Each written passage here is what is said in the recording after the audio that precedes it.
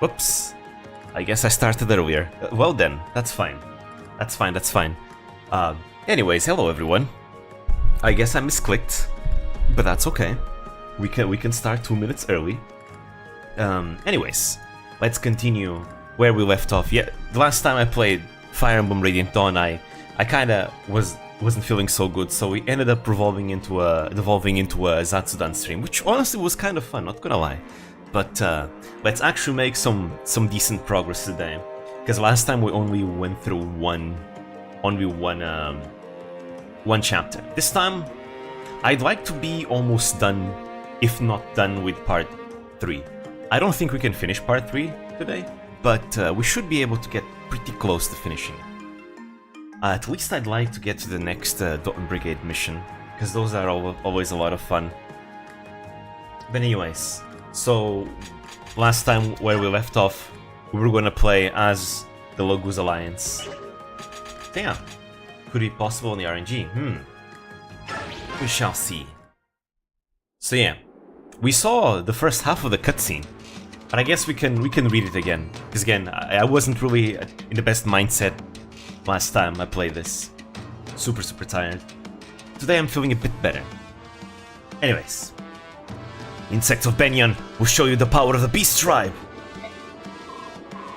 Beork scum, for the raising of our homes will make you wish you'd never been born.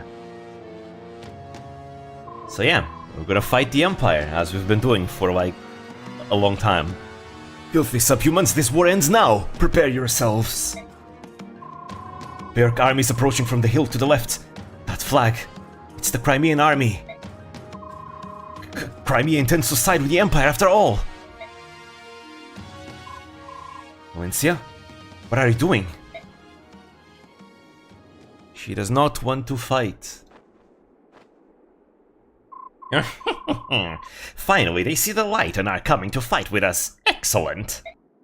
Took them long enough. I suppose when you have the brain of a gnat, these things take some time to sink in. I am Queen Valencia of Crimea. I have a message for the commanders of both armies.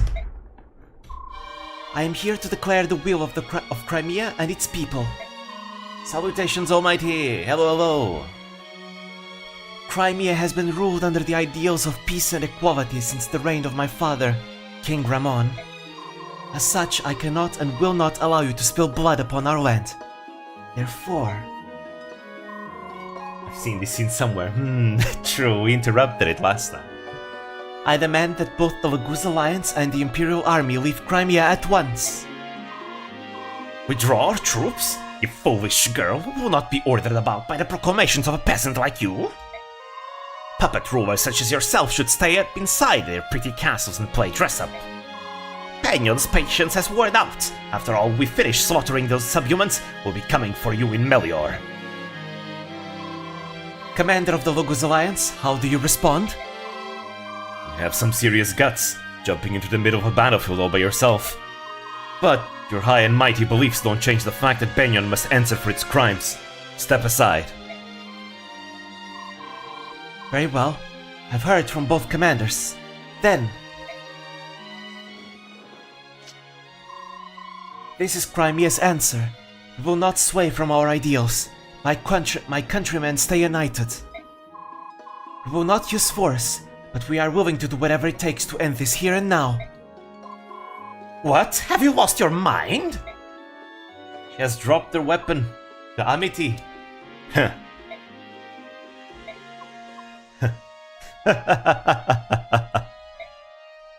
Ike, I thought you were the craziest Beork I'd ever met, but you have some serious competition. Crimea's queen is one tough woman. Your Majesty, I like your style. Skrimir, I can't let such a pretty woman down. Let's get out of here. Of course. The Beast Tribe will not use our claws against unarmed Beork. Soldiers, back to the forest. There they go. Thank you, King Tabarn. This is only temporary. The war between the Loguz Alliance and Benyon isn't finished yet. Yes, I understand that. Even so, I want you all to know where Crimea stands in this. Hey, you and I should get together and chat sometime. I'll be seeing you again soon. Oho, Tabarn. Tvarn's interested. Trying to raise up Elincia. She's taken. Well, she's not taken yet, but yeah. General Zelgius, what are your orders? Shall we launch an attack? No, we will withdraw. Are you certain, General? Could you cast aside your weapon while surrounded by armed soldiers? I don't know, sir. No, probably not. Queen Elincia has done something that even I would be hard-pressed to do. For that, we must show our respect. And there they go. Most of them, at least. Stop this instant! Wait! Where do you think you're going? Attack those mangy beasts! Please forgive my audacity. However, we are withdrawing. Every battle ebbs and flows. To go against these tides is unwise. Please understand, Senator. You self-righteous fool! You'll understand something else once we're through with this battle! I don't want to go back yet. We have time to talk to Elincia. It has been a long time since we last saw Queen Elincia. We should at least say hello. Sure, sounds great to me. There's probably not much time for small talk, but we'll see. Soldiers, kill the Queen of Crimea! That girl is a traitor to Benyon! Boy, this isn't good. The Imperial Army is on the move. They're after Queen Elincia. Because of course, those senators, you know, just not the good bunch. So much for Imperial honor. Real mercenaries? Looks like we have our old job back.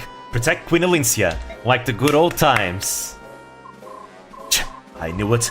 Follow me, my knights. We shall protect Her Majesty.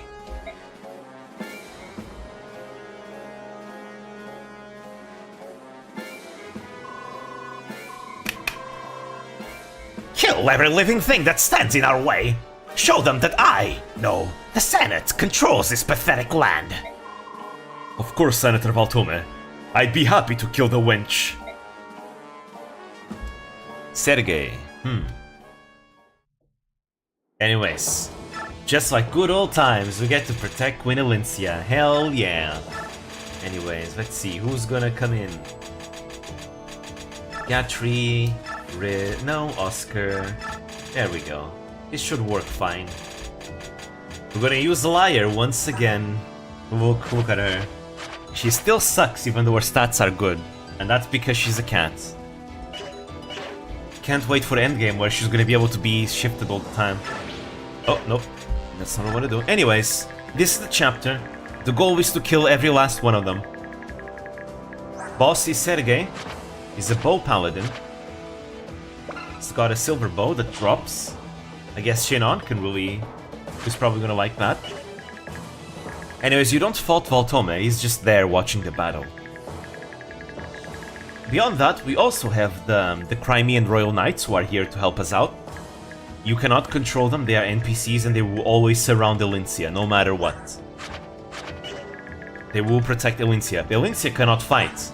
Elincia is just here, she is completely unarmed. And you need to be careful. Because Elincia...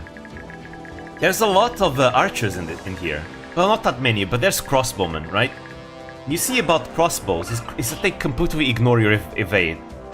So, one crossbowman can one-shot Elincia, so you need to make sure you kill those.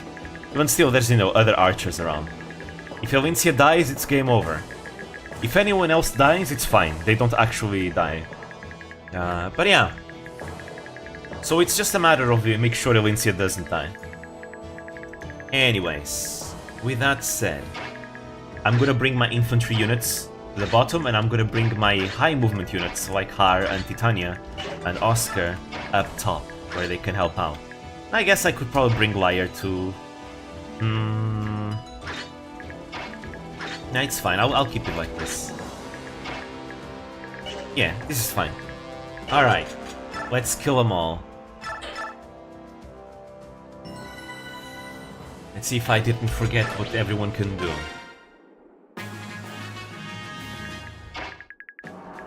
I do not have a hand axe. That is annoying. Oh well. Move to the battlefield. Protect Queen Elincia. But yeah, also something else that Elincia does have in this chapter is that with this chapter she also gets the Mercy skill, which is not very good. Basically, no matter what, Elincia cannot kill enemies. She will always leave them with 1 HP.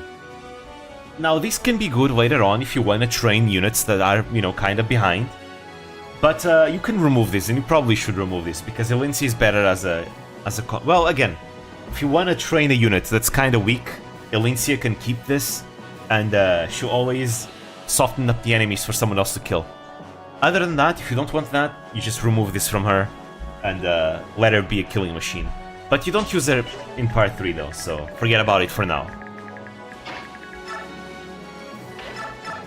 Anyways, let's kill the Banyan Empire troops. Shouldn't be much trouble. This chapter isn't particularly difficult. It's just, again, if you're not careful, Elincia dies. That's the only thing that can screw you up in this chapter.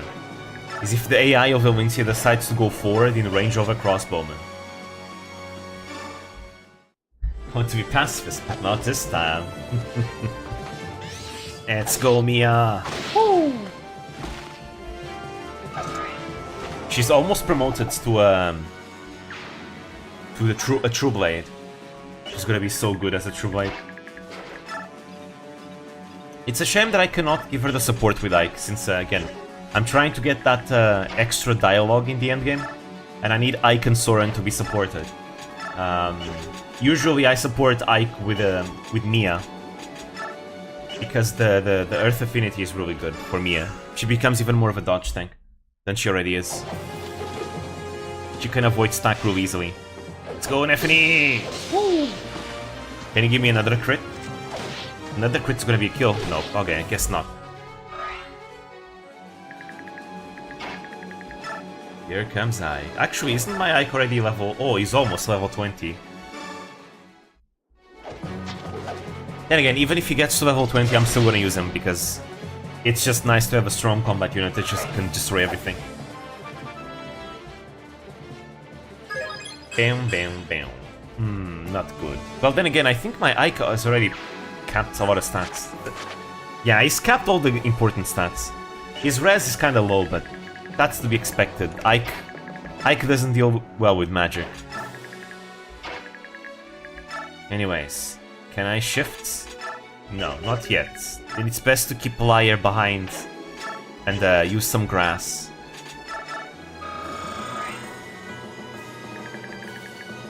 I do not have a Lugus gem, unfortunately.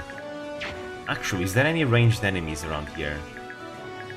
Doesn't seem... Oh no, yes there is. But that guy isn't in range. Reason why I'm doing this is because I want to heal Neffany with Mist. And I'm afraid that Mist might be killed by a stray short spear or something. Because Mist is kind of weak. She's not strong at all. Maybe once she gets a mount, she'll be a bit better. Because then she has Canto. And with a mount, she can just get to safety after healing. Right now, that's not really the case, so I need to be very careful with her positioning. Then again, if I do lose her, I do have still Riz, so I guess I'll be fine. But I'd rather not lose anyone if possible. I will not reset for her, though. I think right now the only units I'd reset for is Soren, because I want to get the extra dialogue. Liar, because, I mean, it's the whole point of the run. It's kind of that I wanted to use Liar as well. And Jill in the Dawn Brigade, because without Jill, the Dawn Brigade is kind of doomed. Because unfortunately my Nolan got crippled by my mistake. So Nolan won't be able to carry like he usually does. Anyways, let's see. Give me some more crits, Neffany. Ugh. Alright, no crits. What a shame. Look at that Dawn skill, I love it. These enemies do have a lot of hit rates against me. Let's go! Crits. Soften them up, Neffany. That's what I like to see. Yeah, but these guys are hitting kinda hard though. And Neffany isn't dodging anything. Here we go. Boom! Here's another one. Because she has the Wrath skill. However, this is kinda bad though. Because the fact that she's now critting so much means that she's going to be attacked by more enemies. So now she's in danger, and she didn't get a good level up either, so this is bad. Hopefully nobody else can reach her.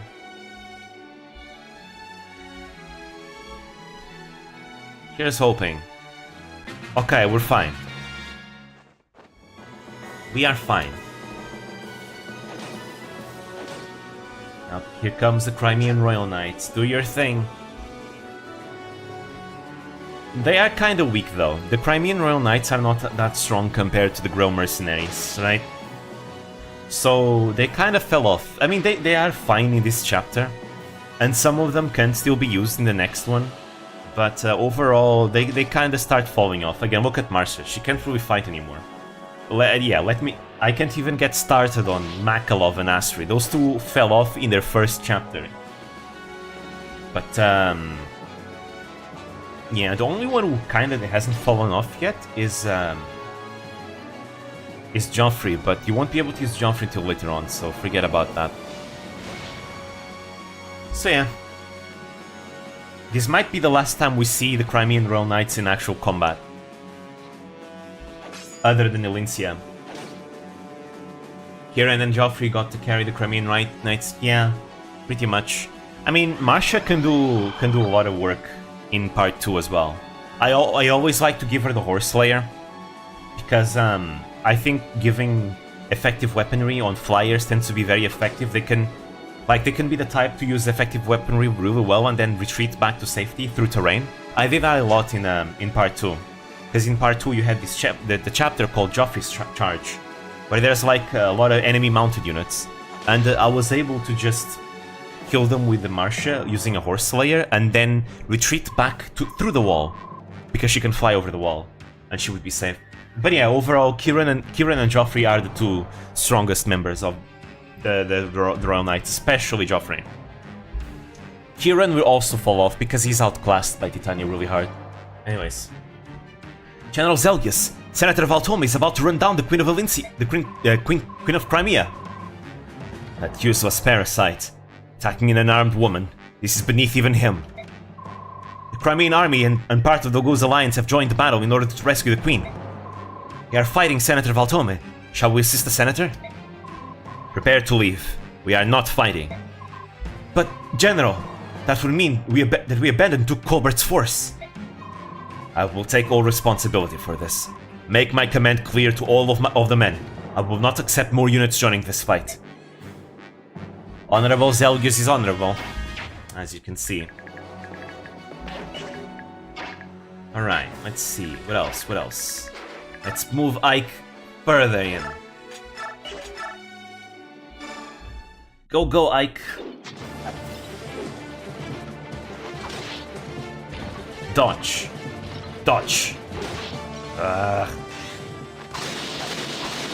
Oh well, I'll take that kill though.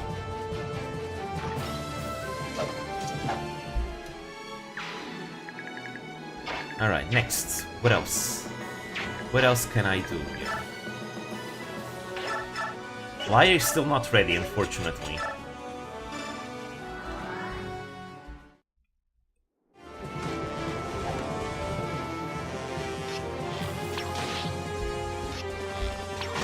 And again, even if Liar transforms, she's gonna be able to do like 3 battles and then transform again, which is really annoying.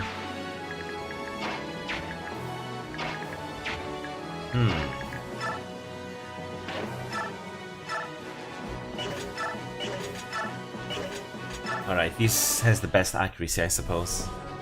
I want his wind rank to get better. But yeah, mages are just not good in Tellius. I think Soren is the only mage I'm actually using, other than staff units, because staff units are always good. Because staff utility is important. But other than Micaiah, I think Soren might be the only other magic user I'm gonna use. And it's not because he's good, it's because I want the extra dialogue at the end game.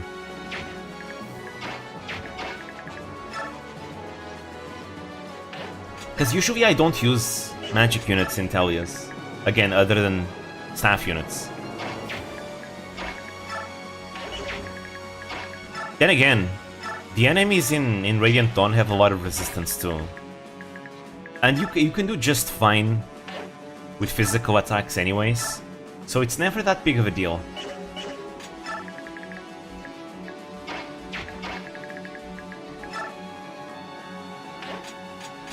Magic is just unnecessary, because I think what they wanted to do with magic units in Radiant Dawn is that they wanted magic units to be, you know, slow.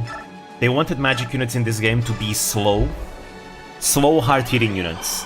The problem is that they don't hit that hard because the enemies have a lot of resistance, and the power of the tomes isn't really anything special anyways. So as a result, magic units just kind of suck, and then they can't double anything because their stat growths for speed are very bad. And on top of that, they have very low stat cap, so even if you feed them all the speed that you can through either bonus XP or stat boosters, they will still won't double that much in the late game, for example, right? I mean, in the mid game they can, I guess, if you... I've done it in the past with Ilyana, where I just gave every single stat booster to Ilyana, because I want to see Ilyana at her best, but even still, in the end game, she could hardly double most enemies, and she couldn't really kill that many. She needed to proc Flare to kill everything. So yeah. And like Binding Blade, yeah, in the GBA games magic is a bit better, just because magic users are actual fast, you know, glass cannons, and they're actually kind of dodgy too. They can dodge a lot of things, right? So magic is really good in the GBA games, like all three of them. But in Tellius, in both Path Radiance and Radiant Dawn, magic really sucks. It's not that good, which is a shame. So magic can be kind of hit and miss depending on the games. In Shadow Dragon, they become good again. FE4 magic is good too, yep. And it makes me kind of happy that in Engage magic is good again. I mean, then again, magic was good in the 3DS games. In Awakening, magic was good. In fact, I think in Awakening, magic was the best. Especially if you were a Dark Mage, you could use Nosferatu, and Nosferatu tank everything. I did that the first time I played Fire Emblem Awakening. I just destroyed everything with Tharja. Literally, I got an S support with Tharja, and pretty much became a backpack to Tharja to give her more support, and just soloed the game with Tharja. It was really funny. But in general, I think the best strategy for like speedrunning of Awakening is just to use Robin. Because again, magic is just amazing in Awakening. And then in Fates, magic is once again really good. In spite of all the debuffs to magic and the debuffs to Nosferatu, the best unit in the game, I would still say it's probably Ophelia. Ophelia is just absolutely amazing. She can trivialize entire super hard sections of the game. Because there's this Vtuber called Zoran. He's got Conquest figured out. And he has this really good build of Ophelia that just makes the game really easy. Where he can make Ophelia become like a vantage machine that one-shots everything. And even though Nosferatu was nerfed... Oh, there we go. Bye-bye, Astrid. I won't be broken. Not yet. Astrid, get back now. Don't waste your life like this. Forgive me. It's fine, she'll come back. But yeah, even though Nosferatu was like nerfed, it can't crit, can't proc skills, can't double. Ophelia has so much magic, she can make it work. She can just one-shot enemies with Nosferatu anyways. And she can then proc Vantage, so that no matter what, she'll always go first. And you can then give her like Life and Death, which allows her to do extra 10 damage, and give her a Tome Fair, though you don't really need Tome Fair all the time, I think. I was able to make it work without Tome Fair. But Tome Fair does make her more consistent. Though you could also use Vengeance, I suppose. And just Ophelia can just trivialize the game, and it's really funny to do. Because again, Conquest is a game that kicks your ass. It's a really hard game. I'd say that Conquest is probably, again, top 3 hardest games in the series, if not like the hardest. I don't know, between Thracia 776 and Conquest, I don't know which one is the hardest. It's either one or the other. Number 3 would probably be Radiant Dawn. Radiant Dawn is, in my opinion, the third hardest, but I'd say Conquest is way harder than Radiant Dawn. Uh-oh. Nice. Though I guess Thracia is not that hard once you get used to the mechanics. In my opinion, Conquest, even though you get used to it, it's still kinda hard. So it's like one of those games where I don't feel bad about like using broken strategies, because that game kicks your ass so hard. I think that it's like the game wants you to exploit as much of the skill system as possible. So yeah, Ophelia is amazing. She's an amazing, amazing character in that game. So yeah, magic is really good in that game, once again. You have other magic users you can make use of, but I think Ophelia is just overall the better magic user in the game. All you need to do is pair up Odin with either Elise or Nyx. Usually I pair him up with Elise, because I tend to use Elise since she is a troubadour, and I like troubadours. You know, mounted healer is a good class. Though if you don't want to use a mounted healer, another really good class for Elise is a Malignite, because she actually excels a lot as a magic user, like an offensive magic user. And Malignites are like Wyvern Riders that can use tomes, so really good for her.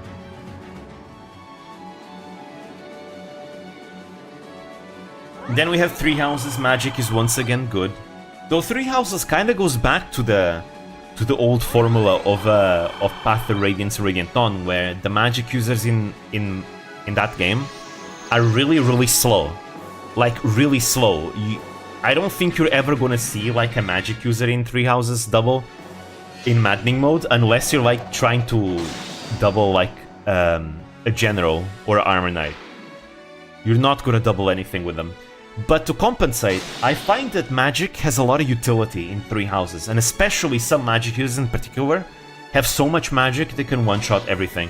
For example, take Lysithea. I think Lysithea is one of the best examples. She's probably the best magic user in Three Houses.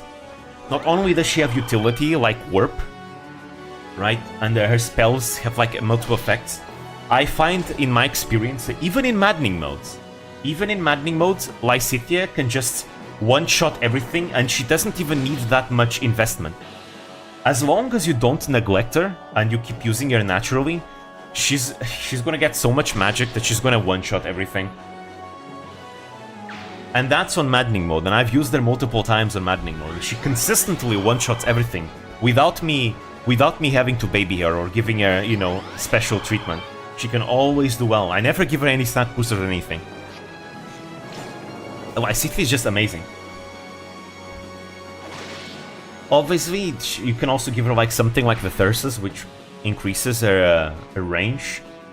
But you can also use the Caduceus staff and other types of staves. I find that she uses the Thyrsus better, because since she's the magic user, has the most magic, and can one-shot things the best, I find that she ends up being the best ranged nuke in the game. Yes, other units can use it as well, and something you can do in a game like Three Houses, you can just keep your magic users together so that they can kind of pass around the Thyrsus, so that all of them can make use of the extra range. But if you don't want to do that, I find that Lysithea uses the Thyrsus better than any other magic user, just because she has more magic than anyone else. She will consistently just nuke everything. And I find that the Thyrsus ends up being better used by units that have more magic, so that they can one-shot things at range. But other than that, you have other good magic users, you know. Let me see, Lorenz is a pretty decent magic user as well. I use them sometimes. Dorothea, while she doesn't really excel at anything, she ends up being a very good utility unit, because she can have access to Meteor, which is a ranged tome, and in Three Houses, whenever you have a range to an enemy and you support an ally, it gives that ally extra hit. So as long as you don't use the Meteor, you're pretty much benefiting every single support unit in your army with that Meteor, without actually using that Meteor to attack anything. Which means everyone in the army is gonna have like a global buff to their hit rates. It's really insane.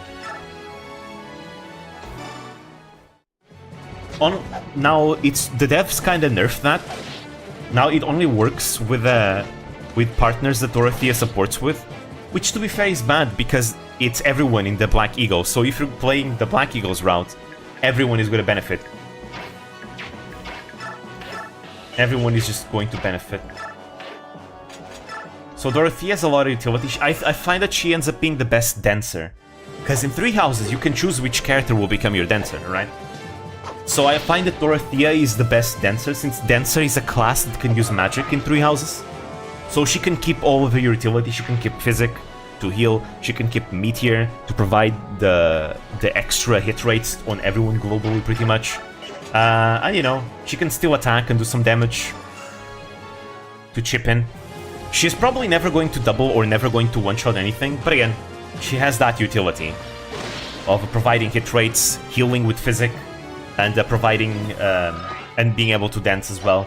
Again, I find that dancers in 3 houses, while they are very good, it's really difficult to choose. Just because when you're making someone a dancer, you're pretty much saying that they're never going to be a good combat unit.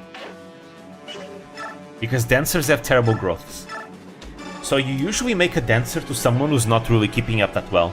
It's usually a healer. And I think Dorothea, since she doesn't excel at anything, and she has lots of utility by default, she ends up being the best candidate for a dancer in the entire game. Now, if you're not playing Black Eagles, it might be difficult to choose a dancer. I think Marianne is a good one for the Golden Deer. And then in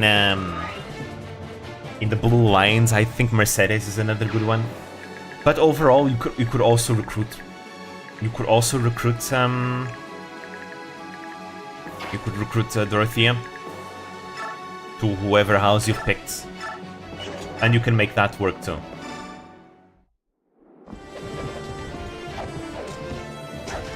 Oh, wow! Good job, Oscar. Regardless, point is, magic is good in that game, in 3 houses. Ooh, this could be trouble.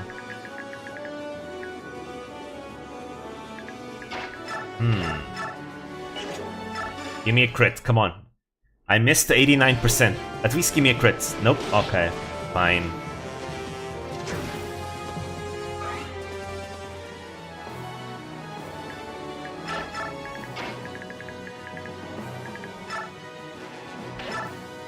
Be careful, I don't want Titania to die. Also, then there's Echoes. Echoes also changed magic in a major way. Because again, in 3 houses kind of took a page out of Echoes. In the sense that in Echoes, you no longer have tomes, right? Tomes are no longer a thing. Instead, what happens in Echoes is that each magic unit has their own like spell list that they acquire as they level up. 1, 2, 3, 4, 5, 6. Okay, we're fine. This makes it so that now magic is no longer a finite resource. I mean, it is, because in Echoes, the resource for magic is HP. Whenever you cast magic, you use HP. And the more powerful the spell, the more HP you use. Now, ordinarily, you'd think that this is gonna make magic users bad, but no, magic users are still really good, right? They're still pretty good. Because magic has a lot of utility. Magic can ignore enemy avoid bonuses on terrain, for example. And terrain bonuses in Echoes is really, really powerful, right? So magic users can fix that. A lot of magic has different effects, like Thunder has 3 range, which is really nice. You can attack at really long range. Magic hits hard just in general. Enemies have low resistance in that game as well, which makes magic even better. Then you have spells like Excalibur, which have like extra crit rate. Or they can hit hard with Aura, for example, right? Basically, overall magic is good, and And even your offensive mages can use like healing spells. Three Houses is the same thing, except in Three Houses, magic no longer costs HP. Instead, each magic spell has a finite amount of times you can use them per chapter. After the battle ends, it's gonna refresh. So for example, Meteor only has one use, or if you are a Dark Mage or something like that, it has 2 uses. Hey son, are you winning? I think so. Things are going just fine. I'm just nerding out how magic has evolved throughout the series. Actually, I really like doing that. I like reflecting on like game design, things like that. As of late, I've been watching a lot of Pokemon videos on how the games, you know, evolved and all that. It's a lot of fun. You know, I often imagine what I would do like for a game. Also, Ike? Ike, please? Ike? Never mind, I'm not winning. I am not winning. I forgot Ike's magic's... Ike's resistance sucks. Ike's resistance sucks. He's got 9 res. God damn it.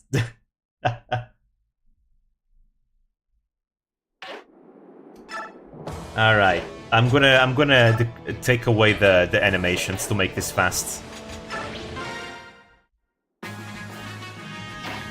No animations. With Pokemon's evolution, in my opinion, is the more things change, the more they stay the same. I think that Gen 5 was peak Pokemon. Better than 3, true. I think Gen 5 was peak Pokemon. I think it's the generation that was the most polished of them all. It gave us the most contents, the most polished experience, and everything. Hey, hello Dino! Hi, hi! Like, my favorite Pokemon gen is Gen 4, but I do believe Gen 5 is the best, like, objective best gen.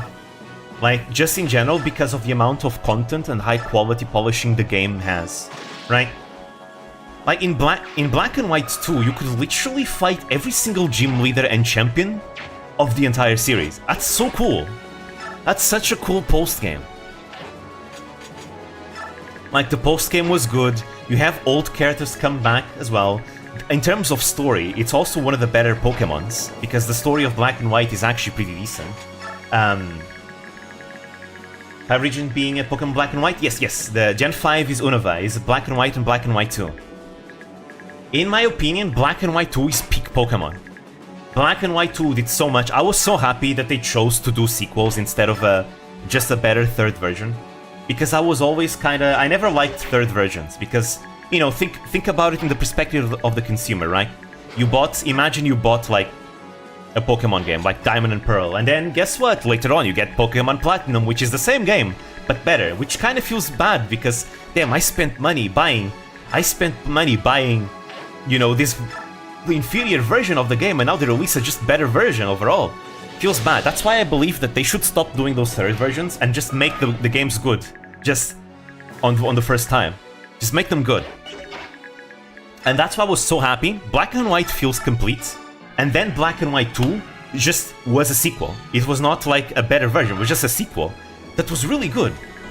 Right? In terms of gameplay, it was amazing. Yeah, Pokemon Black and White story was probably one of the best, but the games overall was one of the hardest Pokemon games as well. They tried to make Pokemon Black and White feel like Gen 1, in the sense that it was like a reboot for the series. You couldn't catch any other gen Pokemon until the post game, which I think it was pretty cool, and it gave us a lot of Pokemon. Outside of Gen 1, I think they also gave us 151 Pokemon in that gen. It gave us a lot. And every single Pokemon had like animations with their sprites and all that. And there's so much content to do in those games. It was amazing. I think Gen 5, just amazing. 155. Oh, then it was... In that case, it would make it the gen that gave us the most Pokemon then. Only the same can be said about the anime. I've heard a lot of things about the Pokemon Black and White anime. I've only watched a little bit at the beginning, when it was passing on TV here in Portugal. And I remember I kind of stopped after the Team Rocket, you know, the whole plot that never aired. I know why it didn't air, it was because of the whole earthquake. But like, really, couldn't you release it later on one day? I was really hyped for that. I was really hyped for that episode, but it never came out. But yeah, I never actually finished Gen 5. I think the only Pokemon anime that I watched was Gen 4. The Gen 4 anime. I love that one. That one was my childhood. Gen 5 had a lot of banger mons too.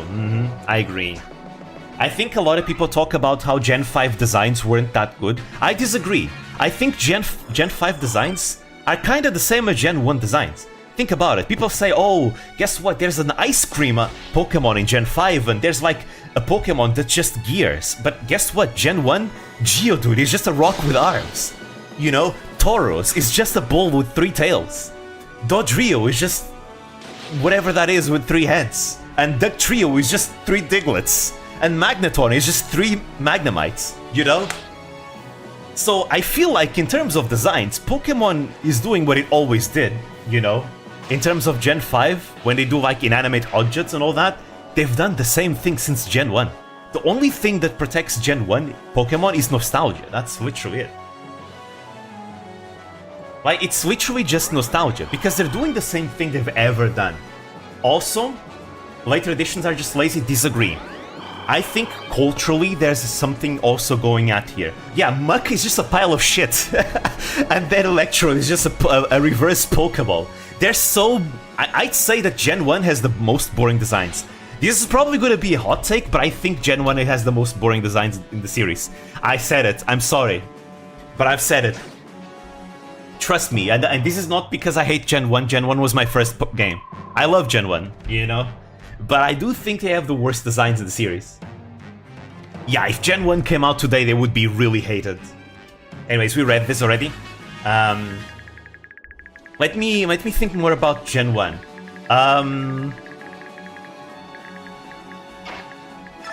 had something I wanted to say now about Gen 1, but I completely forgot what it was. Like, okay, I remember it. So I think there's another cultural aspect going on here with all the inanimate objects. So obviously here in the West, we are all Western here, most likely, if I had to guess, most of us. And in the West, we tend to like cool creatures, you know. I mean, everywhere in the world, people like cool creatures. It's not just here in the West. But we tend to look down upon inanimate objects, right?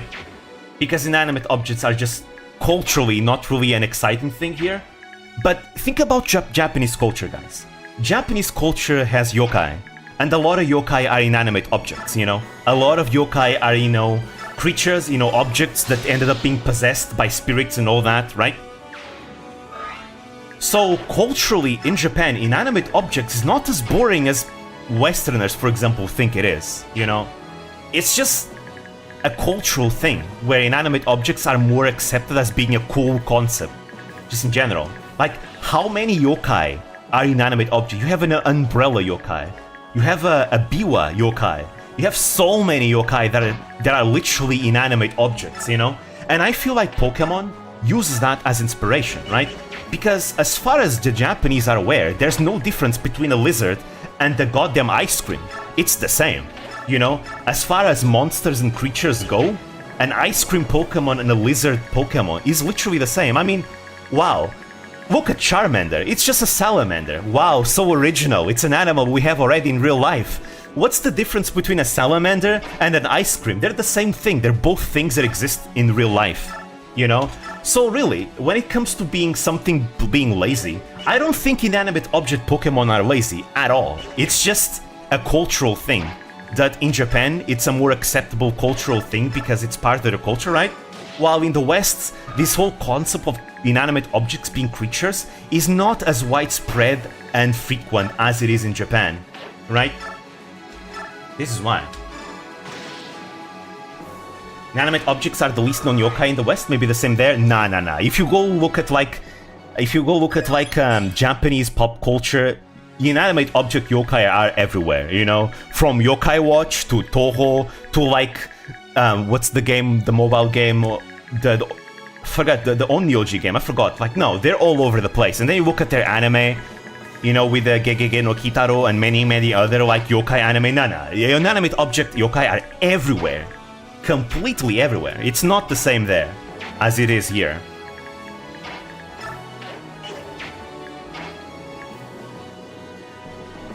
Suppose Japanese culture can be the best in every way.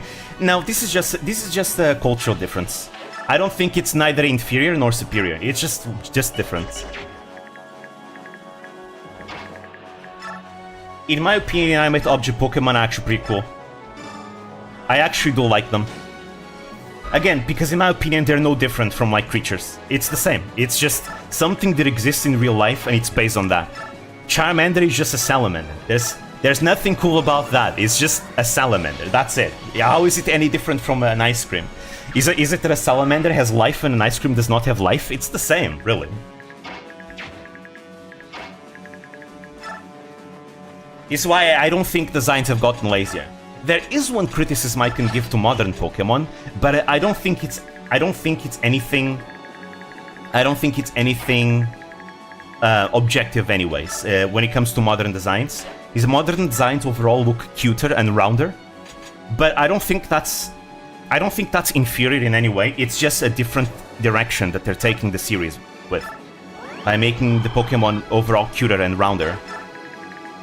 Again, that's not inferior nor superior. It's just a different direction. That's just what they want to do.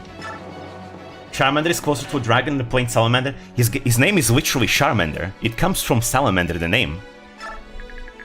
It's literally, in fact, if you go on Bulbapedia and you look at the trivia, you can see which salamander species Charmander is based off. Because every single Pokemon is based off an existing animal or mythological creature or object or something like that. Every single one of them. It's not something that just comes out of nowhere. Oof.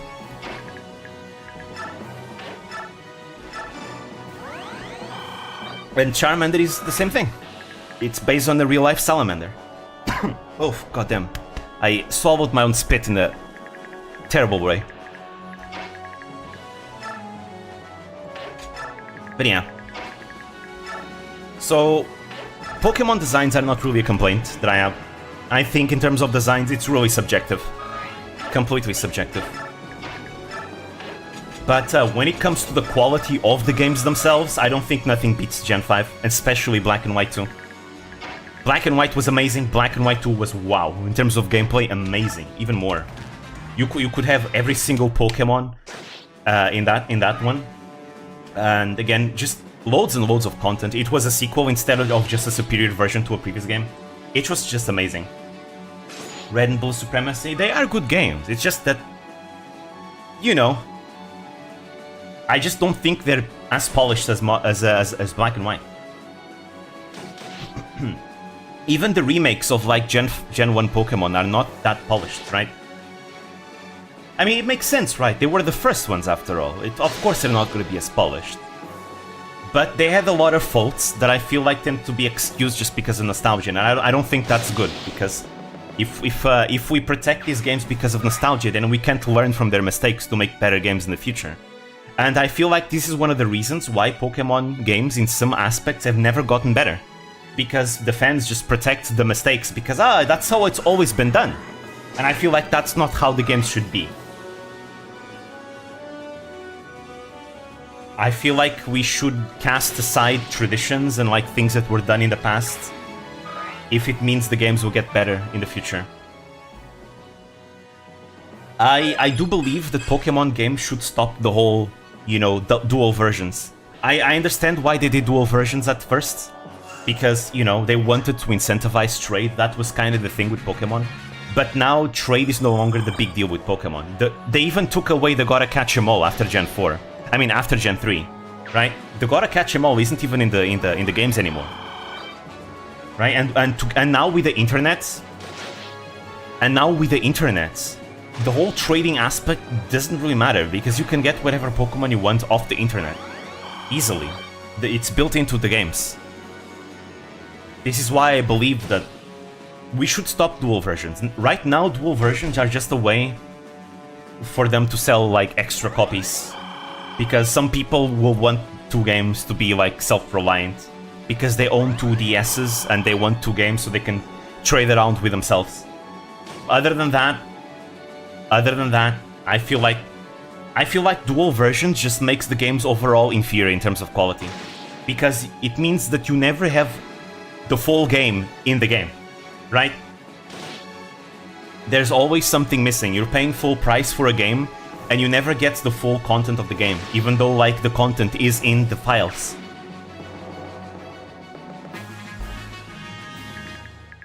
So in my opinion, and keep in mind that this is the reason why I hate third versions, by the way. The whole reason why third versions are a thing, I don't understand why. I understand, it started with Gen 1. We had Red and Blue, and then they wanted to make a special Pikachu version based around the anime. That was Pokemon Yellow, which, by the way, that was my first Pokemon game, Pokemon Yellow.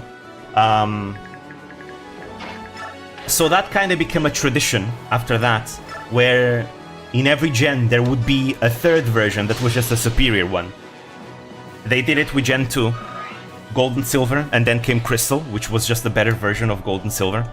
And then came Gen 3, we had Ruby and Sapphire, and then they came with Pokemon Emerald, which was just a better version of Ruby and Sapphire.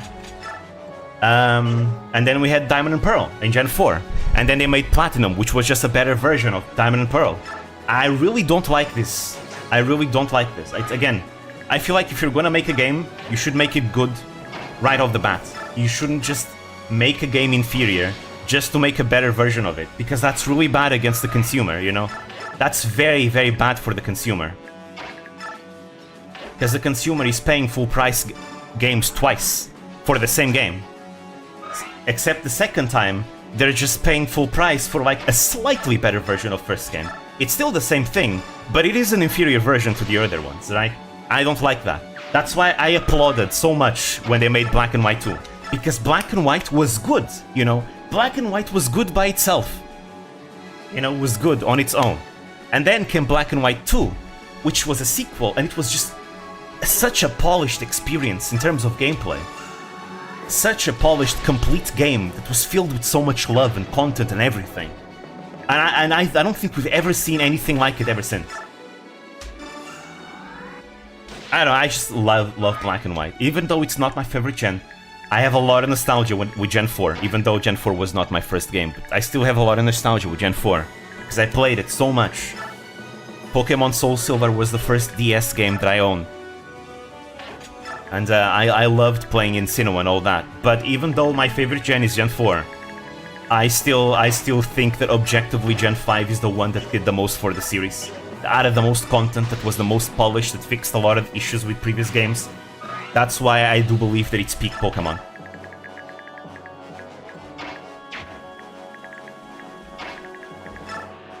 Which is a shame that it was hated so much because, oh, designs and all that. Which I think is just a bullshit argument, because look at Gen 1, look at Gen 2, look at Gen 3. Every single gen is like that. It's kind of Pokemon's thing. Because, again, inspirations, culture and all that. Ronick, today is the 4th year anniversary of the Sword and Shield reveal. Really? Huh. The world of Pokemon is inherently restrictive. It's the main draw, it's legit just capturing, training and fighting Pokemon. I disagree. I believe Pokemon is not restrictive at all. I feel like Pokemon can do so many things in the concept of Pokemon. Because at the end of the day, Pokemon is a JRPG. You can tell any kind of story in a JRPG. But yet they still kind of do the whole, you know, gyms. You know, champion, you're a kid, you train, there's gyms and all that. I believe there's so many things they could do with Pokemon, even in the setting of a turn-based RPG that you capture Pokemon and you train them. There's so many things you can do, so many types of stories. I've always talked about this with friends of mine. Imagine a Pokemon game where you are a police member. I mean, technically you already have that, Detective Pikachu and Pokemon Ranger, but no, I mean an actual JRPG game where there's a new region, or maybe an existing region, where your character is like a member of the police force, right?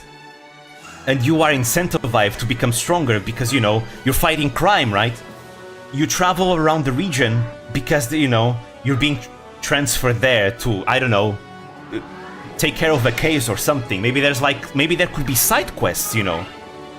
there could be side quests in the game that you could do, you know? Maybe there's like, I don't know, a thief that you have to apprehend, an evil team that's like the main villains of the game that you have to that, you know, you're on the case to try and dismantle that evil syndicate and all that. But like that's actually the main point of the game. And maybe they could still add gyms and all that, but that could be like optional, right? That's kind of there if you want to do it. But the main story is focused on you being a policeman and you having, you know, trying to deal with crime and helping the population of the region with their things. You know, kind of like Trails does in the Trails games, right? Sounds very samey? No, it's not. If you play any JRPGs that have done this concept, you can know that it's different. It's a JRPG, right? Think about it. Trails from Zero and Trails to Azure are two JRPGs where in the game you are a new member of the police. You are part of this thing called the Special Support Section, because Trails from Zero takes place in this city-state called Crossbell. Crossbell is a city-state which is in between two superpowers, and both of these superpowers claim that they own Crossbell. Meanwhile, Crossbell believes that they are independent, right? So Crossbell remains independent, but they have to pay kinda really big taxes to both countries. Meanwhile, inside Crossbell, there's a lot of corruption in the government, and there's like mafia groups that are being each kind of supported by political parties that are kind of supportive of one country, one major superpower or the other, right? And Trails from Zero, the plot is that because the police force has such a bad reputation because of corruption, because again, you know, the police is very corrupt because Crossbell is super corrupt, right? The police decides to create this thing called the Special Support Section just for PR reasons. They want to create this division of the police that will help the people, the population more directly, and basically do side quests, right? All for the sake of giving better PR for the police force. And that's it. That's what you do in game. And then there's the main storyline where you're trying to dismantle the corruption in the government, right? And you're trying to stop this mafia group which runs deeply in the country, and it's super awesome. Again, you are it's a police underdog story, and it's amazing. The storytelling is so good. And I believe, wow, imagine if they did that with Pokemon. Literally Trails from Zero, except add Pokemon. So instead of fighting things directly with like superpowers and stuff, instead you have Pokemon. It would be so cool. The type of stories that they could add. I've even said they could even make like a Yakuza game for Pokemon. Imagine. You know, a lot of people have asked it, imagine a game where you could play as the evil team. Technically, we had that once. I think it was one of the Pokemon, I think it was Gale of Darkness, where you play as a former member of an evil team, right? So imagine a game where you actually are part of an evil team, right? You are the villain. Maybe your evil team is not as evil, maybe they're like misguided or something, and maybe later on you change things, but I don't know. Again, I think we shouldn't restrict ourselves to like, no, you have to be the good guys, and no, you have to do the gyms and all that. No, there's so many types of stories you could do. Again, imagine a plot of a Yakuza plot, you know, a Yakuza game. Like Kiryu going around with his shenanigans, but with Pokemon instead. With all the serious storytelling and emotional storytelling that Yakuza has. Right? It's still a turn-based RPG. Hell, Yakuza now is an RPG, because Yakuza 7 is literally turn-based now. It's still a turn-based RPG, just like Pokemon has always had. But the setting, the storytelling, everything else is completely different. And they can explore just different stories. You know, instead of the same old, you're a 10-year-old kid that decides, you know, to become the champion, right? They can go beyond this. And again, these are just ideas. They could do so much more than this, so much more. Still with the same turn-based RPG format, but a different setting and a different story. I mean, you can kind of say it's the same Code of Paint just because it's turn-based, but at that point you could say that every RPG is the same. But then again, you could also say that every FPS is the same, and that every hack and slash is the same, and that every, you know, action game is the same. You know, yeah, it's the genre is the same, but the setting and the storytelling and everything else is different. That's what makes the games different. And I'm very passionate about this. To be honest, pretty much every FPS game is the same in my eyes. But that's the thing, what makes the games different is not the mechanics of the game. The mechanics are there for you to have fun with them, but what makes the games different is the setting, the story, the challenges that the game presents to you, the situations, everything else. This is what makes the games different. It's not the gameplay type. Obviously, every single game has like their specific mechanics that make them different, right? We cannot compare a Trails game to a Pokemon game, right? They are still very much different, even though they're both turn-based RPGs. Trails is a grid-based turn-based RPG where you fight with superpowers and all that. Meanwhile, Pokemon is a turn-based RPG where you capture monsters and train them and you fight with them. Right? But they're still both turn-based RPGs, and essentially you could say they're the same. Because they're still, you know, you think, you make decisions on the menu, and things happen. Right? At the end of the day, honestly, Pokemon, Persona, Trails, Final Fantasy, Dragon Quest, really, what makes them different is just the animations are different. Obviously, there are like specific mechanics in them that makes them different. In Pokemon again is the whole capturing creatures, training them, evolving them, becoming stronger, the whole type advantage things and all that.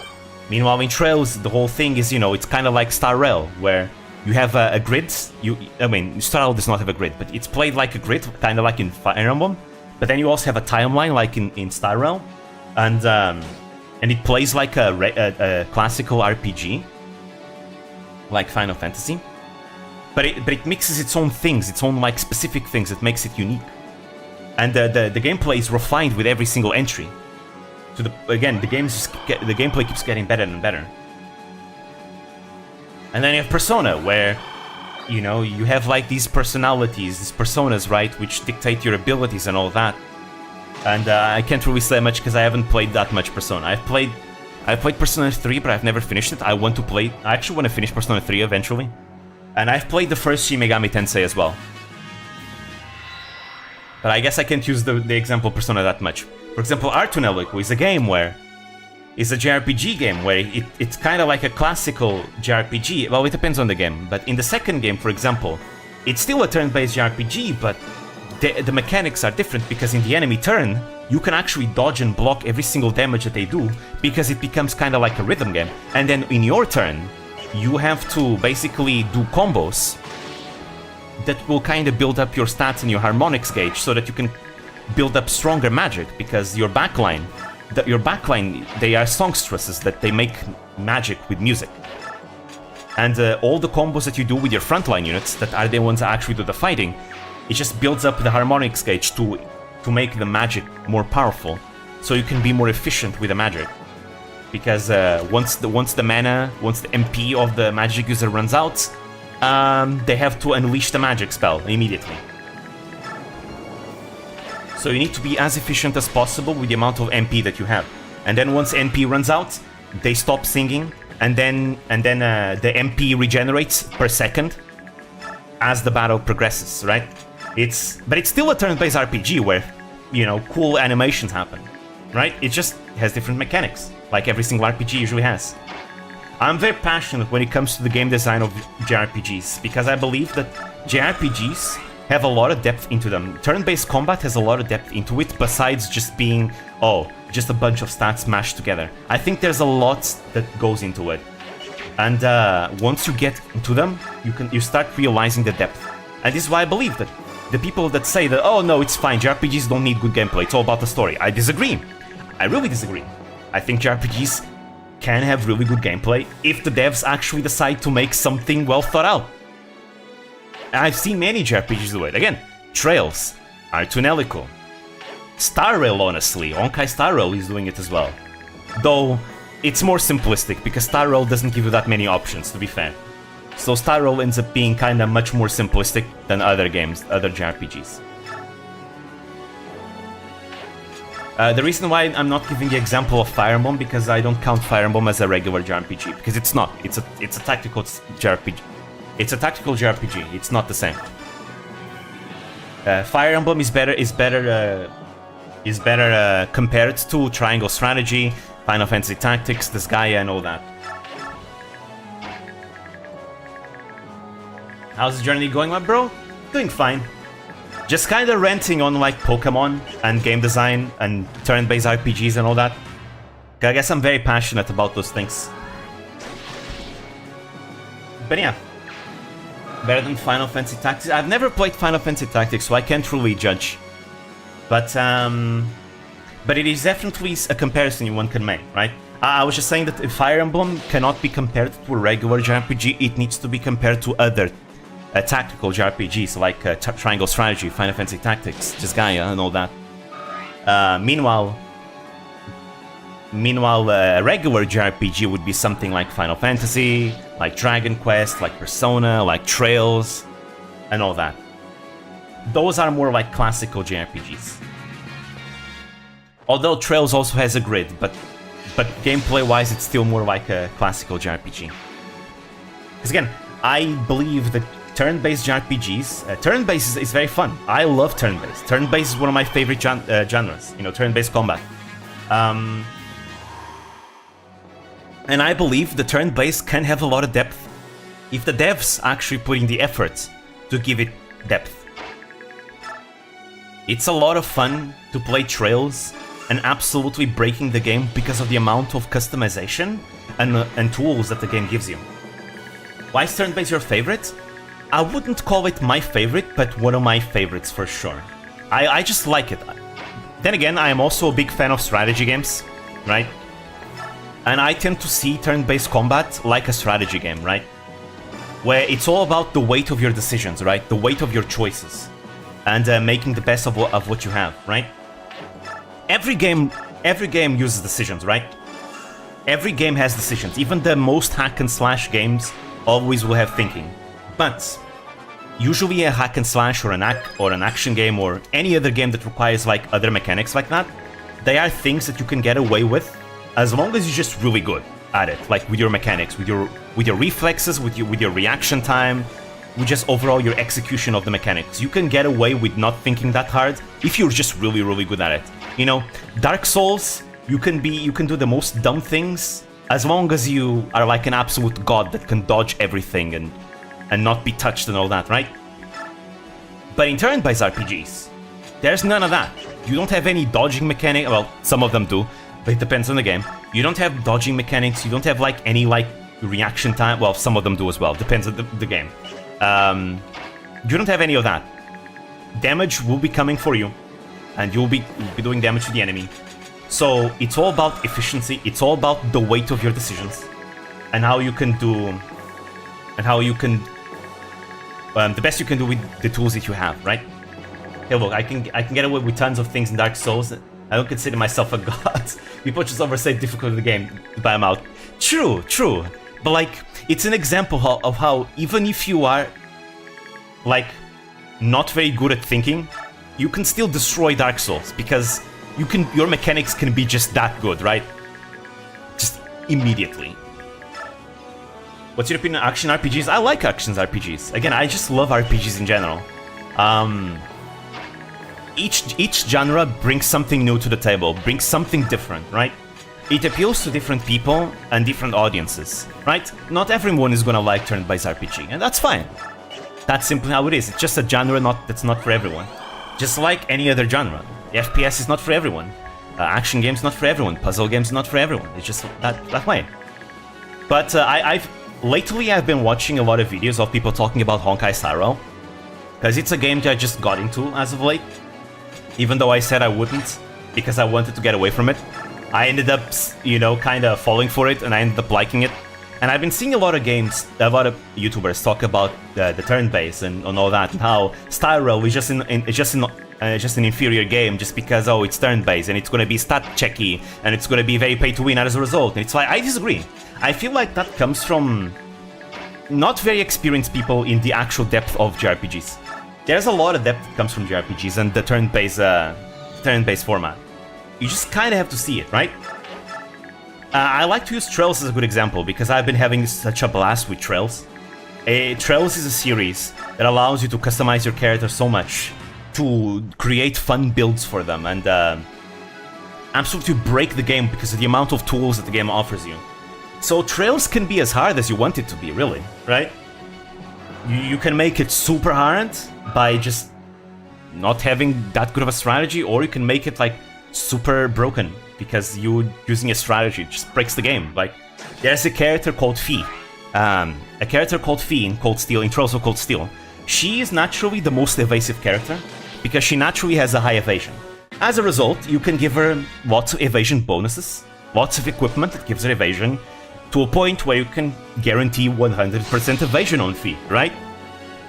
So as a result, any enemy that attacks her with physical moves will miss. Magic will hit her, but physical attacks will miss. Unless they're like special moves. Special moves always hit no matter what. Right? And on top of the evasion that she has, Cold Steel also has a mechanic called counterattack. Whenever you evade an enemy attack, you counterattack. Right?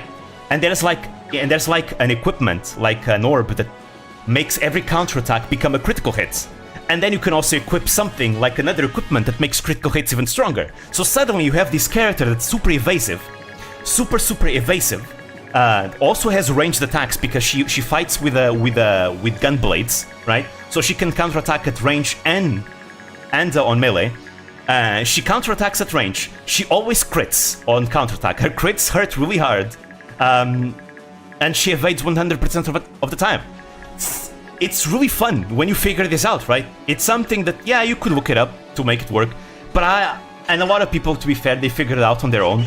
But like, it was super fun when I figured out how to do it, right? It was just a way to make it just break the game. It was so much fun. They aren't 100% wrong with the pay to win. When it comes to gacha games, I can see the arguments. In my opinion, pay to win and depends a lot, right?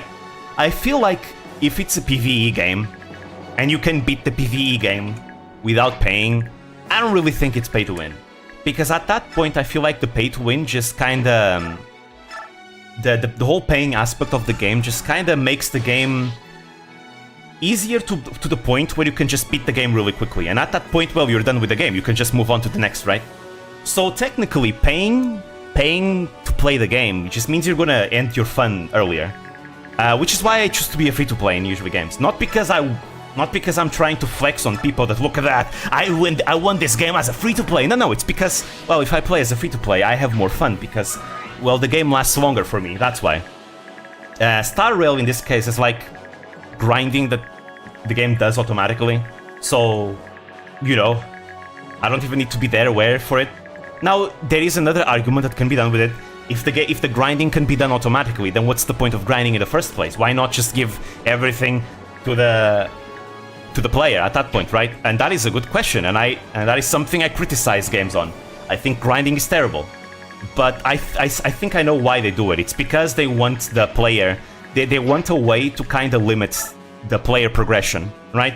So that at that point, if the player doesn't have the patience to keep going, they will pay for it, right? Because at the end of the day, it's a gacha game, and it's a free-to-play gacha game, and at the end of the day, they need to make their money somehow, right? So I can understand why they do it. It makes the game just inferior in every single way as a result. Like, the game suffers as a result, because a game that doesn't have to deal with that will always be superior than a game that does, right? But I can understand why. It's a free-to-play game at the end of the day, so fine, I can see it, but it's whatever.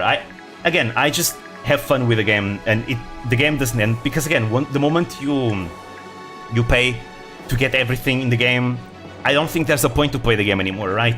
Because you just have everything, and these are games that are like, they are live service games, right? Honkai Impact is a live service game. You need to always wait for new updates, and there's never endgame content really for it, right? It's just repeating things. So, really, there's not that much content in the game in the first place. Like, again, this is something Genshin has been struggling with, and it's not just a Genshin problem, it's a gacha game problem. FGO has this problem. Outside of farming events, there's really nothing to do in the game. Arknights actually fixes this problem a lot, because Arknights adds a lot of permanent content that you can do outside of the energy system, like randomizer modes and things like that, which is a lot of fun, right? But this is like a problem with gacha in general. It's like a gacha flaw. This is why gacha games are flawed by default, right? Which is why, in my opinion, gacha games will never be as good as a regular game. Because again, they have that gacha flaw in them. It's not even the pulling that's the problem. It's just the fact that it's a free-to-play live service game, you know, that needs to get their money somehow, and that will always make it very flawed. Now, obviously, at the end of the day, the games can still be good enough, right, in spite of their issues. But in my eyes, they'll never be as good. Now, to be fair, some people, you know, they don't have the money to pay for a game, so a lot of free-to-plays tend to be people that, you know, needs to enjoy playing games somehow, and they do it by playing these free-to-play games, and I think that's completely fine. Completely fine. This is why the free-to-play thing is very you know, has a big appeal. Because it's free. So there's not much to complain about, right? Because it's free. Now, to be fair, you can pay money, but at that point, it's not that much free-to-play, huh? But no one is really forced to pay, and in my opinion, any game that forces the player to pay, that's not a game worth playing, really. In my case, Star Rail has been a lot of fun. I've been having a blast playing Star Rail, Honkai Star Rail. I haven't paid a single cent in it. I've been able to beat every single content in it. I've done everything in the game so far. Done simulated universe. Done the higher difficulty simulated universe. I am progressing through Memory Hall just fine. And eventually I'm gonna beat it with max stars, just like I did with Genshin, right? I'm not saying this to flex, I'm just saying this because, you know, it's just a matter of time. Eventually you're gonna get to that point where you can beat the game, right? There's not really that much skill involved. I mean, there is, but there isn't, right? It's complicated. I think there's a lot of depth into it. Grinding is just a way to artificially inflate the game time. Yes, pretty much. I agree. It lets them make it shorter by making you take longer. Yes, 100% true. This is why a non-gacha game will always be superior in my opinion. Because non-gacha games, they are a game that you pay, you have a complete experience, and then once you're done with that, you move on to the next game. I think the concept of an infinite game is not something that should be pursued, in my opinion. Because no game is infinite. There will always be an end. Even live service games, one day, they will stop their services and end. That's simply how they are. Right? It's much better, in my opinion, to just make a game, pay a full price for it, and then move on. Once you're done, you're gonna get a much better experience. Now, not everyone has the money to afford that. And that is why free-to-play games exist. Which is why I believe there is a place for free-to-play games. But to be fair, even people that spend a lot of money are important to play these games, because people that spend a lot of money are the ones that end up kind of funding the game. Because without the whales, free-to-play games wouldn't be sustainable, right? And suddenly, without the whales, the people that don't have money to afford games, they wouldn't be able to play any games anyways, right? Because without the whales, the game can't exist. Which is why I think whale hate is super dumb. A lot of people just wait on whales. I don't understand why. Like, they're literally the ones that are sustaining the game for free-to-plays. Without them, the game wouldn't really be sustainable. So why are we, like, shitting on whales? You should be kind of thanking them that, thank you for, like, being able, you know, thanks to you, now I can play this game without paying. And again, I'm not saying this because I'm a whale. I'm not a whale. I'm a free-to-play. I don't pay for gacha. Right? But at the end of the day, I will always hate on whales. They enable predatory monetization practices. Yes, in a way, yes, they do. But at the same time, they are the reason why people that can't afford games can't play, like, a free-to-play game. Right? Because I've heard people talk about their stories and how, you know, they don't have that much money to buy on games. They can buy a game every once in a while if they save for it, but it's not really a frequent thing, right? They live paycheck to paycheck, right? And these, like, free-to-play gacha games is like a way that they get to, like, just try a variety of games, right? Which is why, you know, I think there's a place for it. Now, does that mean I like predatory monetization practices? No, definitely not. And this is why I will always vote with my wallet. And if a game has, like, predatory monetization practices, I will not spend money on it, right? Now, honestly, this kind of counts more on, like, paid games, because if it's a free-to-play game that I think it's good enough, I will play it, but I will remain free-to-play. and I will play it just because it's free to play, right? But if it's like a paid game that you pay full price and there's still monetization practice in it, I'm not buying that game. Nope. I was so happy when Shadow of War removed all the monetization practice in it, all the shop and everything. They removed it, and then I bought it. Because guess what? I would never buy the game if it still had that shop and all that thing, all those microtransactions. The first Shadow of Mordor had monetization and microtransactions, but you know what? It was fine. It was stuff that you don't need it. It's stuff that made the game easier, but honestly, I don't think the game is hard enough to the point where you need that anyway. So, really, I feel like at that point, by using the microtransactions of the first Shadow of Mordor, you're just kind of ending the game for yourself and kind of ruining it for you. The second game, Shadow of Mordor, that was the one where they kind of made it a requirement that you needed to do the microtransactions, which people complain about, and the devs removed all that. And I applaud that 100%. Because a lot of these games, they don't remove the microtransactions, they just keep it, which is annoying. Diablo Immortal is shit, but it makes so much money from whales, which are 1% of played population. Yep, that's literally how these games sustain themselves, because of the small minority that are whales. Fools, how dare you fight my master, his Senator Valtome, Duke of Colbert, die in his name! It's not just you not playing the game, it's that you don't matter to the free-to-play games when whales are involved. Yep, pretty much. This practice infects so many games these days, even ruining things you once loved. Yeah, I can understand, which is why I think it's good to support like games that don't do it. The devs of Shadow of War eventually removed it, but not until they got immense amount of cash from its original inclusion. Not worth applauding as much as you think. I mean, maybe, but I still applaud the fact that they did it, because now I can enjoy the game. At the end of the day, I just want to play a good game. That's all I want. I'm a consumer, you know. I am a consumer. I will vote with my wallet. And if them removing the microtransactions of a game that I like will make me pay, I will pay full price for it. I will pay full price and I will applaud it, because now I can enjoy a game otherwise I would not enjoy. That's simply as is. Every single decision is motivated by profit. Every single one. Even a game company that decides to make something because they believe it's the best thing to do, they are still being motivated by profit. Because having a good reputation is gonna, you know, give them more sales, potentially. A lot of games do this, right? No company is like free from thinking of without profit, right?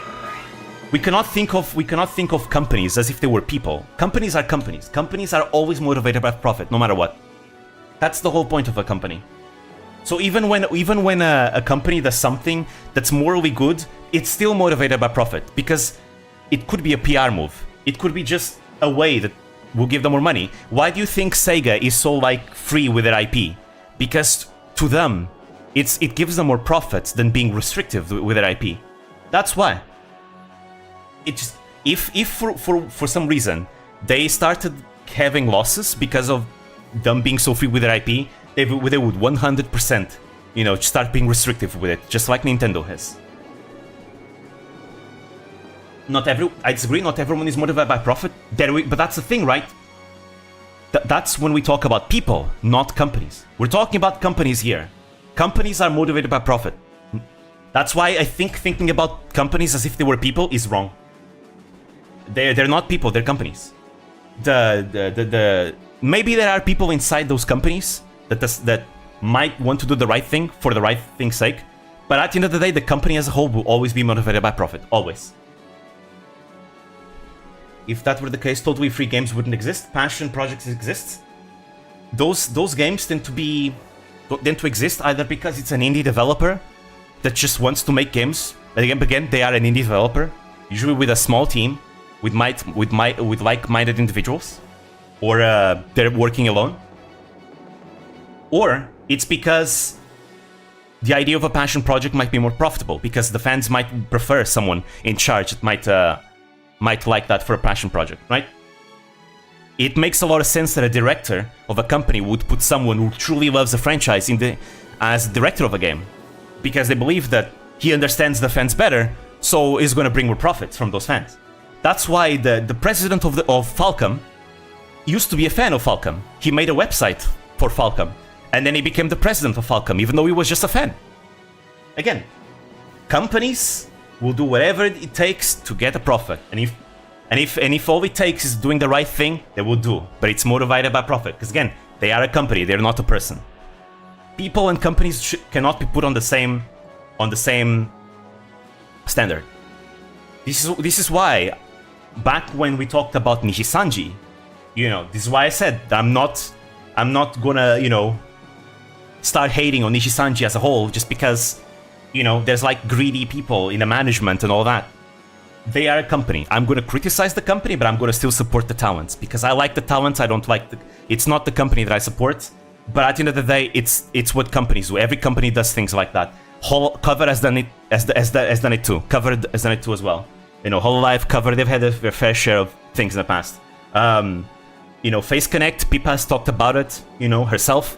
Same thing. Vshoujo has their own issues, They're also a company at the end of the day. We have other companies, people are now talking about Twitch being greedy and then comparing it to Kick, but Kick has like controversy because they're like, related with like micro crypto stuff. But Twitch is owned by Amazon, and Amazon is not very good to their workers, right? And then we have people that complain about it on Twitter. Well, but they use Twitter, and Twitter is owned by Elon Musk, who himself has had, some controversies about his practices. So, like, again, corporations and people cannot be taken in the same standard. We can judge people, we can hold people to like the standard. When it comes to companies, we can criticize them, but the only way to make companies listen is through a wallet, through your wallet. That's the only way. If you have a problem with a company, it's not saying that it's morally wrong that's going to make the company stop. It's if saying it's morally wrong starts affecting the profit, then the company will listen. Because if being morally wrong still gives them profit, they don't care. They're going to still doing what they're doing. The profit is always the way to communicate with them. It's their language. It's like a language that they speak of. If someone tries to speak Mandarin to me, I'm not going to understand because I don't speak Mandarin. But if you speak Portuguese or English with me, I'm going to understand because those are languages I speak. Likewise, companies understand the language of money. You need to speak money to them.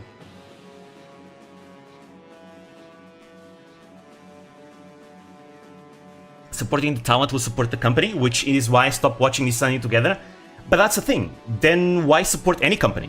Because every single company has had shady things, pretty much. A lot of them. Okay, not all of them. I can't really say all of them. But a lot of them have. Twitch, which is owned by Amazon. Lots of companies owned by Tencent. Did you know that From Software is very much mostly owned by Tencent as well? And we all know what Tencent is, related to. But yeah, the Tencent has a majority of the share of From Software. That's an example. That's why I say having a standard, holding the standard for one but not for other, is more of a personal choice. There's not like a 100% correct thing to do there. I care for the talents when it comes to Nishisanji. Again, whatever Nishisanji does themselves, as long as the talents are like okay with it and they're fine with it, that's all I care. Again, it's the talents that I care. I'm very neutral towards the companies. The same thing applies to Cover, by the way. I love Hololive, I love their talents, but ultimately I still see Cover in a neutral way because it's a company. Yeah, I like Yago. Yeah, I like Echan, but they're not the only people that make up the company. There's a lot of people that make up the company. There's shareholders. There's, lots of other people in the management and other that. That's why. And again, Cover has done shady things in the past too. How do you know if they're fine with it? We saw how Zion... wait, I have something... How Zion was behind the scenes? I mean, if they're not fine with it, they can quit. I mean, maybe quitting might not be the best, so perhaps they're like juggling between, business or their personal opinion. I don't know. We can't really claim that they're fine with it or not fine with it, but they haven't said anything.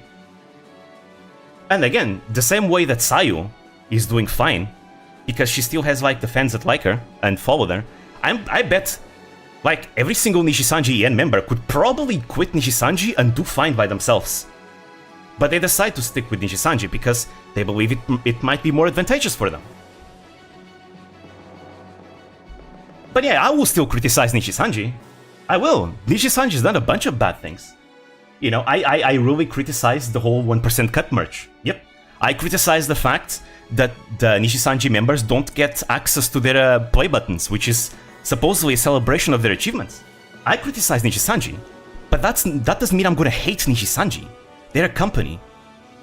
Again, I just care about the talent. I'm not gonna stop supporting the talents just because of the company that they are in. You know, just so happens to be doing some bad things. It's the talents I'm here for, not the company. And a lot of other Nishisanji fans share the same opinion. That's simply why we're here. We're VTuber fans because of the VTubers, not the companies.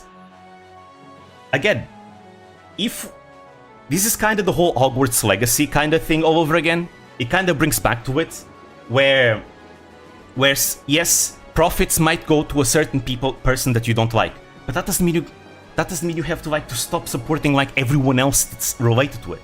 The same way that Hogwarts Legacy developers have nothing to do with what happened with whatever J.K. Rowling might have said, and they're just hard-working individuals that are making a good game, and you can still support them, because if people started boycotting the game, the developers would be the ones to suffer, not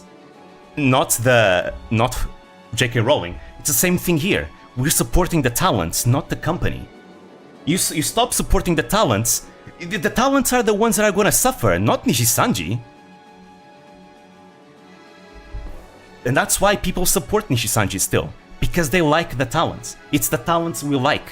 It's the VTubers are the whole point, right? This is why. I mean, I personally don't mind supporting J.K. Rowling to begin with. Yeah, but that's like a personal choice, right? The same way, but even if you don't support J.K. Rowling, you can still enjoy Hogwarts Legacy.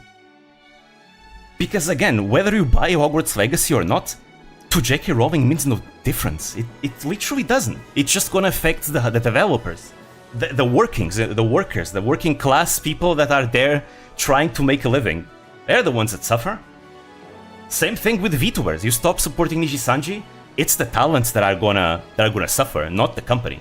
The company is fine. The company can always do something else, right? Hence why, whether or not Nishisanji changes needs to be something that either affects their profits or it needs to be something internal with their talents. If every single Nishisanji talent, all of them came together and they all decided to quit, you know things would change. And the reason why I can say this is because it happened with the JP management in the past.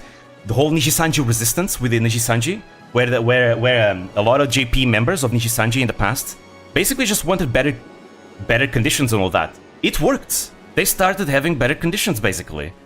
You know, back then Nishisanji was known as a black company. Now I know people throw that today as well, but back then, I mean it. People really called Nishisanji a black company. And guess what? Many of the talents came together with Nishisanji resistance. And obviously the fans are going to support them. And Nishisanji had to do something. Because if their talents all are coming together, and the fans are also backing them up on that, suddenly the profits of Nishisanji get affected, and then Nishisanji needs to change. This is why Sasaki Saku originally quit. Sasaki Saku, she was a Nishisanji VTuber that quit Nishisanji. And then she came back three months later because Nishisanji was able to give her a better deal, right? This is simply how it is. My view of it is if Nishisanji does horrible things and stop supporting Nishi talents as a result, that's the fault of Nishisanji, not me. Yeah, but you're still not supporting the talents, right? At the end of the day, that's still the point. Doesn't matter which fault it is. At the end of the day, you're not supporting talents anymore, which is completely your decision. By the way, I'm not telling you have to support them. You don't. If you don't want to support them, you don't have to. I'm not telling you what you have to do at all, right? This is basically a personal choice everyone has to take for themselves. Whether you think it's worth it, or you want it, or whatever, right? But in my opinion, in my personal opinion, I will still support the talents. Because they're the ones that I care about. They're the ones that I like. They are entertaining. They entertain me. I like them. I will give them support. Yeah, does Nishisanji profit as a result? Sure. But that comes with the territory of being in a company. They all know that. They're all in the company. They all can quit if they really, really dislike it. Like many other members have done in the past. They can quit. But they decide that staying in Nishisanji is more advantageous. That's their decision too, you know? They're not forced to stay in Nishisanji. No one is like pointing a gun in their head and saying, you have to stay here, otherwise you die. No. If they decide to stay, that's their choice. I will still continue to criticize Nishisanji for their practices, but I'm not gonna stop supporting the talent. And if the talent decides to quit Nishisanji and do something else, I will follow the talents in the next endeavors. You know? Zion is no longer Nishisanji, but I still follow Sayu, because I care about Sayu, you know? The same thing happened with any other VTuber that changed companies, you know? Kason, you know?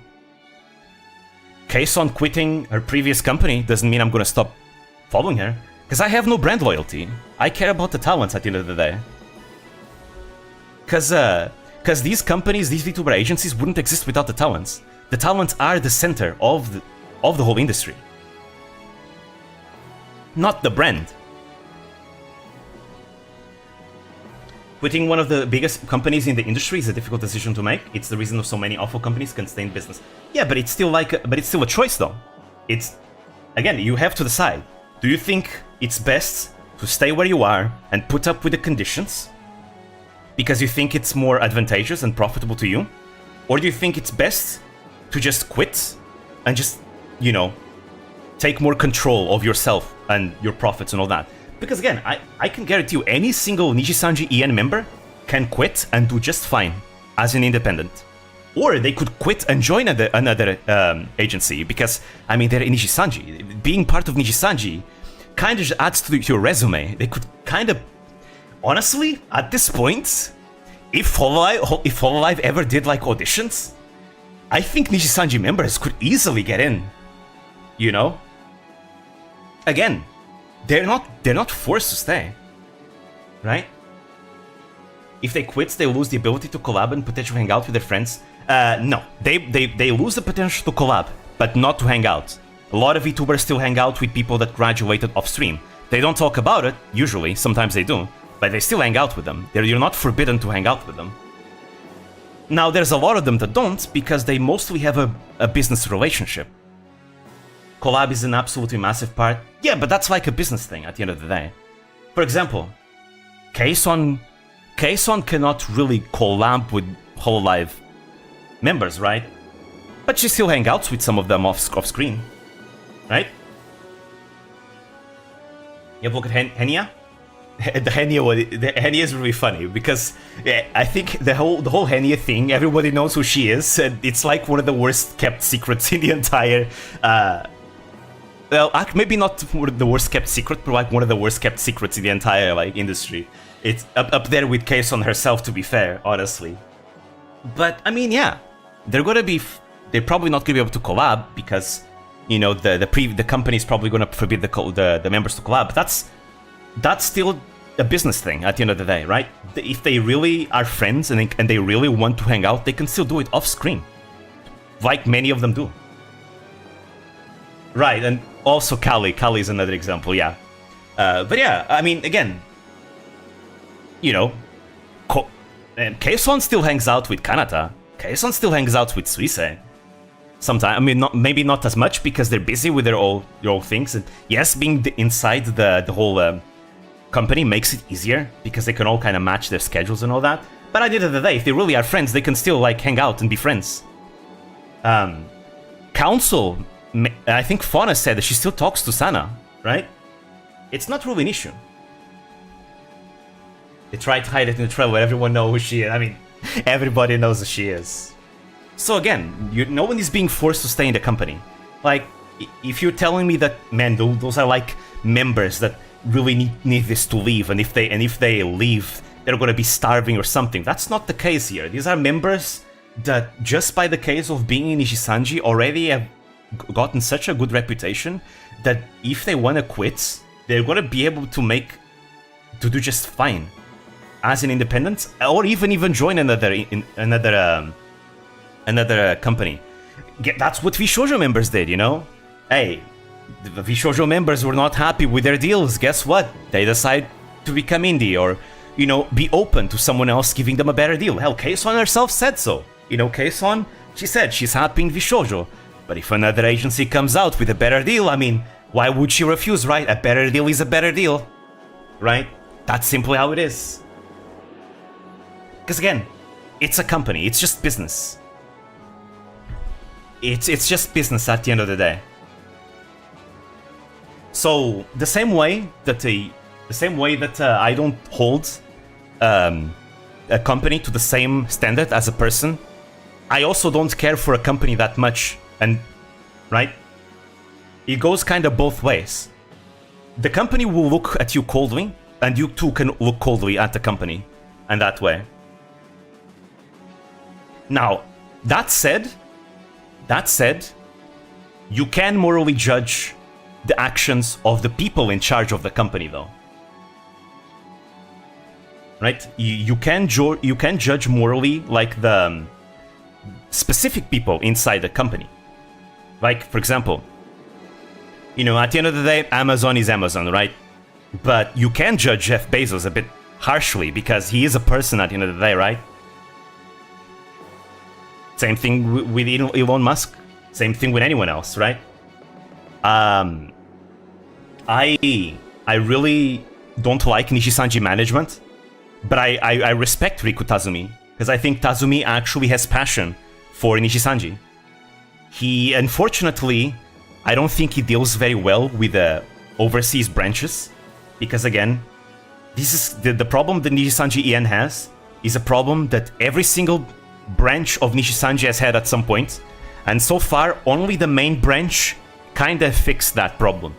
But the overseas branches, in this case only the EN branch, because the other branches were merged into the main branch, it's kind of a problem they always had. It's a weakness of Nishisanji. They don't know how to manage overseas branches. They struggle with it. And not only that, you know, other practices like kinda greedy and all that. But I do believe that Riku Tazumi actually has a passion for what he does. Likewise, Cover has done has done some shady things in the past. Cover has haters for a reason, right? Some things that they've done don't sit well with everyone. But you know what? I still like Yago, because I do believe Yago truly has, like, passion for what he does, right? I don't hold Yago and Cover to the same standards. Because Yago is a person, Cover is a company. That's why. You know how much of a tribalist I am, so I have no input. Again, in my this is why I'm just not a tribalist, right? Because I have no brand loyalty. I don't believe in, like, brand loyalty when it comes to companies. Corporations are corporations. I don't think there's much of a point to have loyalty towards them, because at the end of the day, they just look at you as a statistic for profit. People are different, though. But companies are different as well. I judge Amazon as a company. I judge companies as if they were people with zero remorse. I think, in my opinion, I think that's pointless, because no company is going to work as a person. At least no actual, like, big company. If you tell me, like, a small company, like of like 5 people, sure. That's small enough to the point where there's more a big impact in the input of individual people, right? But in bigger companies, individual people have less power in the inputs of the company. You know, shareholders, multiple people in command and all that. Yeah. That's why the standards are kind of different. If the issue has happened multiple times, they should have figured out how to handle it by now. The lesson should have been learned. Also, 1% merge sales is something that should be learned. Again, the 1% thing is them being kind of greedy. They are being very much greedy.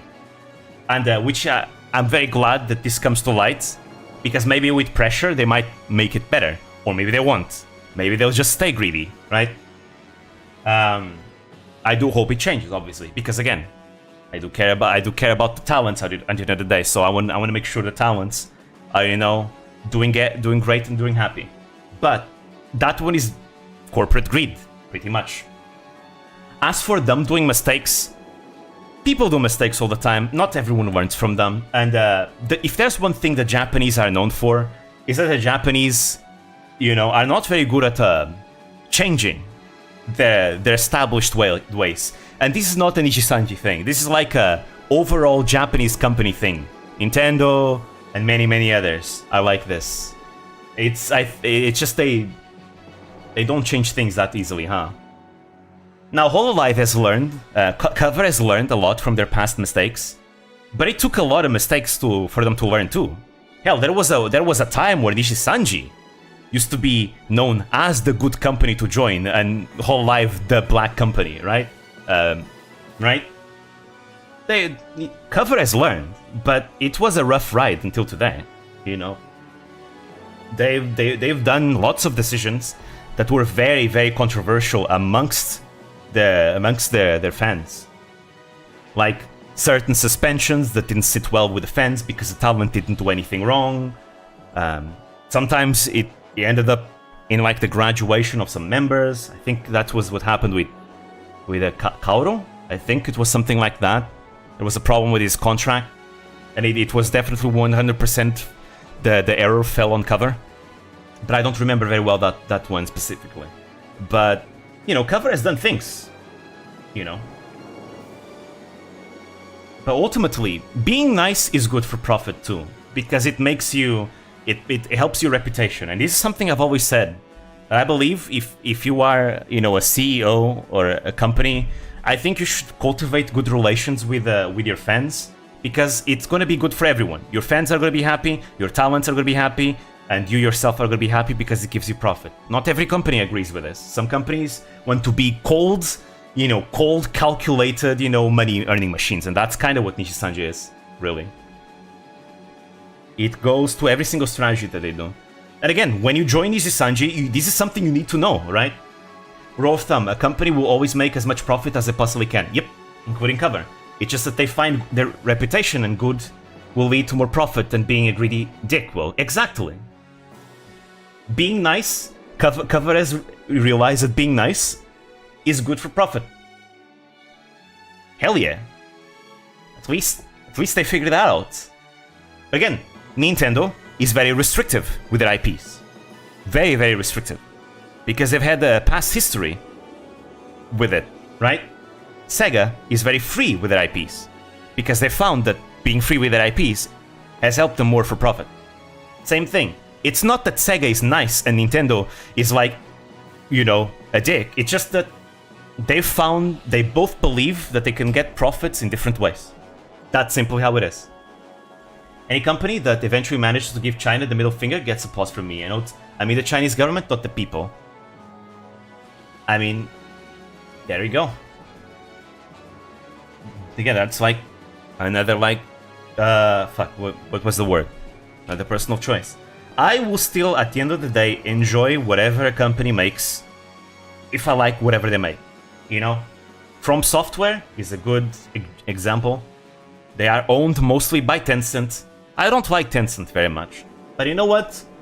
From Software makes banger games, so I'll still buy their games.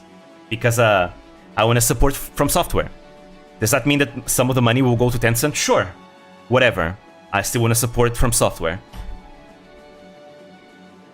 Same thing with League. Same thing with anything Tencent owns, because at this point Tencent owns so much. Right? This is simply how it is. Tencent luckily has very little control over From Software in general. Wait, let me look that up, because I thought they had the majority control. Wait a minute. I need to look that up, because I saw that it wasn't quite like that. Let me see.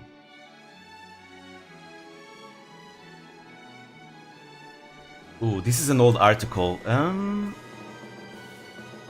Okay, but in this article, apparently they have 30% of From Software. Wait, what is the other source? Because I remember one that said, a more modern source that said something different. Let me check.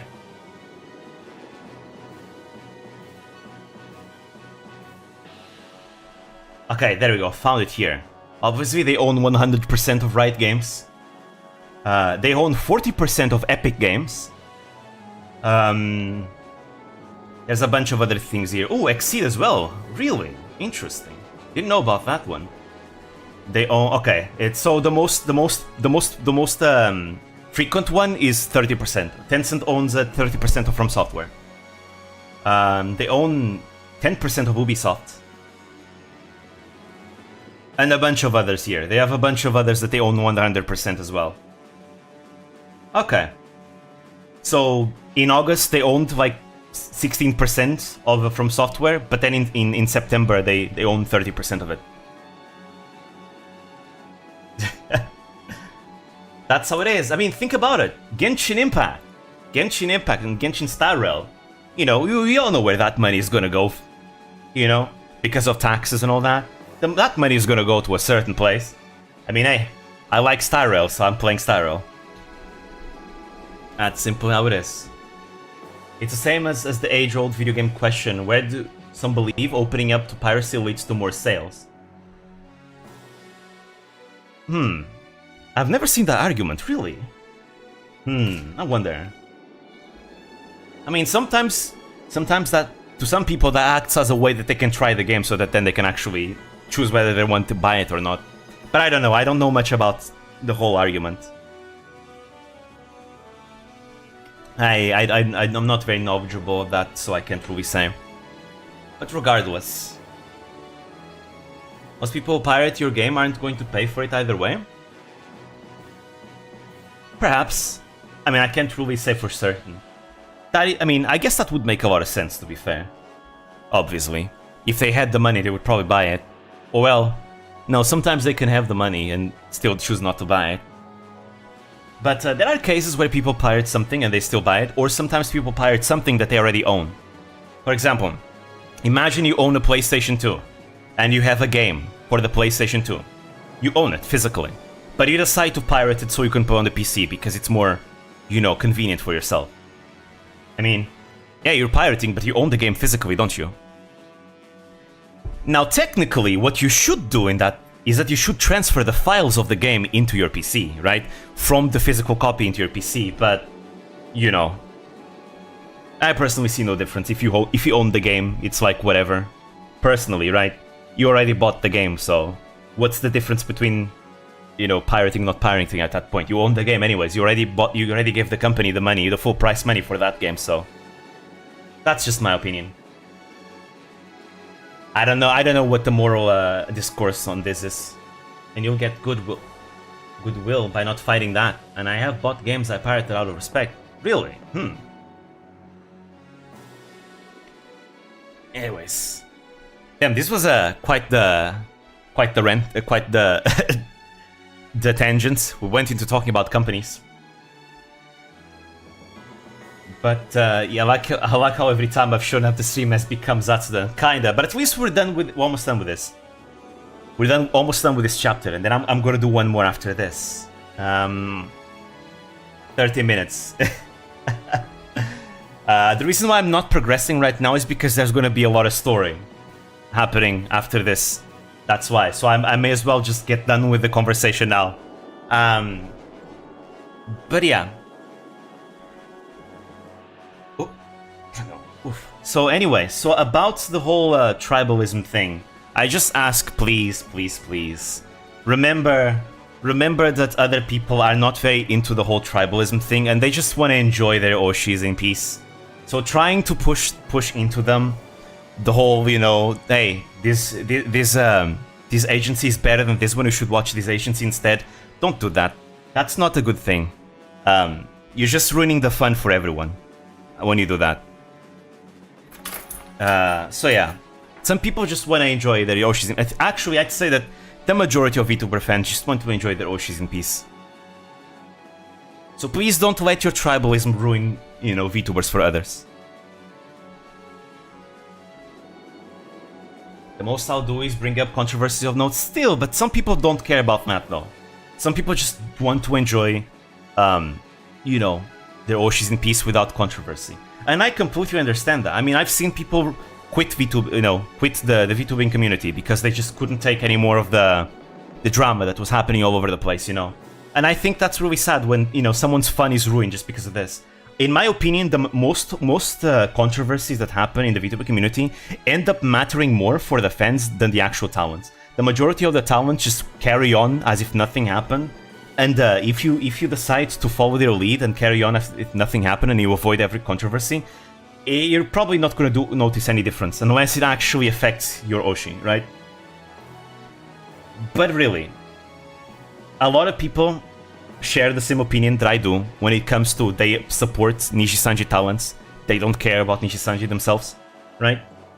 And trying to bring controversies of Nishi-Sanji to them is just being kind of annoying. Is not really doing anything other than being annoying. Because they'll still like the Nishi-Sanji talents at the end of the day. Right? You're not going to change their mind. It's just kind of being annoying at that point. Anyways, that's all I wanted to say. Again, I think the reason why I'm not a fan of tribalism, because I think tribalism ruins the fun for everyone. I like to compare it to football fans in Portugal. Here in Portugal, being a football fan or being into football is super toxic because football fans are really toxic. Because if you support one club, everyone else from the other clubs are going to shit on you, and there's been like violence as a result of it, and a lot of people just don't find football fun as a result. And they would like to get into it, but they can't get into it because of all, the fans, being so violent and toxic and tribalistic. They are tribalistic, Oh, you are this club? Well, I'm this club. Fuck you. Things like that. And they just ruin it. Like, football is a sport, and sport is entertainment. Entertainment is about fun. Likewise, VTubers is entertainment, and the entertainment is about having fun. And I feel like trying to make this whole tribalistic thing is just ruining the fun for everyone. And that's why I prefer... Look, I like discussing controversies because it's part of the industry, and I am invested into this industry. But if talking about controversies is gonna start like ruining the fun for other people, then I will stop, allowing that. Again, this counts like as a thing for like the Discord server. That again, I allow anyone to discuss talk about any controversies. But if it starts getting to a point where it gets to the point where it's ruining the fun for everyone, then that's the moment where I will like put a stop to it. Because I don't want anyone to kind of quit the VTubing community just because of this. I think that's really sad. Really, really sad when someone quits because they just, other fans ruin it for them. And this comes from the guy that does, believe that a moderate amount of gatekeeping is healthy. It's just all about drama all the time, and that's what I feel Hololive does best. They're actually professional. Yes, it's something I love about Hololive. Most controversies about Hololive, the members just ignore. Like, I don't know how many controversies there have been about Kali or Gura or whatever, and they just don't care, and they carry on as if nothing happened. And to be fair, nothing happens, because who cares? They haven't done anything wrong, they just carry on, right? I think that's the best approach, and a lot of Nishi-Sanji EN members do that. Doppio Drop Scythe did exactly that when the whole thing was going on. And I think a lot more and more of them are doing that as well, and I think that's best. Because at the end of the day, what Nishi-Sanji members need to realize that the fans are there for them. So, they're fine. They'll have the support of the fans no matter what. I mean, not true. There are some people that don't, but regardless, most people will still support the fans. So yeah, dislike those super highly controversial VTubers. Oh right, that was the comment came before that one. Right. I mean, football fans are jocks, and jocks are egomaniacs. Damn. I mean, I think we can find egomaniacs in all kinds of people, right? Especially, we've seen a lot of egomaniacs on Twitter too, right? Yeah, no, that's sports in general. Riots and hatred between teams. Hell, people riot sometimes even when they win. Yep. Besides, we all know the only sport matters. You still haven't gotten over that defeat, huh? Oh boy. Commander, our force is taking heavy losses. Defeat is imminent. Even our strike force cannot keep up the enemy at bay. Please, you must escape. I have been defeated? But I can fall here. I must make my retreat. Me? by worthless rabble like this? Ugh, blast that Selkius! How dare he not assist me? I'll have his pompous head for this! There he goes. Not even upset about the defeat anymore? I'm hyped about the upcoming friendly matches. Oh, okay. I wonder if how's gonna be everyone's thoughts about Bishoujo's team next time. I kind of hope that Bishoujo wins again just to see everyone's reaction.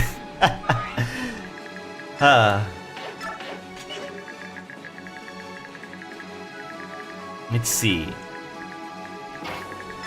Because I find it a lot of fun when there's like a villain team that people unite against. It's really funny. People gave Elvox's team grief for losing to Bishoujo until we pointed out that their team didn't even get that far. Yep. That's how you do it. Polvox did great.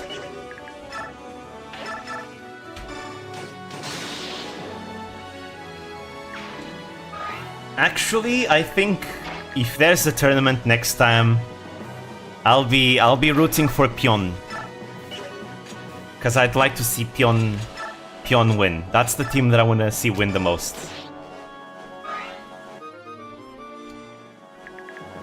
Alright, let's see.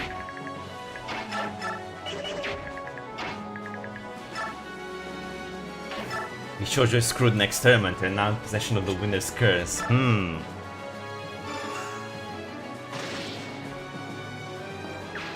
Down you go! Mike Pion, Kiki is cool. I'm still loyal to my team though.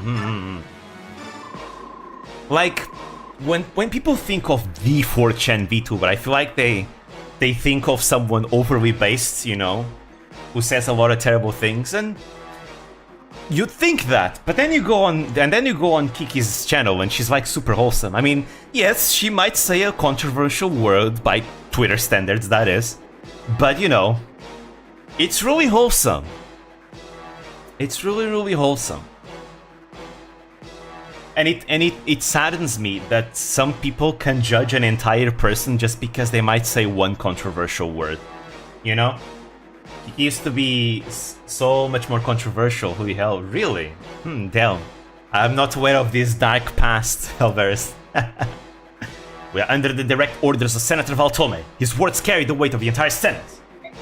Then again, I can't really blame her for that. I think everyone at some point has gone through or goes through a dark phase. I'm no exception, you know. I too, years ago, fell for that, anti-SJW bandwagon of a few years ago, when I was very much into the whole thing. And now I look back and I say, well, who cares? I'm just doing my thing, having fun. I feel like the people on both spectrums are just as bad as each other. I'm just, you know, refrained from pick a side and just do my thing. Like, everyone has gone through their based phase, you know? I've been through my based phase too. So that's why I cannot, like, blame anyone that, like, used to be way worse in the past, because, like, people grow. It's part of being human, you know? People say the 4chan Chuba is Pippa. Meanwhile, Kiki actually interacts with their thread during streams. I think it's because Pippa is more known, right? So I think that the people that don't know much about 4chan, they only know Pippa, right? I mean, then again, I wouldn't know anything about Kiki if it wasn't for you to tell me about her, right? So the only reason why I know is because I have the connections, I suppose. Are you saying I'm too based for my own good? I mean, too much of everything is always gonna be bad, you know? If you drink too much water, you're going to die too, so obviously there comes a point where you're being too base is also bad. But that goes with everything. Apparently there's something called starry-eyed, so that's why I have to support. I'm sitting on my common sense boat and facepalming from afar.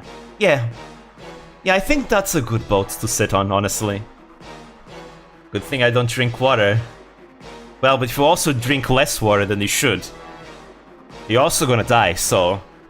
You know, too little of everything. Well, depends, I guess. There's no 100% rule for everything, in my opinion. There's always exceptions for everything. Mercenaries, you know how war works. You know that Penyon can pay. Save your breath. The Guerrilla mercenaries choose our employers. All the wealth in the Senate couldn't buy us. The Suisse thread, Enjoy your stone kidneys then, down. That is not good at all. It's so painful. I've never had them, because I drink a lot of water, actually. It was actually a good habit that I've gotten, but my stepfather, he ended up having stone kidneys a long time ago, and yeah, he was not looking good when he was having those stone kidneys. He was definitely not looking good. He was in constant pain all the time. We'll happily get another stone kidney in exchange for not drinking water. Down. Why do you make things harder for yourself? What, you don't have to play life on hard mode, dude. He's playing life on hard mode. I have a few fears in life. Kidney stones are up there. I'm terrified of kidney stones. Yeah, I don't like feeling pain. Well, I say that, but then I like spicy food, so... I have government health insurance. If I get kidney stones again, I'll visit the emergency room and get heavy-duty painkillers. Oh, so you don't get broke when you don't get broke when you go to the hospital?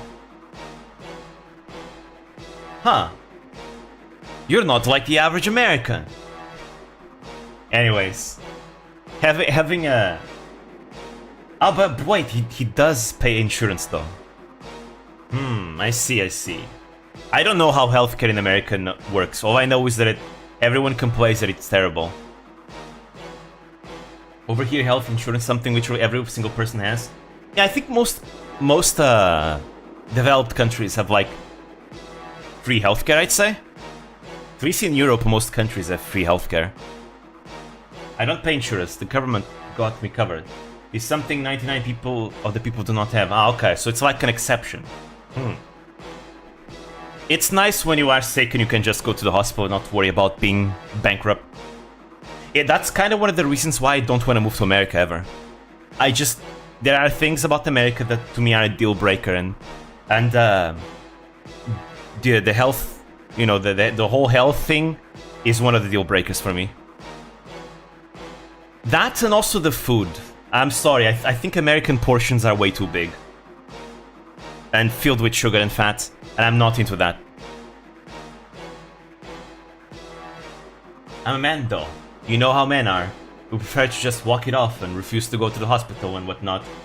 That's not a thing over here though. I think that's an American man thing though.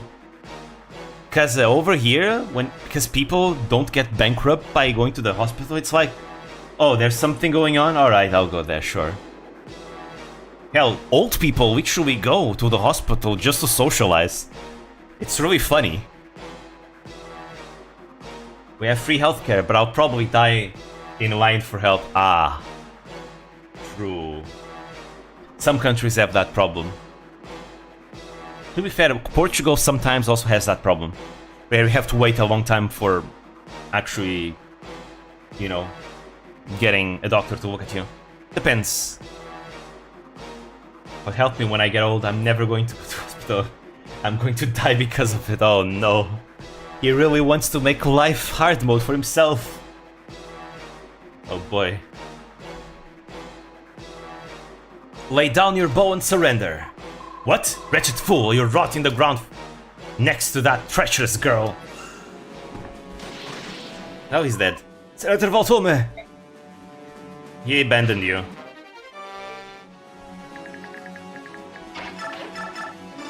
And Liar barely did anything.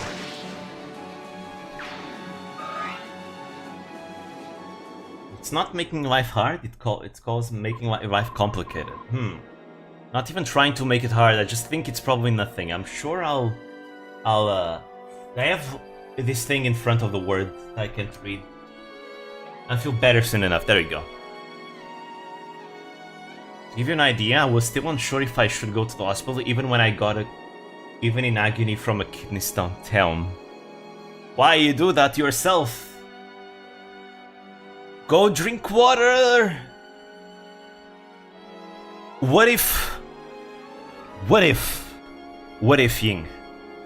What if Louis told you to drink water? What would you do?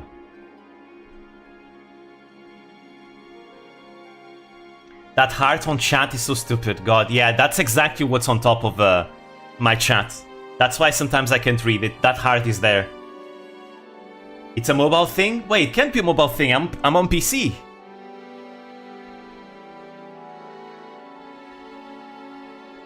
Not gonna lie, maybe one glass, not more. Really? Really, if Louis told you to drink water regularly for the rest of your life, you would say no? Really? Damn. That actually surprises me. Anyways, phew. Banyan's finally given up. That took some doing. Tell me about it, but we did get some good information out of all this. So taste for my blood. Damn. At least it's not alcohol. Could be worse.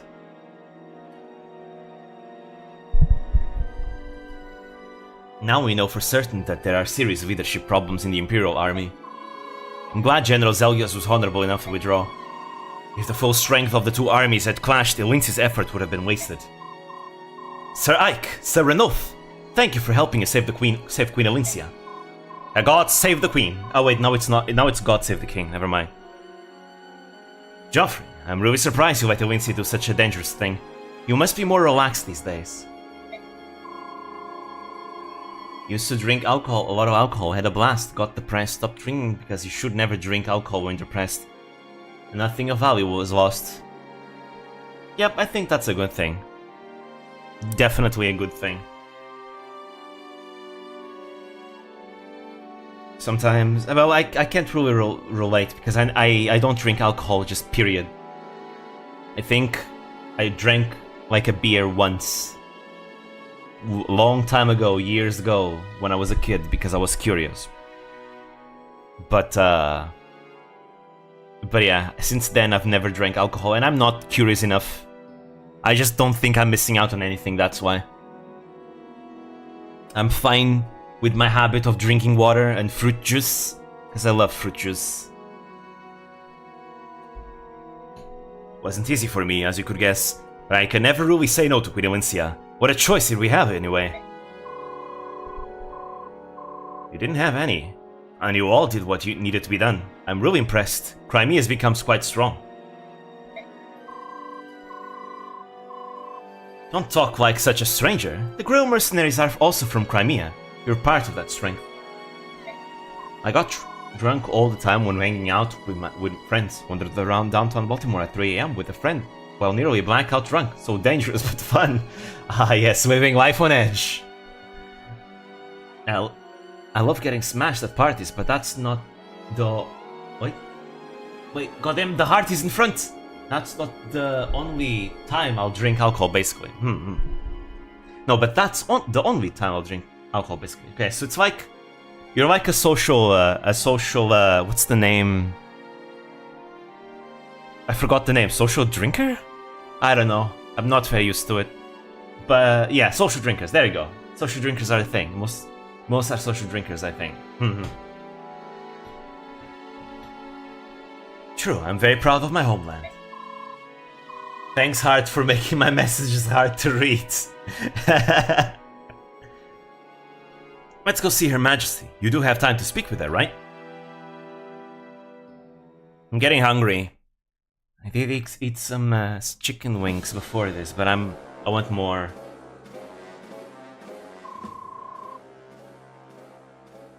How do you get even rid of this heart? Do I need to press or something? I need to find out a way. God damn it, YouTube.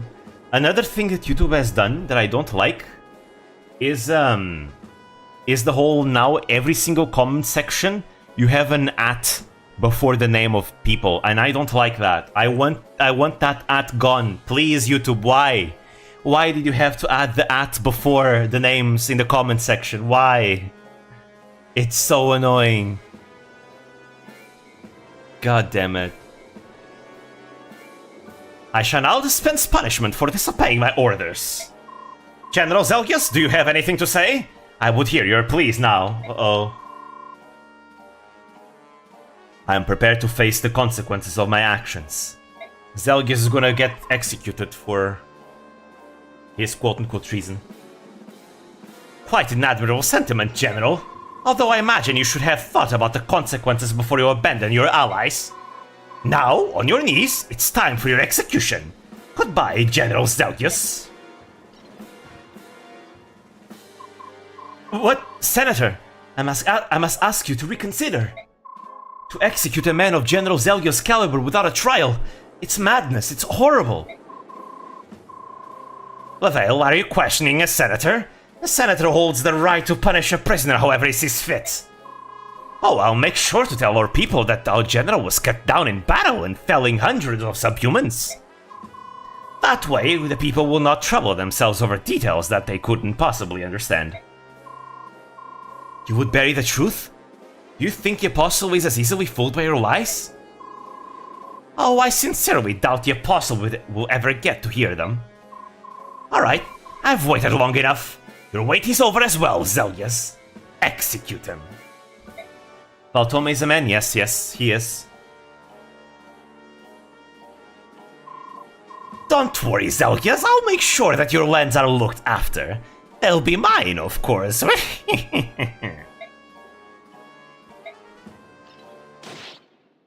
Except not. Not if I have something to say about it. And I do. What? Silence, Silence, Valtome. All soldiers loyal to Benyon are to stand down immediately.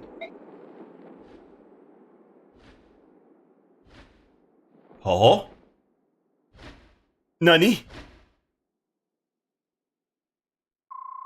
Wait, never mind. It's not what I think it is.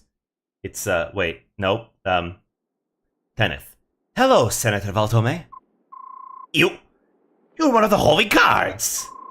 The Apostle will be here shortly. Soldiers, sheath your weapons and kneel before the Apostle. You don't know the entire plot? Oh no, I do. I'm acting surprised because, you know, I'm role-playing as someone who doesn't know. But I know the whole plot. This is the Fire Emblem game that I've played the most out of all Fire Emblem games, because it's my favorite. What? No, it's impossible! Ah, it's her! There's no doubt about it! It's the Apostle! The Apostle is here!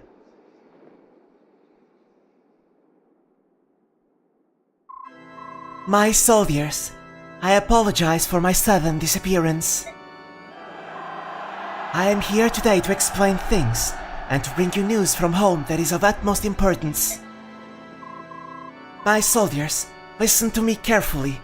I never wished for this war. It was started by those who wanted me dead. It was spurred on by their desire to rule Benyon for themselves. This war was the work of the Senate and was organized by Vice Minister Lacane of Gados. The Senate wished harm upon the Apostle? No, impossible! Impossible! How can that be? Lies? She lies! Do not be tricked, proud soldiers of Benyon! She is not a true Apostle! Ah, I see. Then are we not the real Holy Guards? Is that what you are trying to say? No! This is a farce! You cannot trick us! You are using a fake Apostle to disable the Senate and take over Benyon! Men, we must act! That vile Sephiron is their leader! The fact that he's been put in chains is our proof! Oh, there we go. Zelgius has getting nothing, none of it. I will not allow you to disgrace my master's good name. One more syllable and I shall snap your neck, Valtome.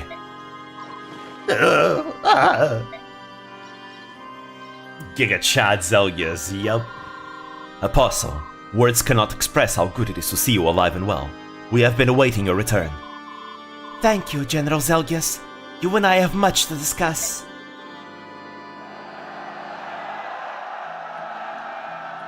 There we go, the plot thickens.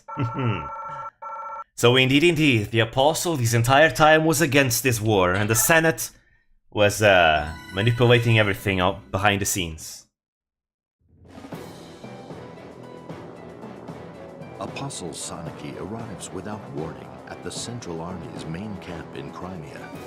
With a strength born of conviction, she exposes the Senator's vile plot to undermine and usurp her. Valtome counterattacks with a claim crafted by the Senate that the Apostle is a fraud who, along with her Prime Minister, Sephiroth, is attempting to deceive all of Benyan and lead them away from the goddess's graces. To the citizens of Benyan, the senators are chosen by the goddess and are worthy of the same respect given to the Apostle. As for the Apostle, her image is tarnished when the Senate imprisons Prime Minister Sephiroth in her name. An ever-growing number of Benyan citizens are willing to believe the senator's claim that the Apostle is an agent of evil trying to deceive. Here we go. So it is that the Central Army is divided. Civil War time. Believes in the Apostle, and the other supports the Senate. This new turmoil fans the flames of chaos into a mighty conflagration burning across Tellius. You thought the war was bad? Now Benyon is divided in two, fighting a civil war. Let's go. Oh boy. Wait, this isn't the end? Oh no, the war is only getting worse. There's a civil war because the senators have power too. Now half the population supports the Senate, while the other half supports the Apostle. Because the ones that believe in the Senate believe that Tanaka is a false apostle. So yeah. Thank you for coming today, everyone. I am in your debt. All of you. The King of Gallia, Kainigis. The King of Phoenicis, Tibarn. The Serena's royal family, Raphael and Rayson. And the Queen of Crimea, Enlincia, who worked tirelessly to arrange this meeting and generously extended her hospitality. She gave me hope when I was driven out of my country and offered aid when all seemed lost. You have my sincere gratitude. Before we begin, allow me to make a few things clear about the recent war between Benyon and the Laguz Alliance. When we received your letter stating that the Senate had made scapegoats of the Herons for the previous apostle's assassination, Prime Minister Sephiroth and I decided to investigate the Senate and prosecute them if needed. Then the senators made their move. What did they do? They imprisoned me in a room in the main cathedral. They then forged an arrest warrant for Sephiroth and jailed him. I admit there had been major rifts between myself and the senators in the past. However, I had no idea that they would stoop to such deplorable acts. I should have known. This is all my fault. We didn't think you were behind all this warmongering. What you just told us confirms what we had guessed. I have been forced to flee from my country. I have been forced to flee from my country. But that doesn't change the fact that I am the Empress of Benyon. I will not allow the Senate to declare me false, nor will I stand by as they seized and ravaged Benyon. I must return to my country, save my people, and take back my birthright. To accomplish all this, I would like to form an alliance with the Laguz tribes. Help me save Benyon. I will accept, if you agree to a few conditions. First, the immediate and total emancipation of any Laguz remaining in slavery. Second, that new diplomatic relations between our people start with a clean slate. No bias against Beork or Laguz shall be tolerated. Lastly, a full alliance between our countries to further solidify this agreement. If you agree to these terms, I give my support. I hope that at long last a dream that both King Ramon and I held can come to fruition. I agree with King Kainegis completely. If these conditions are agreed to, Crimea would like to join this alliance as well. Yeah, say no to racism! You intend to return to the Serenes Forest to the Herons when you take back the throne? Of course. The goddess loved the forest because the Herons made their homes there. I will see to it that you can return home. Personal harem as a bonus. My brother, we can finally go home. Our family can be together again in our own homeland for the first time in decades. Alright, I'm all for this. I didn't need much convincing though. I just want to rip those idiot senators in half. Gallia, Phoenicis, Serenes, and Crimea shall hereby make a pledge. Apostle Sanaki, we will wholeheartedly support your effort to return to the throne, so long as we stand united in our ideals. Please bring peace back to our lands. Each of you has my deepest gratitude. I swear I will accomplish that goal. So, it sounds like everyone is on the same side now. That's the best news I've heard in a long time. Bleed the senator's greed, yeah! I feel the same, but it's too early to celebrate. I will not be happy until I take back my country. How we fare in the battles to come will be of utmost importance. The girl mercenaries would be glad to help. I know that we're a small unit, but we'll do our best to see the job done right. I certainly hope you will, especially since I've decided to make you the commander of our combined forces. It's the guy from Smash Bros.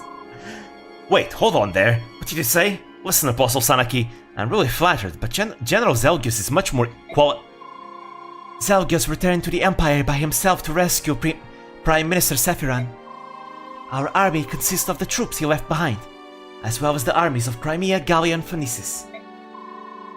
Ike, you're probably the only person on the face of Tellius who commands the respect from all 4 countries represented here. Ike, I know you're not happy about this, but you're the only person who can bridge the rift between the Laguz and Beork. No, I'm not happy about it. I thought my days of being a general ended 3 years ago, but I won't refuse. If you think I'm the only person who can pull this off, then I'll do my best not to let you down. Thank you, Ike. Let us go meet the armies and the soldiers you will be leading. They will want to meet their new commander. Not again. This is your destiny, Ike. You're a commander of troops now. Oh, right. Battle preps! Woo! Sanaki! I'm here. What do you want? Don't look so sour. I always look like this, Apostle Sanaki. He has got resting bitch face. Ah, yes, that's true. Well, I didn't summon you to talk about your grumpy expressions. I wanted to give you something before we set off for battle. What is it? Do you know what this is? Not a clue. When I fled the cathedral, I took some valuables with me. This is called a Master Crown. It's said to release a Beork's hidden power. Never heard of it. Not everyone can use it, so think before you could pass it on to someone. Alright, I'll take it. Thank you. Promotion item. Woo! Here's Sigrun. By the way, I think is Sigrun... No, she's not playable just yet. General Ike, thank you for helping the Apostle. I appreciate it from the bottom of my heart. I would have refused if I'd known that I'd be commanding the entire army.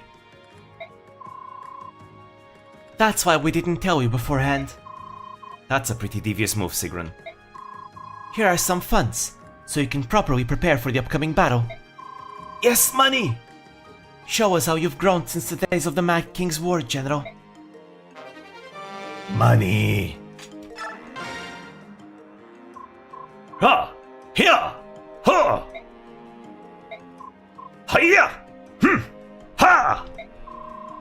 You really push yourself training, don't you, Kiran? Huh? Ah, Oscar! You snuck up on me! Only a true rival of mine could accomplish such a feat. I've been watching you for half an hour. What? Why didn't you say hello? I would have expected better manners. I did. You didn't notice. Ah, yes! My concentration while training is unbreakable! No one can distract me! I wonder if he realizes that he contradicts everything he says. What was that? If you have something to say, let it out! Speak like a man! Stand tall! Yes, yes, whatever you say. Here, I got this for you. What is this? This is an imbue scroll. Imbue is a skill that you should learn. Especially since you always train until you're soaked with your own blood. I've never heard of such a skill. Is it special? Oh yes, it's very special. Why would you give such a precious thing to me? Well, I just told you. I cannot accept it. I accept no charity from rivals. Why do you have to be like this? We are equals. I need no favors from you. Run along now. I don't have the time to talk to you. I'm too busy training. Go on. Leave. It was meant as a symbol of friendship for my lifelong rival. What? I guess if you won't accept it, I'll find someone else who will. Wait, I'll take it. You'd swallow your own words? Ugh, never. However, I note that your lifelong rival is me, and no one else. If your gift will mark me as your lifelong rival, I must have it. That's what I like about you, Sir Simpleton. You insult me? No, that was a compliment. You're a very simple knight, living only for battle and whatnot. Great! Thanks! Life is boring without you, Kieran.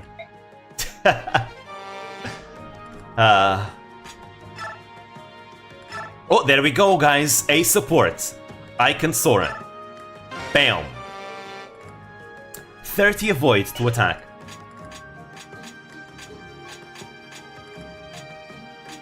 Now let me see what else I can get.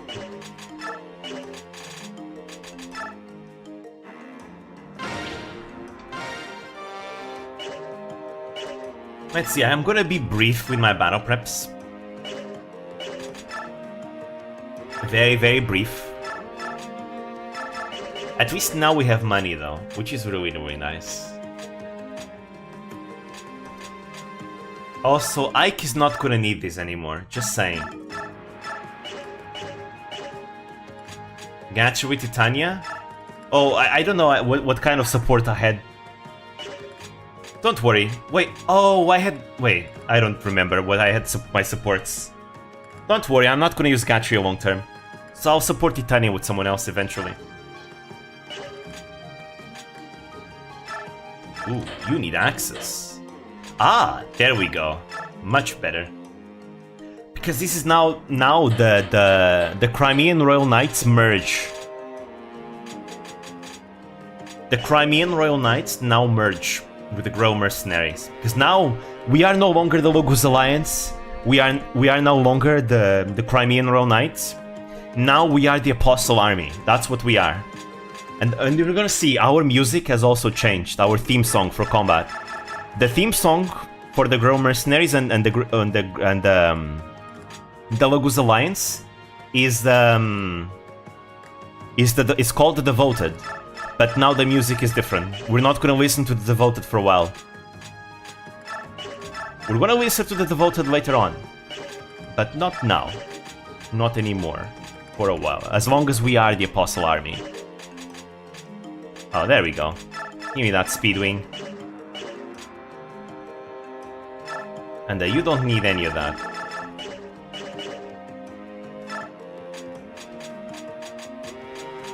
Good. Anyways, back at what I was doing with the Liar. Liar is a Juggernaut, technically. So bound. Speedwing. You benched Kieran? Yeah. Not gonna use him long term.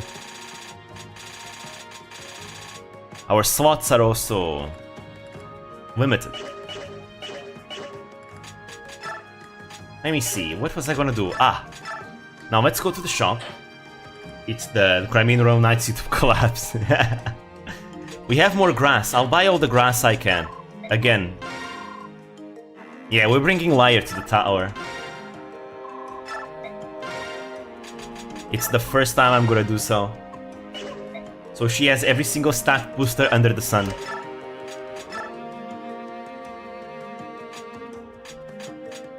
Let's see, what else? I want Mia to promote already.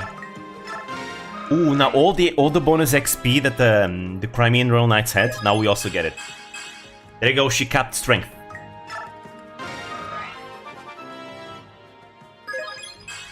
There we go, and True Blades time.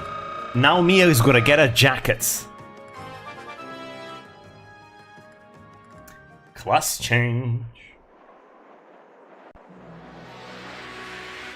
Jackets time. There we go, look at those stats. Amazing.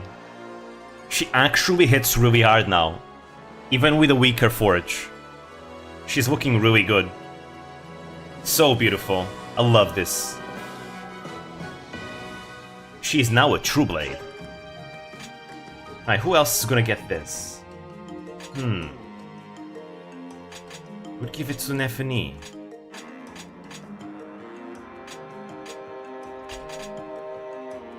Titania is very close to promote. I might as well give it to her.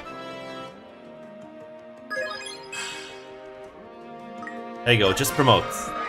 Time to become a gold knight.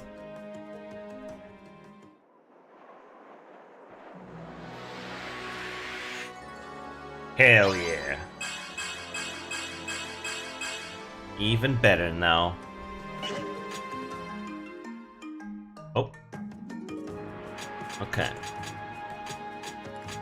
Who's next? Liar is fine the way she is. I want to give more XP to others. I kind of want to give it to Shinon. But I'll give it to Nefani. Because I think I'm going to use Nefani long term. All she needs is strength. But since she capped so many stats, she's going to get strength all the time now.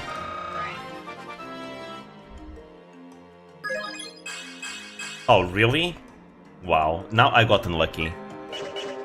Ooh, I should have given the Paragon skill before doing that, because Paragon...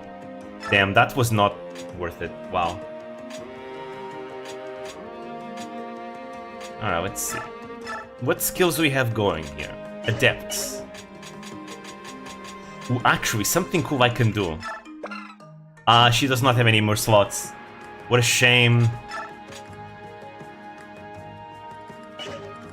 I could remove Quick Claw.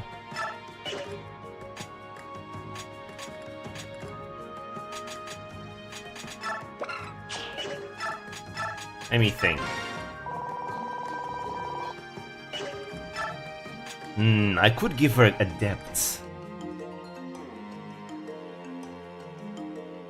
Also, another thing I want is Paragon, because I want to use a Satori sign on her already. So I'm gonna keep Paragon on her for now.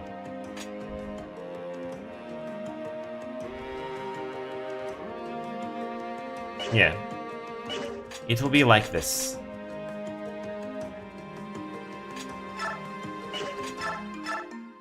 Let's see, what else can I give to others? Maybe I'll give Nefani Adepts. Or Paragon. No, I'll give her Paragon too. So I can make her a Sentinel as fast as possible.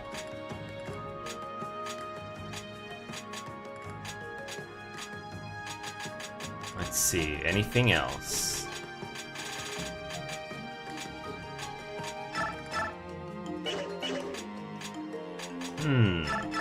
Shinon, oh, Shinon can get Adept too. And then Titania can get Imbue. No, wait, no, Titania.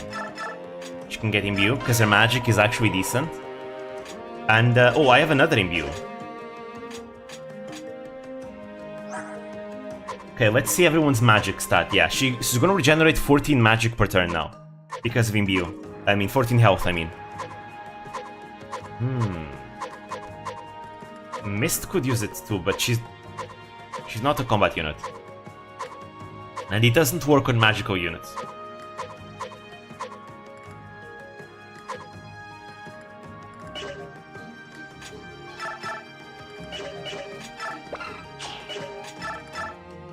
Oh, never mind, I don't have it. Anyways, anything else I want to do? Because I don't think there is anything else. Because as far as we are, our preps are done. There you go, you get the silver bow. Your inventory is fine.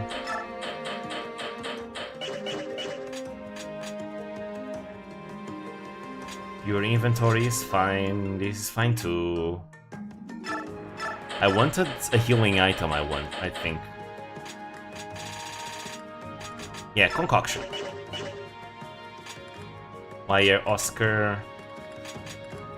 I might bench Oscar in this one too, though. This is fine. She's not going to use all those axes. We can bench Khalil too.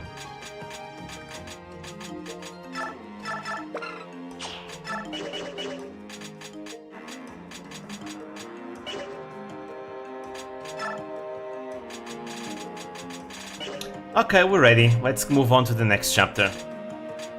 There's really nothing I want to do right now. Do you have Kieran sit on the bench? I mean, I might not use Oscar, so that might happen actually. Both, they're gonna become bench rivals.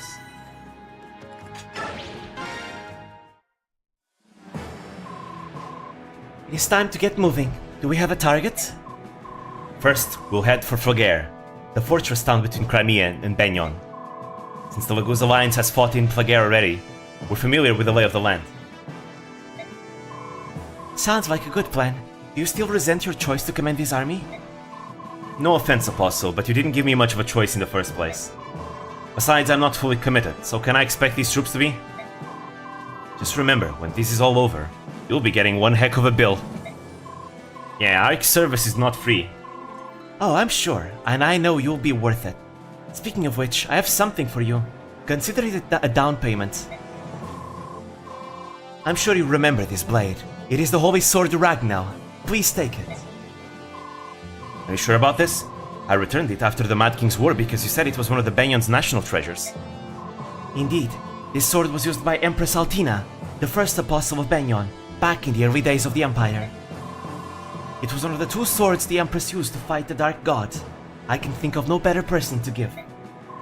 Alright, I'd be happy to use it again. Thanks, and this is why I remove these items, because he no longer needs anything else.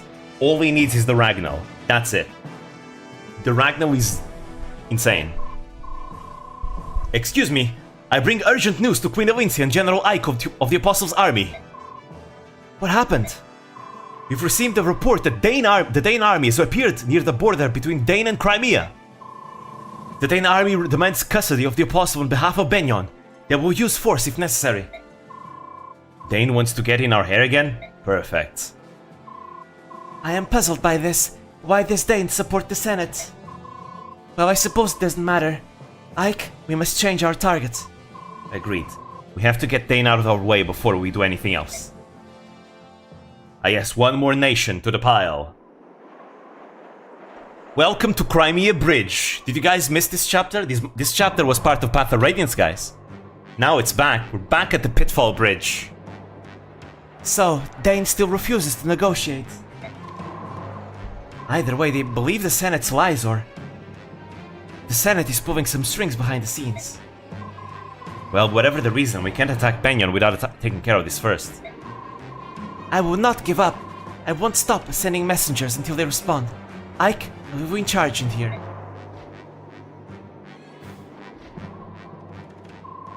Let's keep our numbers small. We shouldn't provoke them any further. I understand. Gallia will stay behind. You'll have your turn soon, Skrimir. I promise. Alright, let's go. And here we are.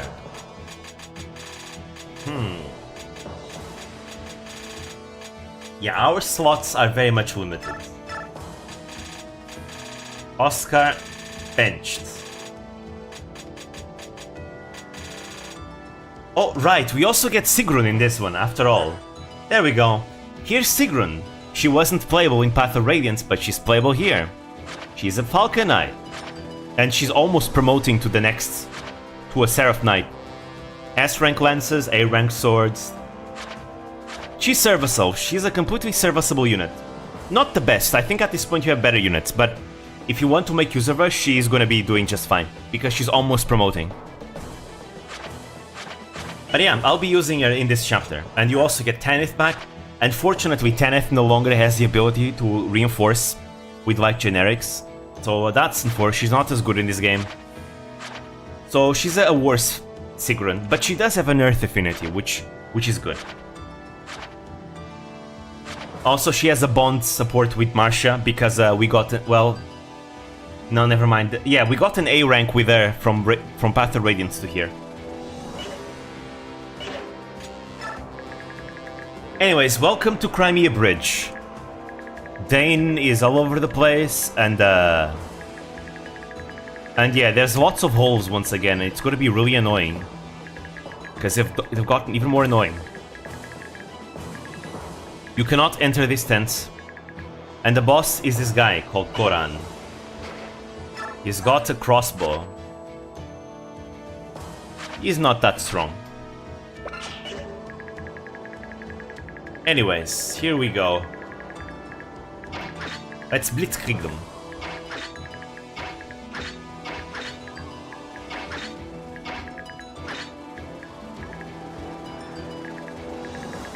Ambushes will be the cherry on top. Ah, yes.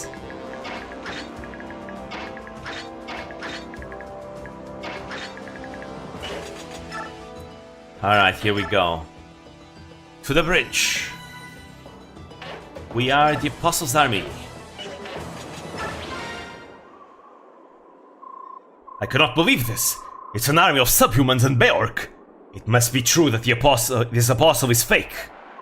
The true apostle would never join forces with those filthy creatures. The enemy sent a messenger once again. Commander, this is the third time they've asked to negotiate. Ignore the messengers. We must protect this bridge. That is the order from the Maiden of Dawn. Here we go. To war! But yeah, our turn beginning main theme also is different. But yeah, there you go. This is the song. The Apostle Army theme.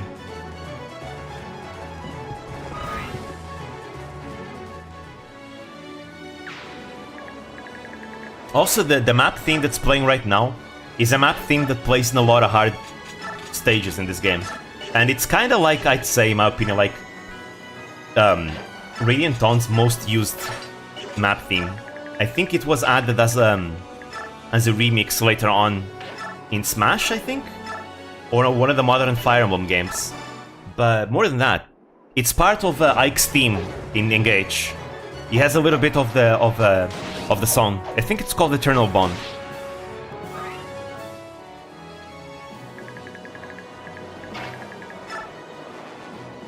There you go, Mia. Here we go. Freshly promoted Mia.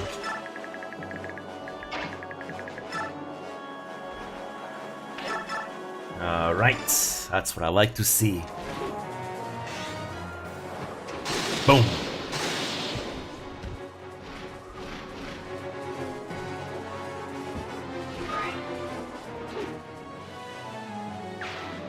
But yeah, this chapter isn't really that difficult. It could be tricky sometimes, depending on some things, but it's not that difficult a chapter.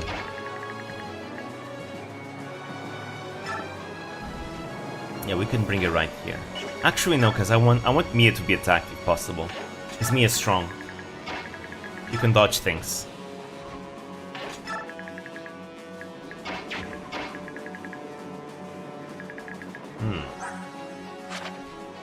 1, 2, 3, 4, 5, 6, 7, 8, 9. That is not good. But Shinon can block them, because he's Shinon. And then I can bring Lyre closer.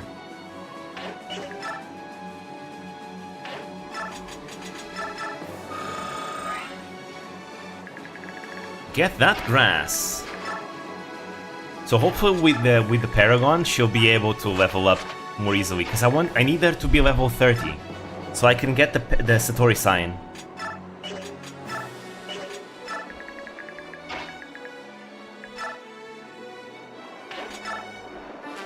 Yeah, this is where we killed General Petrine last game.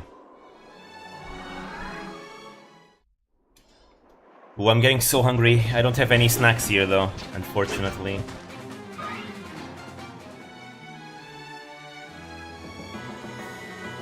So no ASMR for today.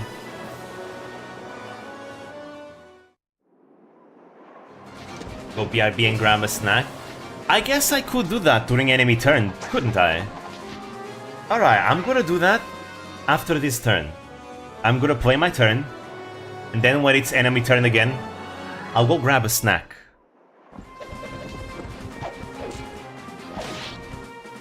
Hello Dream, how are you today? I'm doing fine. Just throw a BRB text screen. Then it's fine. If the game is playing itself on enemy face, it's fine. Because things are still happening on screen.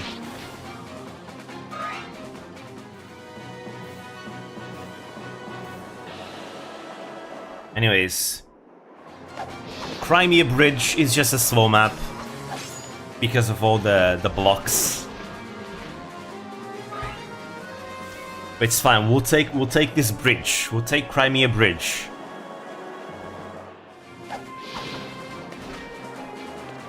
Look at her. He doesn't take any damage from these fools.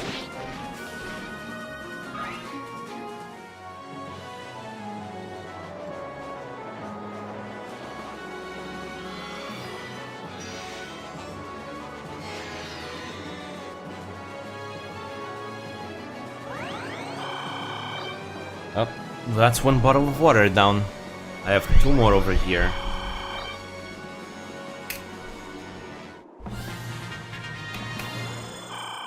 Alright. I may play this turn then. Unfortunately, I can't use Liar just yet. Honestly, she needs 1 more strength to be able to run around things fine.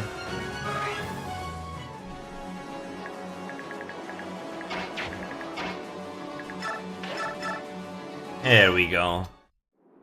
Shinon with a silencer.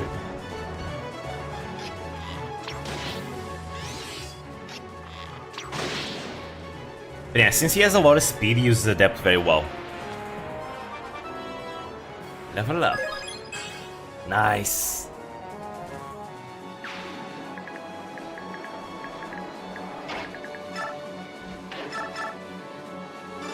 Now we can give this skill to Siren. I'd like to promote her if possible.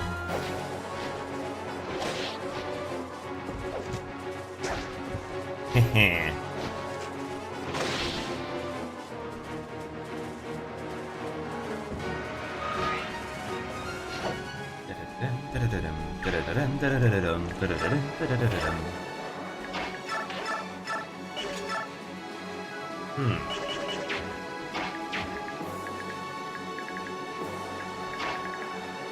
Anyways, go Ike.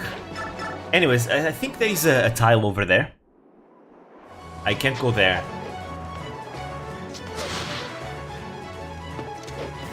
Ever watch Love, Death and Robots? I don't know what that is. Never heard of it. Look at that, feels so good to have the Ragnar once again. So great. You can kick, look at that, Mia can double Sword Masters as well. Boom!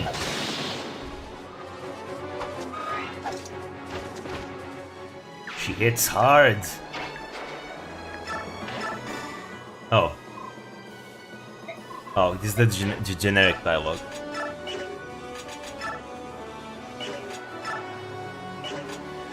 Give me a crit, Stephanie. Come on.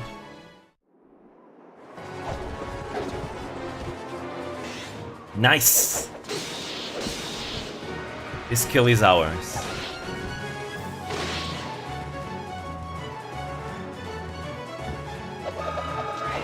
Now that she has Paragon, she's gonna be able to level up more easily.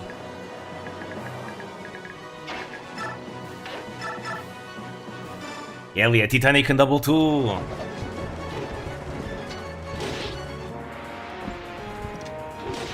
So yeah, the winner between the rivalry between Oscar and Kieran is Titania. She wins the rivalry. Those two cannot compare to her, not in this game. In the other game, yeah. They compare, but in this one, nah. She's the best Cavalier in the game.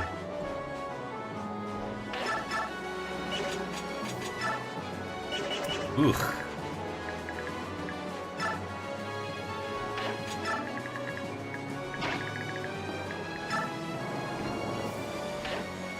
Actually, I should probably heal over there.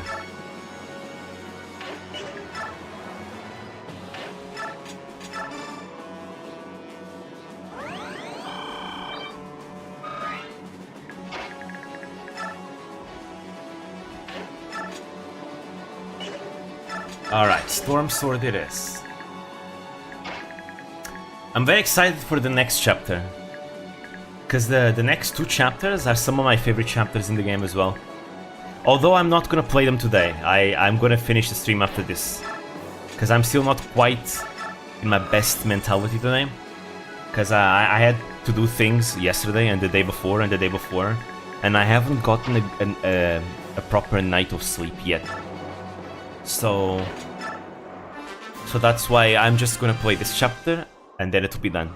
So we advanced by 2 chapters today, which is fine. We're still making progress, which is a good thing. Right, I was gonna get a snack.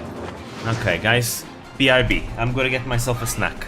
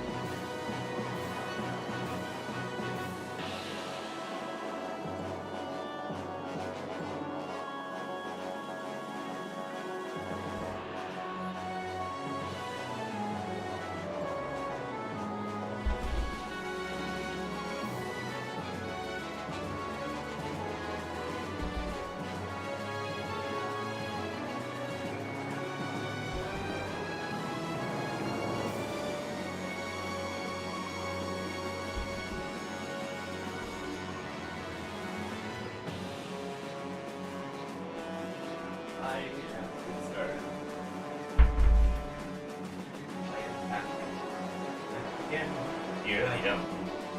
Anyways, I brought another. I guess I brought myself a croissant and some chips.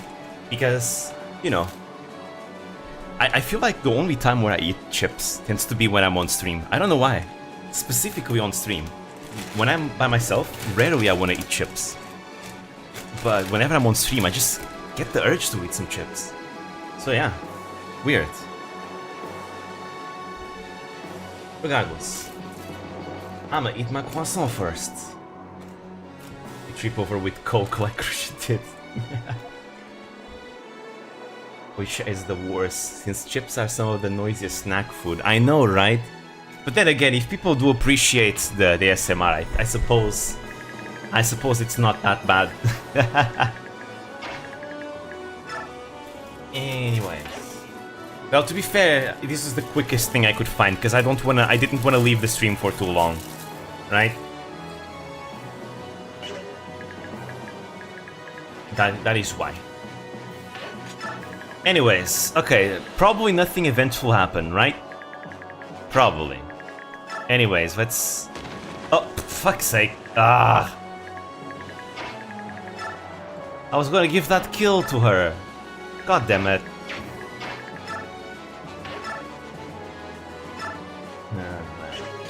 I'll kill you instead, with her.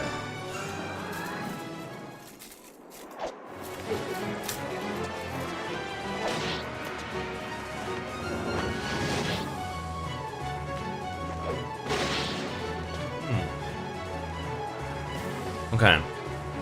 I don't eat these that often. But croissants with chocolate inside, really good. Hey, sorry to keep you waiting. I had a little thing back at camp that I had to deal with. No problem, Tabar. What kind of thing? Oh, and hey, where's Rayson? He was exhausted. He insisted in coming with me. I had to tie him down to a bed to keep him there. Really? Nah, I'm just kidding. He passed out earlier. So I have a different anchor slowing me down this time. It's Leanne! Leanne? I will fight, yes? She is Rayson's sister for sure. The girl is as stubborn as he is. Listen up, young lady. You Herons are supposed to be more like Raphael. Quiet and graceful and all that. Don't mind Tibar and Leanne. We're honored to have you here. Well, then again, right? Lian hangs around with the crows and the hawks all the time, and Rayson has been living with the hawks for so long that he behaves like a hawk. Raphael is the only one that's not been living with the hawks. Did he just say women should be seen, not heard? No, no, no, no, no. It's just that, the herons, all of them tend to be very soft-spoken, graceful and all that. Kinda like Raphael. Raphael is exactly like that. But Rayson and Lian aren't, because the two of them have spent way too long with the Hawk tribe and the Crow tribe, the Raven tribe. So now they behave more like the Ravens and the Hawks rather than the Herons. Though then again, Raphael was spending time with the Wolf tribe. I wonder how long though. And yeah, Raphael is a guy, so.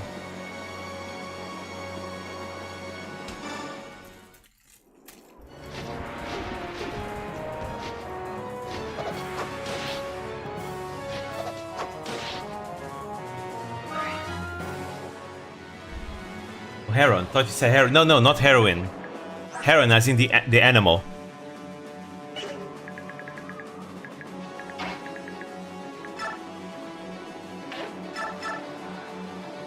There we go. Go Mia. Woo!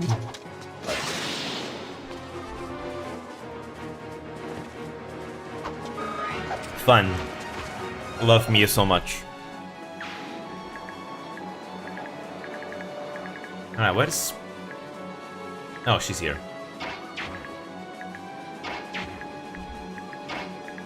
I can fix them. Yeah, I bet Oliver would have liked it if they were submissive and breathable. That's what Oliver would have liked for sure.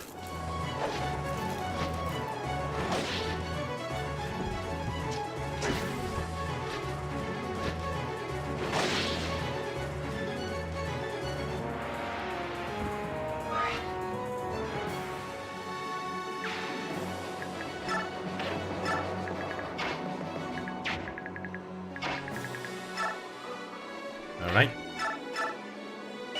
By the way, the enemies will never step on tiles that do not have holes. That don't... Yeah, so... Wait, no. That have holes. If there is a hole in a specific spot, the enemy will never step there. So that's a good way to know which holes are... Which tiles have holes or not. This also applies for Path of Radiance. Soul!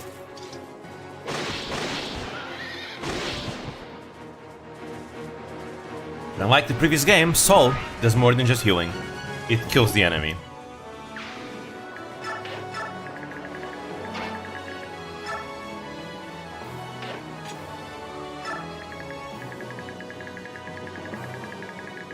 Dream, I'm curious. In your Rosemi summer video, you said she would freak it. What does that even mean? I feel like I shouldn't explain it then. Because it keeps the magic, you know? It keeps the magic. That's the best part. To be fair, nobody knew back then either. It was really funny. But now the words that came out of her mouth compared to the words that she meant were different.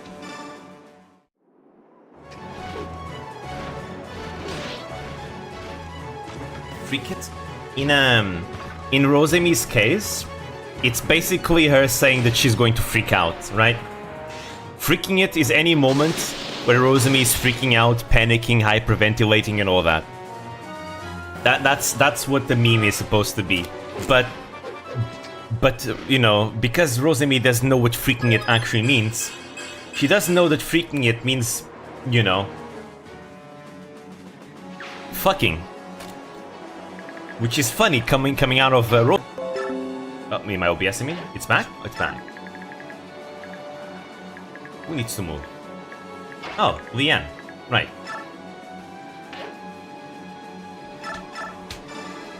Rosemi. Actually, I haven't watched Rosemi in a while. As of late, I've been watching I've been watching a mostly Hololive and some Face Connect on the side. Yeah, I need to catch up on my Niji.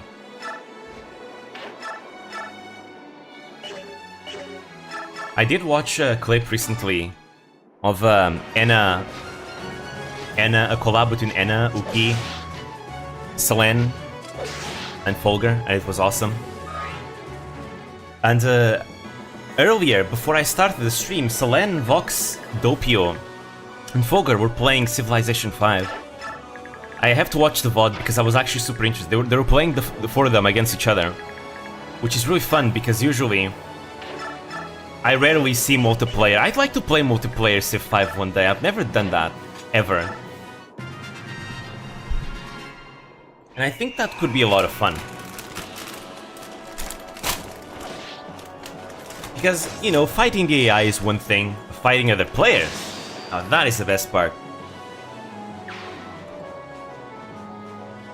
What memes are there from Hololive? Way too many.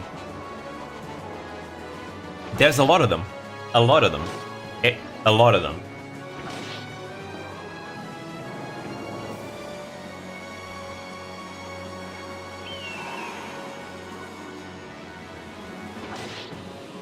C5 MP and some of my favorite memories. I love Civ 5.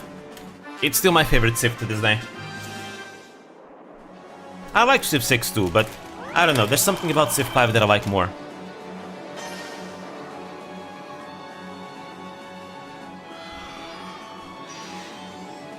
It's less memes from Hololive and more memes from individual Hololive talents? Yeah, but Nishi-Sanji is the same way. Every single agency is gonna have their talents, and their talents are all gonna have their cultures and memes and all that. Also, speaking about agency and memes of specific VTubers, guys, I think Pippa needs an intervention, because she's way too obsessed over Colress now. Look, I get it.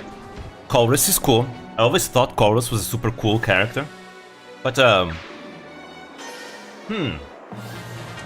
Pippa needs an intervention, guys.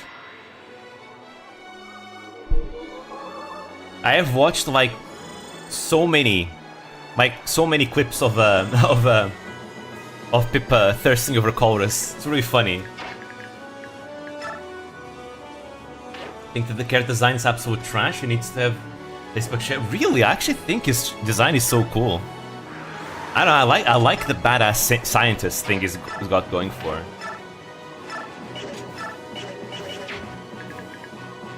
And his music theme bangs. Was Colress from Pokemon? Is the in Black and White 2. He is the leader of Team Plasma, but he's only doing that for his research. He doesn't actually care about the team. And he reappears back in Gen 7, and he helps you.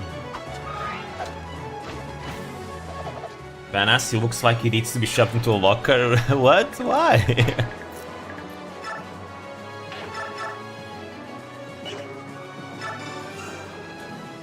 He's always been my favorite scientist in Pokemon games.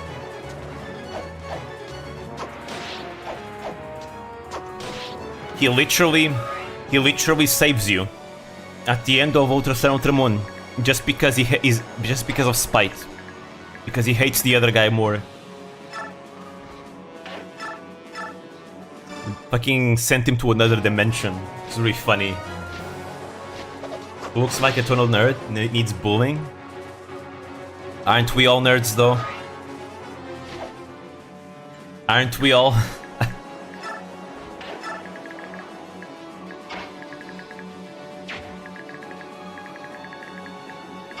Let me see. Besides, being a nerd is cool these days, you know? That's the cool hip thing to do, is being a nerd. The nerd people just avoided at worst. He's the nerd people give swerves. Team seems to be malfunctioning. Seems to be green for me though.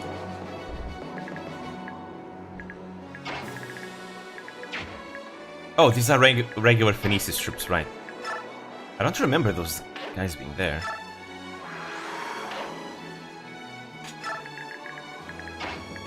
But you know, the hair is exactly what Pippa likes about him as well. That she loves that Internet Explorer hair.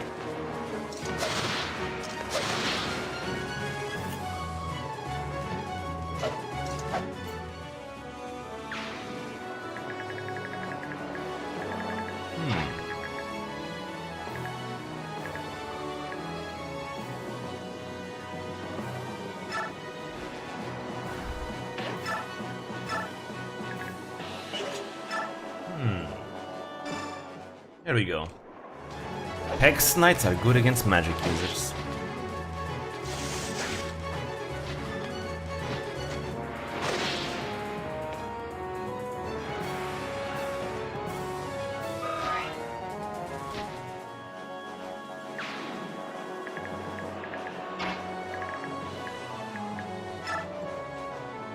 Ah!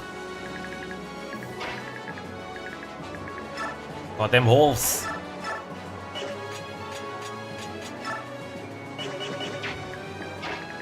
Perhaps I better kill this one first.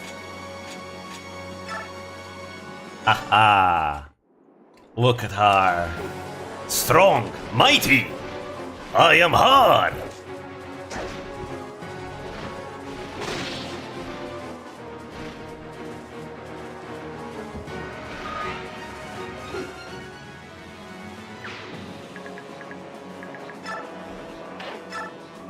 I am mighty. I am Colossus. Strong her.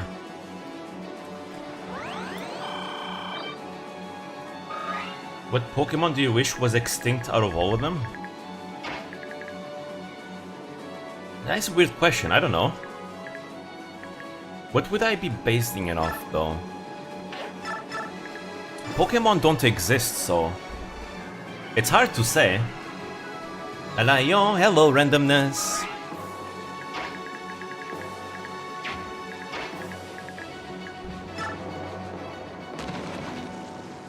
But you want off how dangerous they are in the lore? That's really difficult to say.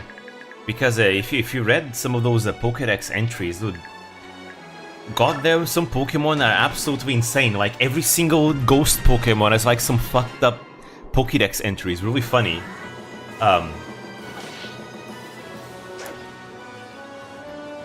So many Pokemon. Well, you know what? I think that could be a fun stream. I think that could be a fun stream, guys. What do you guys say one day I make a Pokédex entry reading stream where we can rank some of the most fucked up Pokédex entries in the entire, you know, series, and make a tier list. Rank every Pokemon based on how fucked up their Pokédex entry is. I think that sounds kind of fun, because some of them have really fucked up Pokédex entries. Pokemon aren't really my thing, but I'm pretty sure a lot of others will enjoy it, so it's worthwhile. Because I've read some of those entries, and man, they are very fucked. Smash or pass? No, I can't. I'm not a furry. I like cat girls, but I don't like when my cat girls are actual cats. That's why.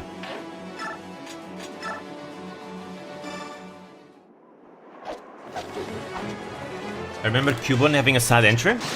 Cubone's entry is that he wears the skull of his mother, of his dead mother.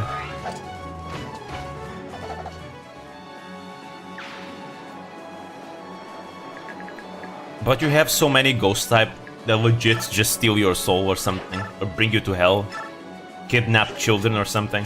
Pretty funny. Women are into Smash or Pass Pokemon tier lists.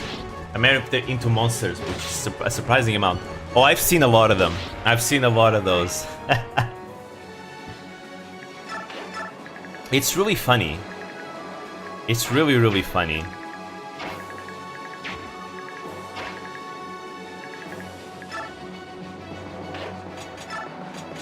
Alright, get some grass.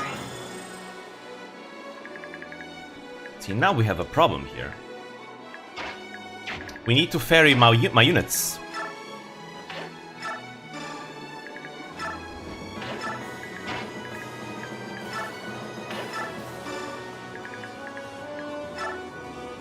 There's holes here, by the way. That's why they don't move.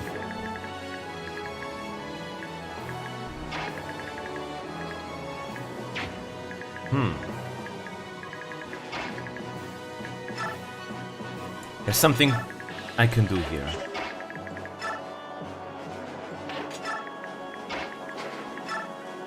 There we go. Shame I can't sing for all of them, but I can sing for some of them. It doesn't stop Markiplier. True. I remember his was the best.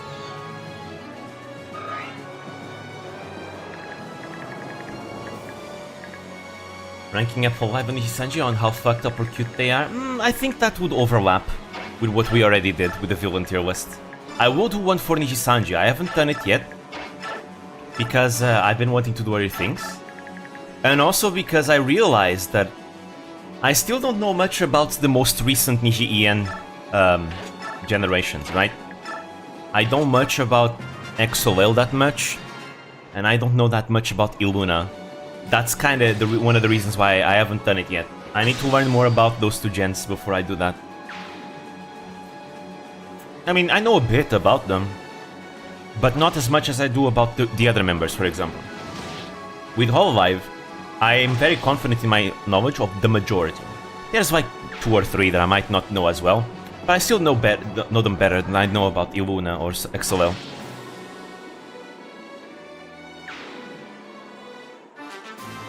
I wonder if a ton of women are into monster smashing or if it's just the online ones who are unique. I wonder. That's interesting. I mean, we're talking about actual monsters, right? But even amongst like the more weeby kinds of things, monster girls are very popular, for example, right? There is an appeal about being into something that's different from yourself, right? Kinda makes it feel special, because that doesn't exist.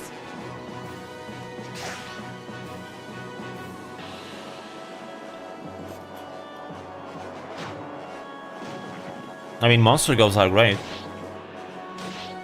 There was once, I remember Nina Kosaka made a tier list, ranking monster girls.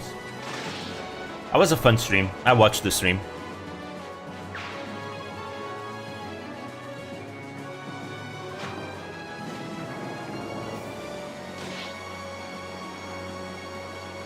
Monster girls confuse me, especially spider girls? Depends on the spider girl for me. Though I'm not into that. Too many legs. I like legs. I prefer a pair of legs, not 8 of them. That's too much.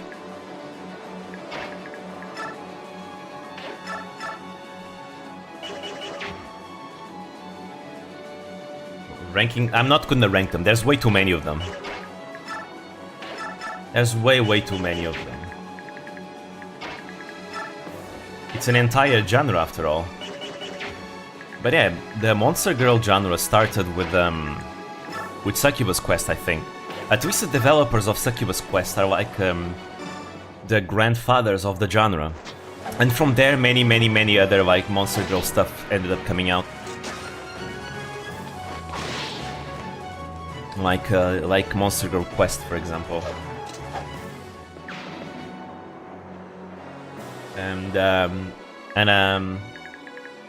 But the Monster Girl quests, no, the Succubus Quest devs make an homage to those that were inspired by them in Succubus Academia. When Saiyans are an abnormal race from another planet with inhuman abilities, are the female Saiyans monster girls? Not really. They're missing the monster part of the monster, right? Yeah, they have powers, and yes, they technically could like become monkeys and all that. But overall, they're not really counted as monster girls. I mean, think about it. Well, I guess it depends. Again, it depends on the... Now that I'm thinking about it, it really depends on like the fictitious story. the rules kind of different. But I don't think, but no, female Saiyans do not count as monster girls. They're missing that monster aspect. They're too human. They're just too human, I guess. I mean, it's difficult, right? Because in some places, in some fictional stories, so cat girls don't count as monster girls. That's what I'm trying to say. It's in some stories they are considered monster girls, but in others they're not. I think for the most part, they're not truly considered monster girls. But inside the context of a monster girl show, they are considered monster girls.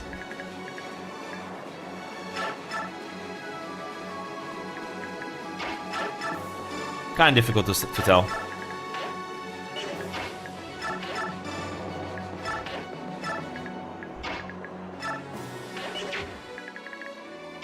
Anyways. Kill this one. Ah, goddammit! Does that mean Kemono Friends doesn't count? I never watched Kemono Friends, so I can't really tell. Can't really say.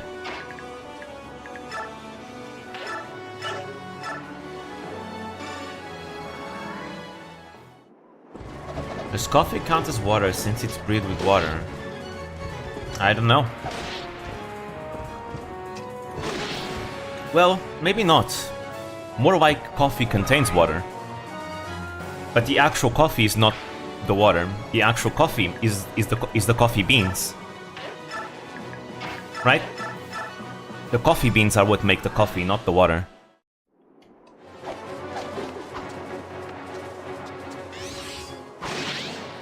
Right? Because think about it. If you take the coffee beans out of the coffee, it's not coffee anymore. But if you take the water out of the coffee, well, you have coffee beans, which is still coffee.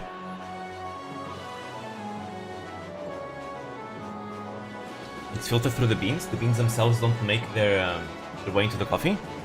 Yeah, but they are like the important ingredients that will make coffee. Because if you remove the coffee beans and you add leaves, then it becomes tea and it's no longer coffee. Right? With water, you can make a bunch of things. But with coffee beans, you make coffee.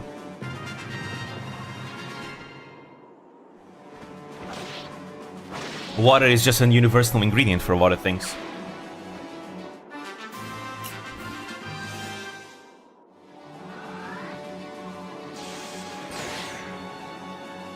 Argue that tea is a form of water. In a way, it is. It's flavored water, but it uses the herbs, right? The tea leaves. That's what makes it become tea.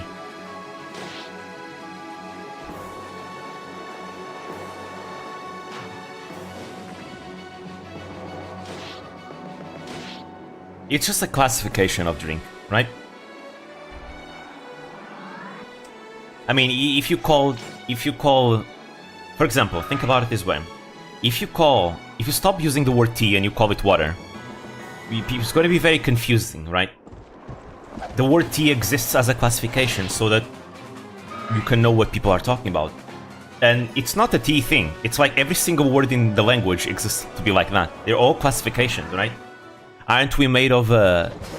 Aren't we all made of cells? Then why are we calling ourselves humans, right? Or whatever like that, right? It's classifications. Tea ends up being the water brewed with the tea leaves and all that. That's what makes it become tea.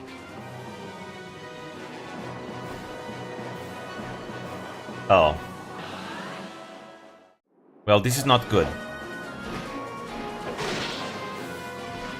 Well, I have to reset, because it's a liar.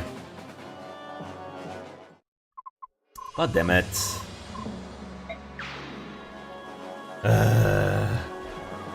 I was almost done with this chapter. Ugh. I don't like playing this chapter. I'm gonna reset. God damn it, I don't like playing this chapter, it's so boring. The cool chapters come after this one. I don't like this one.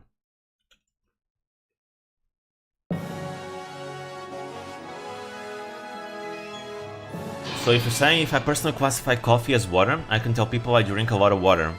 I mean, not really, because people are going to think of water, not coffee. At the end of the day, language exists so that people can communicate with each other. Right? If you use, like, a different definition of things, then you're not talking about the same thing. It fails the point of language.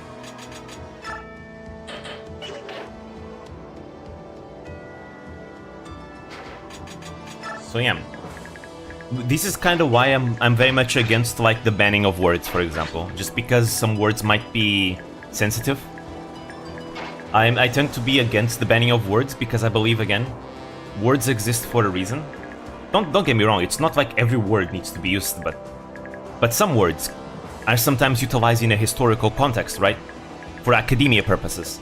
And I think banning that just because of that, to me, is a bad thing. It's a disservice to language.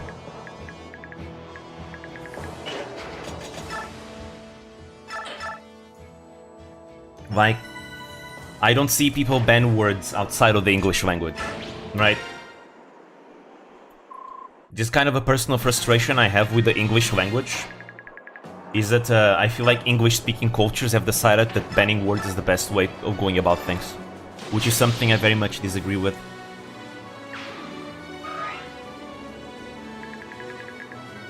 Look at AI, for example. If you start telling the AI it isn't allowed to take certain sides of certain things, that becomes way dumber and less coherent. Even Pip acknowledges it. I mean, yeah, because it makes sense, like, right?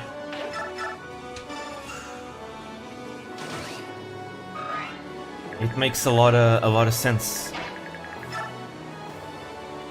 A lot of people that tend to be the type that criticize others and cancel others like that, they tend to be the type of people that they never put their opinions out there in public, just so that people will never stop disliking them or liking them, right?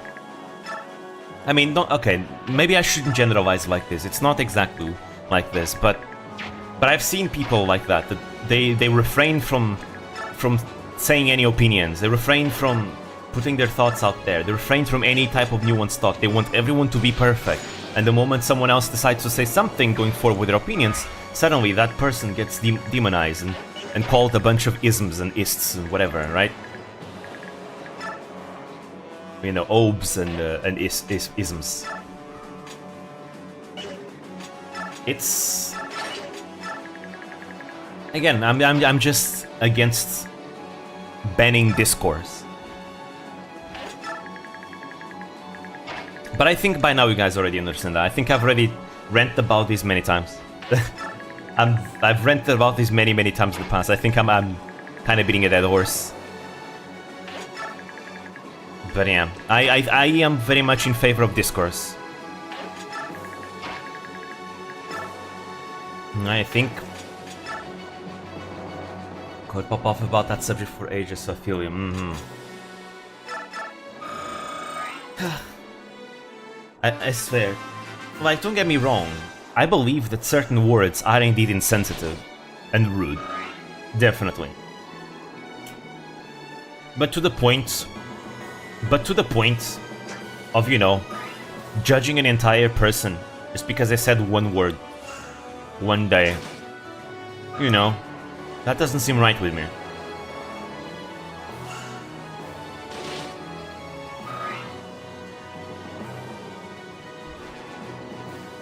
You know, sometimes times change. I've seen people, you know, for example, that today are crucified because they said the N-word 10 years ago. That's the thing, right? Times were different 10 years ago. Comedy changes. Comedy changes through the ages. People change through the ages. And I think expecting people to be the same is such a flawed way of thinking. I've seen many comedians, for example, comedians that end up being hated to this day just because of jokes they made like years ago. Like, why? It's just, look, it's a joke. I get it. It can be insensitive, but it doesn't have to be like, okay, this person is like the worst person in the world because they made a bad joke. Sometimes it can be just a bad joke. And yeah, you can call out that that was a bad joke. But you know what?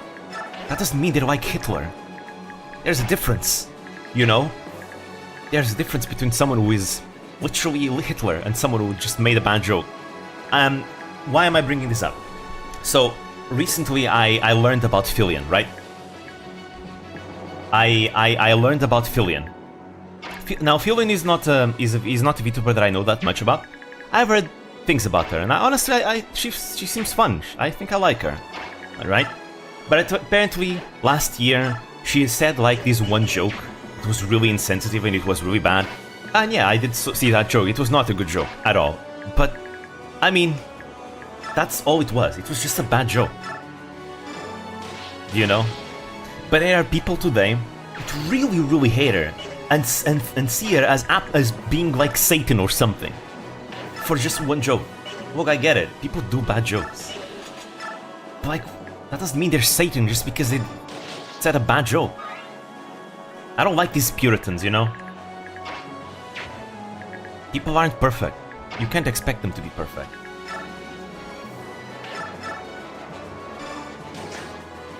What gets me is that it's often the ga and not the ger, or not even derogatory. Yep. Again, this is why I remember in a past stream that I did of Nier Automata, I did say that in my experience here in Portugal, or not just in Portugal, but in other non-English speaking countries, people make fun of Americans by just saying all the words that they don't like. It's not that they hate Americans, they don't. But it comes out of frustration, right? They poke fun of Americans for that, and they just say all the jokes they don't like, and all the words that they don't like. It's kind of a thing outside of English-speaking countries, because in those countries, those words don't mean anything for them. So yeah, Americans are memeable. But like, Americans are the only ones that take these way too seriously. And to be fair, it makes sense. It's part of their history in certain cases. But even still, man. But the problem is that Americans enforce this upon everyone on the internet.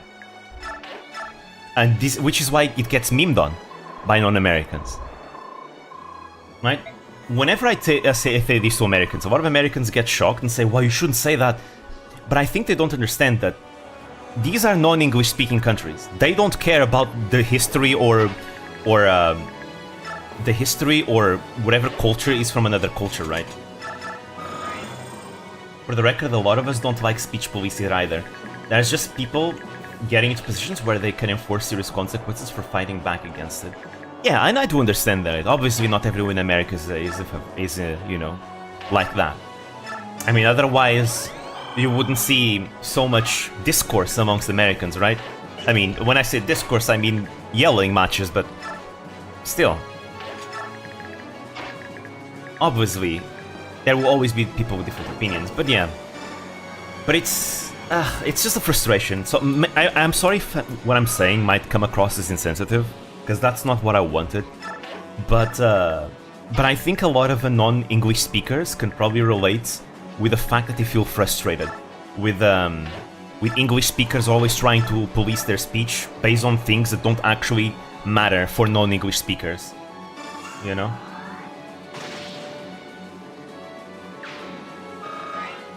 What does Portugal think about the non-stop violence and riots over here? Always curious to hear how other countries of America are going. We do have that on the news. Usually anytime that something bad happens in America like that, we get it on the news. I remember back during the whole George Floyd protests and all that, there were also protests here in Portugal. And honestly, I think that was pretty well received, until some people decided to completely derail the whole purpose of those protests into making it about something else completely. You know, suddenly we had people starting using those protests as an excuse to start going out and breaking things and vandalizing things and trying to destroy historical heritage of the country.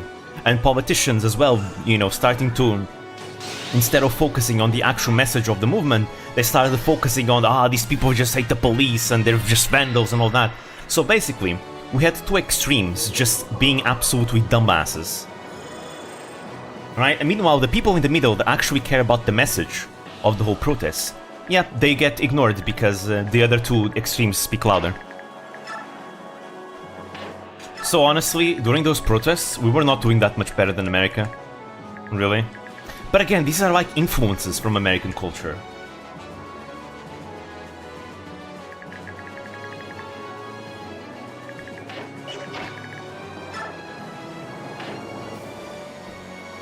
Yeah, which is another like very good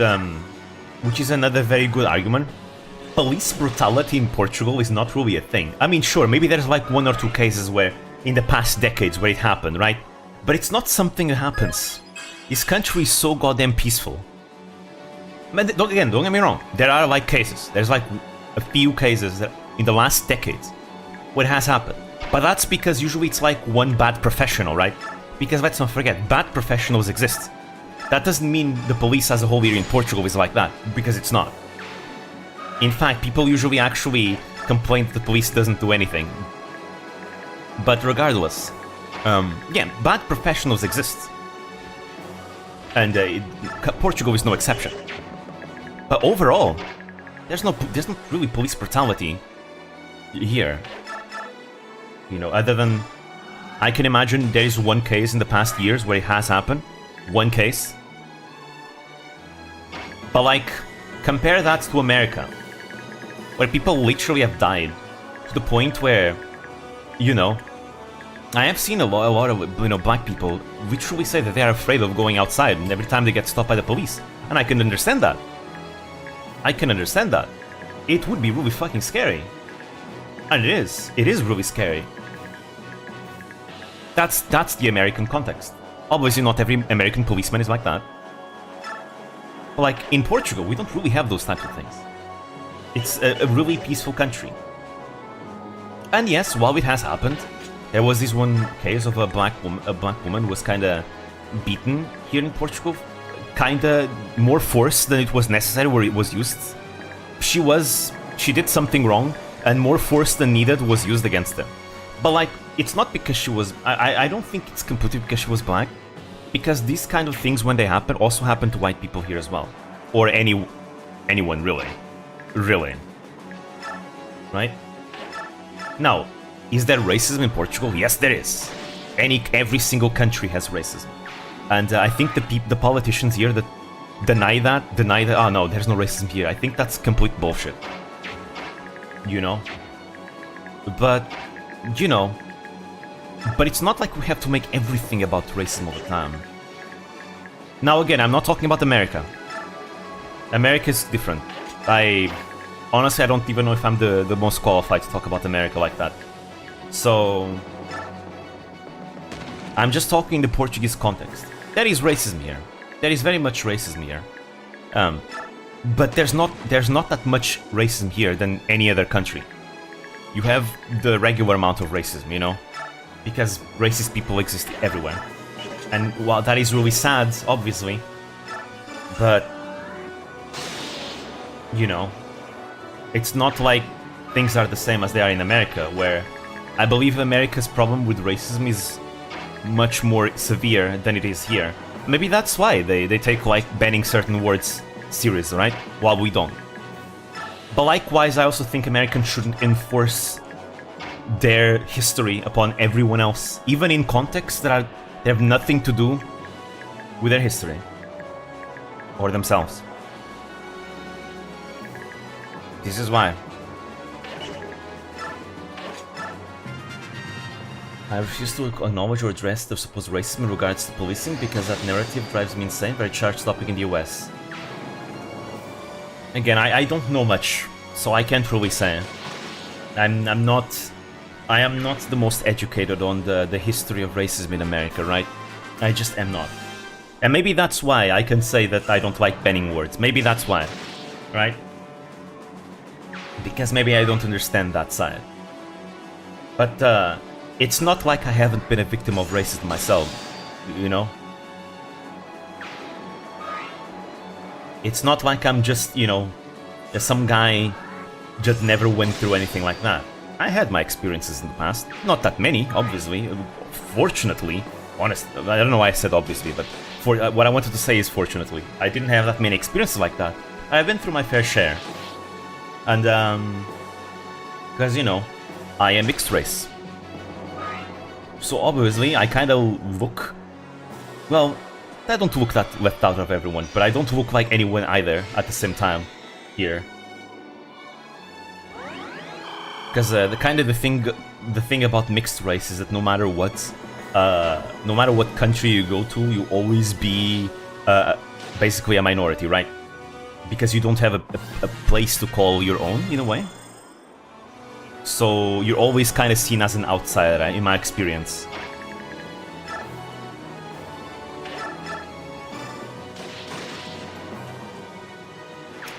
But yeah. Yeah, here we are talking about politics again. I mean, again, it's not really politics for politics' sake. It's more like these are modern topics of conversation, and I am just interested in discussion. At the end of the day, everything I say is just my opinion, and everyone is free to disagree with my opinions anytime. Because I don't think my opinion is better than anyone else's. You know?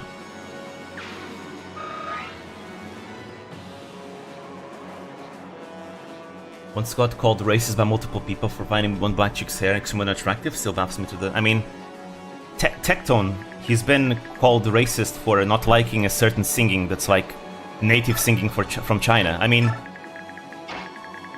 I don't think disliking something means you hate it. I think there's a difference between disliking something and hating it to the point where you believe it shouldn't exist. I think those things are too different. I don't think people should be forced to like things against their will. Let me give you one example. And again, disclaimer: everything I'm saying is just for the point of discussion. I don't want any trouble out of this. But for example, another theme of conversation that's been kind of a topic of conversation as of late is the whole fat phobia and all things like that. And I've seen people say that if you don't like fat girls, you are fat phobic, right? And I think that's completely a stupid argument, because like, you can't force people to like what they don't like, you know? I think it's completely dumb that, nah, you have to like this because otherwise you're being offensive. Like, come on. Everyone has the things that they like and the things that they don't like. And that's how it is for everyone. You can't force anyone to like something they don't like. It's not... There is a difference between, you know, just not being into fat girls and actively discriminating and hating them and saying terrible things to them. Those two things are completely different. You know? One is bullying and harassment. The other is just personal preference. Right? And I feel like, right, that's kind of the issue these days. It's just, there's a lack of nuance in everything. Everything has so much of a lack of nuance.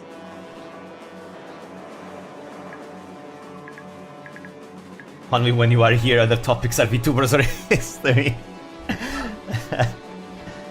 I aim to stop talking about politics for ages, but apparently we suck at not talking about it constantly. I mean, I know the feeling, I relate with that. Because again, Then again, I only do this for streams, I don't do this for my videos, because I never want to make my videos about politics or anything. The reason why I do it on streams is because, well, I mean, it's just a space where I can hang out with people and talk about things, and when it comes to talking about things, you know, I like talking about things of modern times, that's all. I do want to decrease the amount of times that I talk about this, but at the same time, I also feel like it's kind of sad that I feel this way, right? Like, I don't want to talk about it, because some people might not enjoy it. And it's like, yeah, but isn't this my space, though? I don't think I should stop myself from doing something just because some people might not be into that. At the end of the day, it's their choice whether or not they want to watch. But at the same time, I also understand that some people just want to have fun, right? Some people just want to have fun, not to worry about any of this. And I understand that completely, because there are VTubers that I watch exactly for that. You know, whenever I watch Pecor, it's because it's all fun and that's it. You know, whenever I watch Pippa, I like watching Pippa because I like watching a rant, right? So it kind of depends, right? It really depends. If with some racism or something, which seems to be right people in my class. These days, there's a lot of discrimination against Chinese people. because of the Chinese government, which is sad. Once again, we're losing nuances where people decide to lump up an entire ethnic group or peoples. Well, no, ethnic group is not right because there's multiple ethnic groups. But they're like people that decide to judge an entire people based on the actions of the government, which I think it's not the right thing to do either. Again, nuance. This is the death of nuance. Nuance is death, and we have killed it. Thank you, Nietzsche.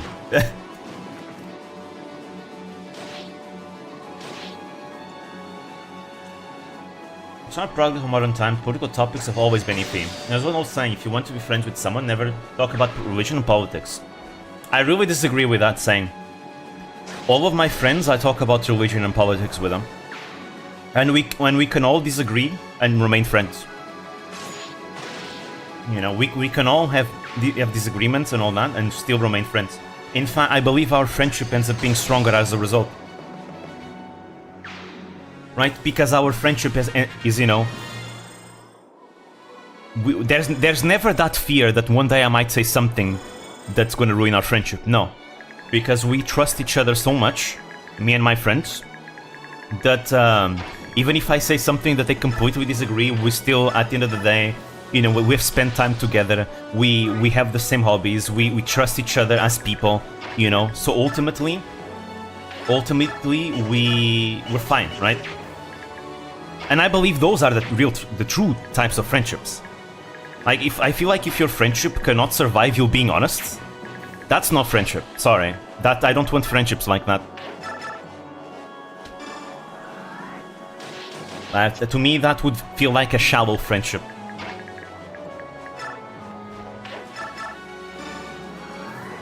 I love when I can talk about politics, have a heated argument, and then at the end of the argument disagree and laugh with it with my friend, and carry on with life as if nothing had happened. That is the best thing ever.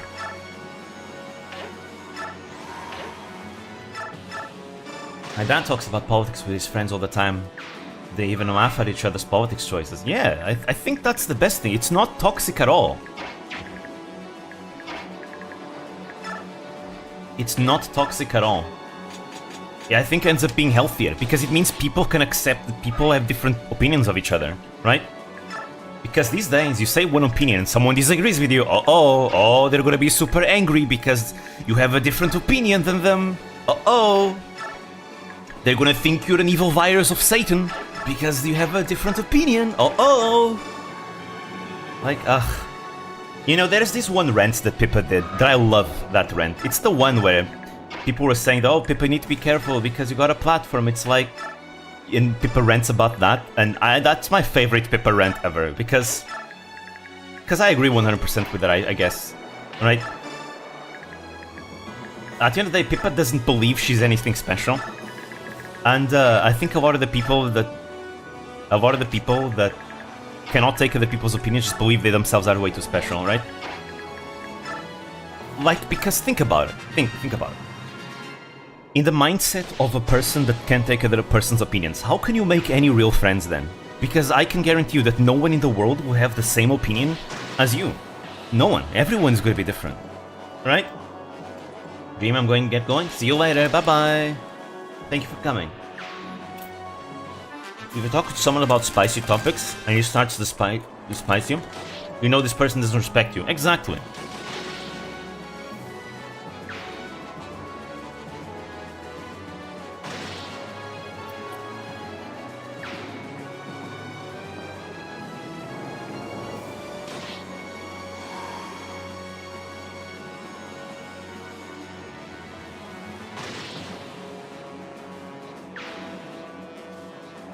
But yeah. Not gonna lie, guys, I'd like to talk to Pippa one day. She seems like someone that would be interesting to talk to.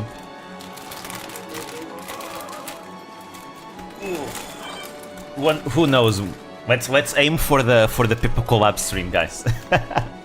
Let's aim for the Pippa collab stream where we can talk about things. That would be a lot of fun, not gonna lie.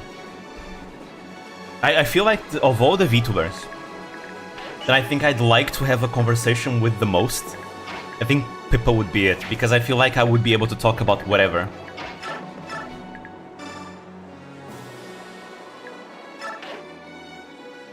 Join Face Connect. They don't accept guys. That's a problem. I agree with Pippa 96% of the time, the other 4% I usually get pretty angry. I mean, Pippa has sometimes some bad takes. I mean, she recently was talking about gaming, how gaming these days is terrible, and I completely disagree with that. I believe gaming is good. It's always been the way it is right now. It's just you need to know where to look. Back then, we had a bunch of terrible games made by these companies that wanted to cash in on games based on movies, and those games were absolutely terrible. So bad, right? Gaming today is as good as it's ever been, except now you have lots of AAA companies doing terrible games, just like before. But there's so many good other companies that make good games out there. If you try to deviate from the mainstream, you will find so many mid-sized companies that do amazing games. You have so many great games coming out soon. Many games that came out recently. You can't just go look at what's popular. That's a bad, that's a bad way to look at the gaming industry, because you miss out on so much gold. There's so many good games out there that go unnoticed, and it's really sad when people say, "Oh, gaming is not good," but they don't know about these amazing games that are out there. Yeah, they're not popular AAA games. They're not the popular AAA games that you'd expect. But why does it have to be that way? It doesn't have to be only AAA that exists. And I'm not even talking about indies either. Look, indies is one thing, AAA is another thing, but we have a lot of companies in between these two. Mid-sized companies, bigger companies that might make lots of games that people don't know as well. Smaller companies. There's so many different types of companies that make amazing games. Again, you guys know how much I like Trails, don't you? I think Falcom is a company that truly has a lot of love for their games. I don't think anyone knows about Falcom. They are a mid-sized company that make lots and lots of JRPGs. I love JRPGs. Obviously, I love Falcom. Oh. Right? But most people don't know about them. Nonetheless, the games they do are amazing. Are they popular? No. But they're amazing games. Popularity doesn't mean the games are bad, or the lack of popularity. So no, gaming today is good. There's more quality and more choice today than when we've ever had. Difference is, there's also a lot of shit. But then again, same thing applied in the past. In the past, games used to be very low quality, very unpolished, very just to cash in on a quick buck based on the popularity of a movie. How many movie-based games there used to be, Pretty much most of them used to suck. It's terrible. Terrible, terrible, terrible. So no, things haven't changed. The difference today is that we have the whole microtransactions as part of the discourse, and a lot of AAA companies want to exploit that to their profit. But just because big Western companies are doing that, doesn't mean everyone is doing that. Just ignore those. Just do what I do. If you don't like that, don't buy it. And go look for something that you will enjoy. It's that easy. Pokemon games started being way low quality to me. Way too low quality. It feels like Pokemon just wants to cash in on these mass-produced types of games. Guess what? I stopped buying them ever since Ultrasound Tremon. I did not buy Ultrasound Tremon. I thought they were past, making better versions that are the same game, but they made it, and I didn't buy that game. And I didn't buy any other game after that until, and I'm waiting. I'm waiting until they go back and make a game that will be as polished as the games before Gen 6. Until then, I'm not gonna buy the game. And unfortunately, I am in the minority because, Scarlet and Violet was broke records in sales. Which means clearly, the company is not gonna change anything. The company is not gonna change anything because the sales say otherwise. And you know what? That's fine. In that case, I'm never gonna buy a Pokemon game ever again. That's simply how I protest. And if the protest doesn't mean anything, so be it. I got into Fire Emblem because I was frustrated with Pokemon. And I haven't regretted getting into Fire Emblem. Fire Emblem became my favorite Nintendo franchise. And I'm still a big Fire Emblem fan to this day. I'm still a Pokemon fan, don't get me wrong. I always go back to the older games. Always, all the time. You know, I love them, but modern Pokemon is just not something I'm going to invest my time into. Not anymore. My money, I mean. The choice is why I consider Gen 1 to be the only true Pokemon generation. No, but I think that's because you haven't played the generations after it. Pokemon was amazing until Gen 5. After that, Gen 6 was a downfall of Pokemon. Pokemon peaked at Gen 5. Gen 5, like I said earlier, is the most polished, the best experience in Pokemon. You have the most Pokemon there. You have lots of options. The game design is well made. There's lots of personality, lots of polishing. Graphically, looks amazingly. For like, it was the peak of 2D art for Pokemon. You have the more content in that game than any other Pokemon game ever. Like, the money that you pay for that game is very much worth it. So no, Gen 5 is peak Pokemon. Then comes Gen 6. Then comes the move to 3D, and clearly Pokemon was not ready for that, which is a shame because I was super hyped for 3D, and I think it's still good, but clearly Pokemon is not ready for it. And lots of things started going downhill. X and Y is one of the most unfinished games I've ever played in Pokemon. X and Y feels unfinished, feels empty, feels barren. There's a lot of cool things in it, but they were gonna do a third version, right? They did a lot of foreshadowing for a third version, which never came out, which I was happy it never came out, but at the same time, it's again, my point. Why don't you just make the games good from the beginning, right? Just X and Y was a disappointment in many, many ways. And then came the remake of Gen 3, and that one was super cool, except it didn't add one of the things I was looking forward to the most, which is the Battle Frontier. Right when I was getting myself into competitive battling. So once again, they're cutting corners. Then came Gen 7, which Sun and Moon was pretty cool, but once again, clearly they were holding back. Because they added a lot of things in Ultra Sun Ultra Moon that were just better than Sun and Moon. You know, Ultra Sun Ultra Moon is just the same, except a little bit different and worse in the story, because they ruined Lily and Lucamine's story arc completely. So yeah, it feels like a pointless release at that point. Why don't they just make Sun and Moon just good and stand by itself, instead of making another version that's slightly better gameplay-wise, but actually slightly worse story-wise?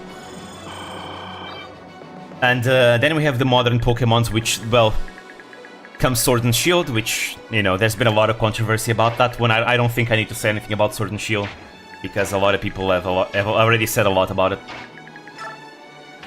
It once again feels like they're cutting corners. They removed the National Dex, which in my opinion is not really that much of a problem. The National Dex being removed, to me, is completely justifiable if it means the game is going to be that much better. But that's not what they delivered. They said they were going to remove the National Dex so they could provide better animations, but the Pokemon that they added from previous generations, they all have the same animations that they had from 3DS. Literally copy and paste. They literally copy and paste the models. So what do you mean you're going to remove the National Dex for the sake of making better animations? You change nothing. It's the same. You lied to your fans. Do you see? Again, I don't want to support a company that does this. I don't. I love Pokemon. You know, I love Pokemon, but I want to protest. So I don't buy Pokemon games anymore. But I will. If they go back to their old ways, where they make the games polished, then I will.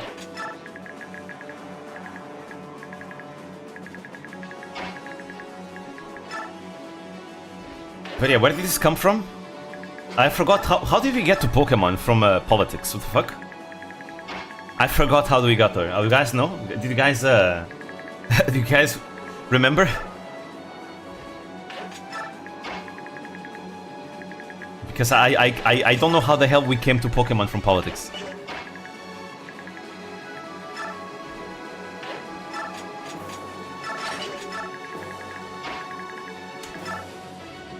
From gaming is horrible. Ah, right, because I was talking about how Pippa. Sometimes I also disagree with Pippa's takes, and Pippa said that gaming today is horrible, which is something I completely disagree, and it was actually funny when a lot of people were shitting on her for it as well.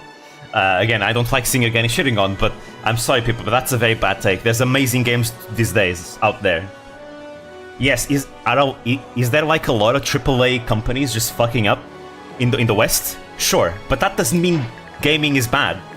It just means that those AAA companies are making shit games. What about everything else? Paper's take on gaming quality is a good take. No, that feels like a take of someone who doesn't play that many games outside the mainstream. Again, I'm not throwing shade to Pippa. Don't misinterpret me as throwing shade to Pippa. I'm not. But I feel like it feels like the kind of take someone would only do if they only play the mainstream games and nothing else. The take of games today being trash is one held by a ton of people. No, it's held by mostly Western fans of specific companies in the West. I've watched many videos on the subject, and I can say that there is a common theme with them. That all of them used to be people that are fans of like these Western companies that used to make cool games in the past, but now those companies are no longer making cool games and are doing something else, right? And it tends to be very Western-centric, which is something, again, the world of gaming is not just Western companies. And it's not just those ones in particular. The world of gaming is very vast. Oh, there goes Leanne, bye! She's not dead, don't worry guys. But she'll not come back. That's playable. It's really, every time I see people talk about modern gaming, they talk about Blizzard, they talk about EA, they talk about some other Western companies, like sometimes Bethesda, sometimes, you know, what was it? I forgot. You know, sometimes microtransactions and gacha games. And I never see the big ones of the industry. No, the big Western ones. What about the Japanese developers? You know, what about... And again, even just because they are the big of the industry doesn't mean they are gaming itself. There's so many mid-sized companies that do amazing games too. It's such a fallacy to say that gaming is bad just because the Western big shots are making terrible games. What about everything else? The Western big shots only make a small percentage of the games being released. You know? What about everyone else? I don't play Western games that much. I tend to... Yes, it's true that I play mostly Japanese developer games. I feel like, in my opinion, Western developers make more banger games these days than the Japanese developers make more banger games than Western developers. But even still, there's so many good Western developers out there. God damn, God of War was such a banger. Indie games? I'm not even talking about indie games. To me, an indie game is like a small team. I'm not talking about small team, I'm talking about mid-sized companies. Like Falcom. Falcom is a mid-sized company. You know? Falcom is not a small company. They're not a big company either. They're a mid-sized company. They make multiple games per year. They like make 2 RPGs per year. Maybe more, sometimes more. They've got a lot of IPs in them. Most people don't know Falcom, but they are nonetheless, like, you know, a company that should be taken into account, just like many other companies out there. You know, there's more than just indies and big shots and AAA. Yeah, talking about something you don't know much about and putting everyone in the one basket is wrong behavior. Exactly. Like, no, like, go look at the games being made out there and tell me. Go beyond the surface of the goddamn mainstream AAA games and you'll see like an entire world with lots and lots and lots of games being made that are amazing.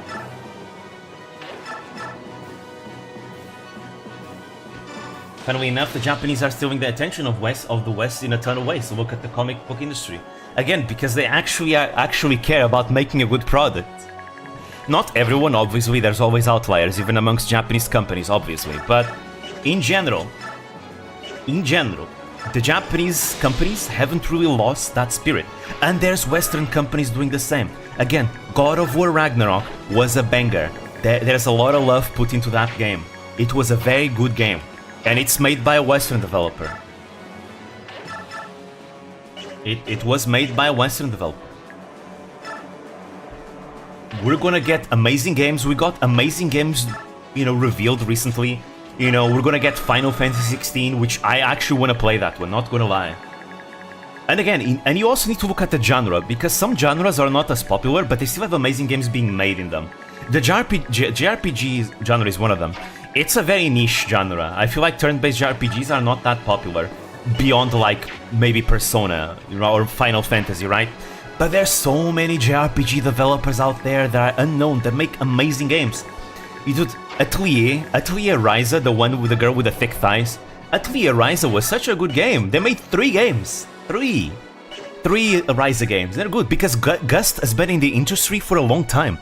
Gust just makes girls with cute girls and games with cute girls, and they're very good at it. And they've been in the industry for forever. Most people don't know about Gust, I'd say. Most people that are not paying attention to like Japanese developers, but they are there and they're making games, and they're making good games, right? And not just the Atelier series. There's so many. Koei Tecmo makes cool games. I'm gonna buy Nobunaga's Ambition when it comes out as well, because I've been waiting for it. I mean, yeah, it's a strategy game based around Japanese history. Very niche. It's like a niche inside a niche. Most people don't even know what the hell Nobunaga's Ambition is, but Nobunaga's Ambition is really fun. I love Nobunaga's Ambition Sphere of Influence. The franchise is as old as Mario. It's older than Mario, in fact. And I'm very excited for the next Nobunaga's Ambition after Sphere of Influence. I mean, Taishi was kind of weak, but Sphere of Influence was so good. People don't know about that game. Most people don't even know what the hell Nobunaga's Ambition is. Right?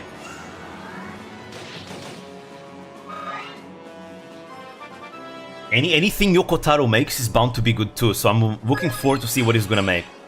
And again, Yoko Taro, even though Nier Automata was popular, Yoko Taro games are still overall very much a niche. Beyond Nier Automata, and I guess now the remake of Nier Replicant, most people haven't played Drakengard, for example. Dude, I fucking love Yoko Taro games, they're amazing. Even if they're niche, they're like a cult classic. A cult favorite. So no, there's a lot of amazing games out there. Amazing, they're still being released to this day. We have a lot of choice. But you need to look beyond just the goddamn same old Bethesda, Activision, Blizzard, EA. You need to look beyond that, because you're limiting yourself so much. I feel like you're depriving yourself of so much fun games if you just look at those same old ones. Really. Nintendo is still killing it, as they always do, because Nintendo, even though their console is usually always the weakest of all the consoles, they just have banger games in them. They just have banger games. We got Legend of Zelda Breath of the Wild, it did well. Now we have Tears of the Kingdom, which is also doing well. Fire Emblem Three Houses was a record for Fire Emblem. Engage did really well in the first week. Super Mario games usually tend to do well. Splatoon is doing amazing. Yeah, as a new IP for Nintendo. Pokemon, I don't want to talk about Pokemon. I don't think they deserve the success that they have, but fuck, it was successful nonetheless, even if I hated the fact that Pokemon is somehow getting away with its laziness now. And people are able to play and appreciate plenty of games while also acknowledging the state of the industry. Yeah, but the big AAA are not the industry. They are part of the industry, but they're not the industry themselves. You can, if you want to acknowledge the industry, you need to acknowledge everyone, not just the big Western AAAs. That's how you acknowledge the industry.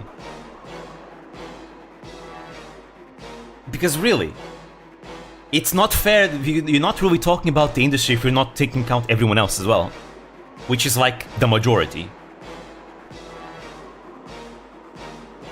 Followers of the false apostle, bow down to the miracles of our savior. As long as the Maiden of Dawn watches over us, we cannot be defeated. Like, you can acknowledge that, lots of the AAA Western companies are just fucking up, and they are. But please, don't lump the entire industry just because of the fault of a few. Because that's just not fair. I disagree, I focus on the big ones who make the most impactful, well-known games. They suck. If you want to take into account small companies, there will be so many horrible ones that outweigh the good. I disagree with that completely.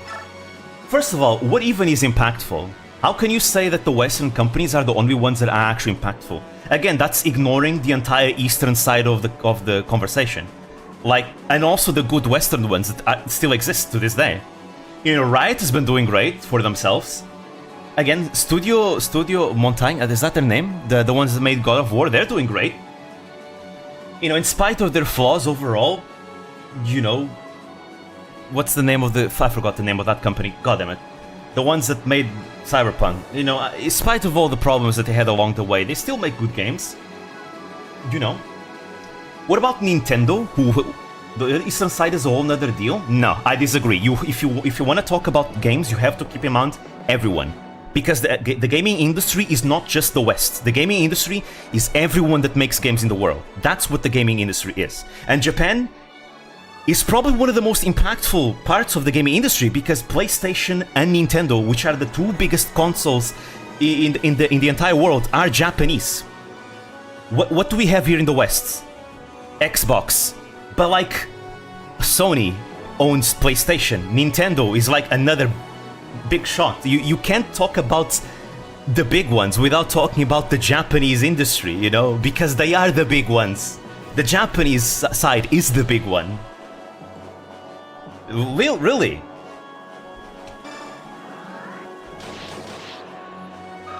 I don't like Nintendo either. I find their games to be bad. Okay, but that's just that's a complete unpopular opinion, though. I'm sorry, but Nintendo games are absolutely amazing. Nintendo is like the one company that to this day hasn't failed. They make mistakes every once in a while, but if there's one thing that never misses out with Nintendo is their games. People love Nintendo games universally. Everyone can just agree that Nintendo is still the one company that's still making good games. Like, and they don't stop like missing on that. Because the thing about Nintendo is that Nintendo focuses on their gameplay first. Graphics is not really a concern. They focus on their games being fun, and they have so many good games for Nintendo. Their IPs, literally, if popularity of opinions matter, it matters that people think the gaming industry sucks more often than not. But that's only in specific bubbles, though. That's in specific bubble. But I'm not talking about popularity. I'm not talking about popularity here. I mean, the whole thing that Nintendo, you know, Nintendo making bad games is an unpopular opinion. It is an unpopular opinion, though, it's a fact. However, I'm sorry to say, but Nintendo makes banger games. There's nothing about Nintendo that's wrong. What is it about Nintendo games that would be bad? They play well, that's like their number one concern. Nintendo has like the weakest consoles, but they have... Usually, their games carry their consoles. Because the games are just that good. Mario games are usually good, Zelda games are usually good, Fire Emblem games have been good, Pokemon depends on what you think. Splatoon is good. Like, overall, every single thing, most games that Nintendo makes, their IPs, they all have great success and they are amazing. They're so much fun. Like, what about Nintendo games are bad? Are they bad design? Do they have like terrible gameplay? 99% of games are boring as hell. But that's just a personal experience, though. They do not tell me actually what about them makes them bad, though. That's what I want to know. Like, it's one thing to say, okay, these games are not for me. That's one thing. But it's another to say, no, the games are bad because I find them boring. That's not an argument. If you think a game is bad, you need to say why. What is it about them that makes them bad? What makes things bad is inherently personal experience and opinion. But if you're having a discussion with people on whether something is good or bad, you need to take into account that your personal opinion is personal preference, not like objective fact. Otherwise, people couldn't talk about anything overall, you know? You don't like Nintendo games, but that doesn't make them bad, you know? There's a lot of things I don't like that I can recognize are good, even though I don't like them. You know, like most FPSs. I don't like FPSs. For example, let me give you an example of something that I just really don't like, but I know it's good. Valorant. I don't like Valorant, but I think Valorant is an amazing game. That's an example. I can put aside my personal opinion, my personal preference from the game itself. The game runs well. The Valorant is overall done amazing when it comes to like FPS, tactical FPS games. It runs well, has a good variety of characters, feels polished. Riot is putting a lot of love in it. There's nothing about it that's like bad. Well, I guess you could argue about sometimes like the whole multiplayer aspect, just like in League, but that's different. I'm not talking about that. By using Nintendo as a symbol of quality, I'm saying I don't agree with your point, which matters. Although this is getting to be something Discord discussion worthy.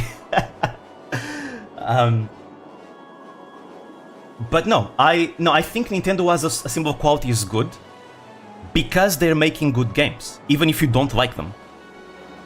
Likewise, people like Fallout, and there have been amazing Fallout games, but I don't like Fallout because I don't like the first person, shooting RPG aspect. But I can still say, yeah, I've seen certain Fallout games are good. I can't say for them all because I haven't seen them all. But at least the few ones that I've seen, they seem good, and people do have a good opinion on them. Likewise, here's an example. Randomness has been wanting me to play a BioShock Infinite. And that's a game I've been hearing lots of good things about.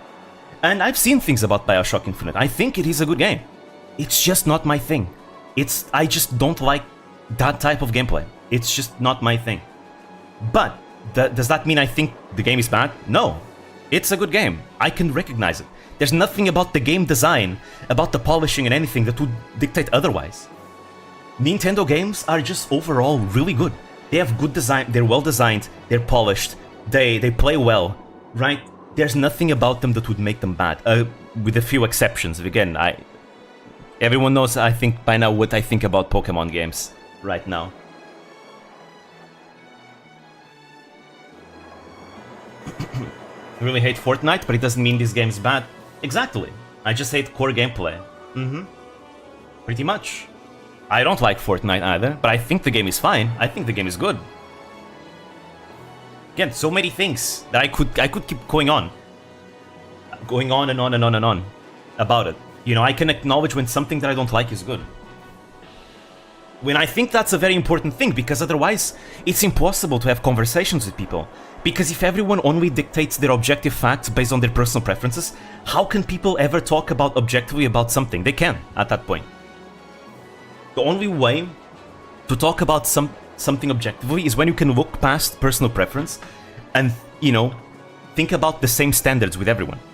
And that's why there are things that makes games good and bad. Good design, polishing. Overall, the game itself, basically, the gameplay. That's what Nintendo is good at. Gameplay is number one for Nintendo. Always. Their graphics tend to be the worst. Their consoles tend to be the worst. But man, they have such good games, it doesn't matter. The quality of the industry is inherently a subjective view, so the reasoning will be too. There are standards that you can ground yourself with, though. This is not something that's impossible to discuss, though. Again, when you think about the industry, you need to think about all the companies, the games that are being made, regardless if it's big or small, the amount of choice you have in those games. And again, it's just a very limiting view if you're only regulating yourself by a few games. And even when it comes to the quality of the games itself, there are ways you can know when a game is good or bad. For example, Fire Emblem Engage, the Fire Emblem game I played earlier this year. Fire Emblem Engage is a good game. Is it the greatest of games?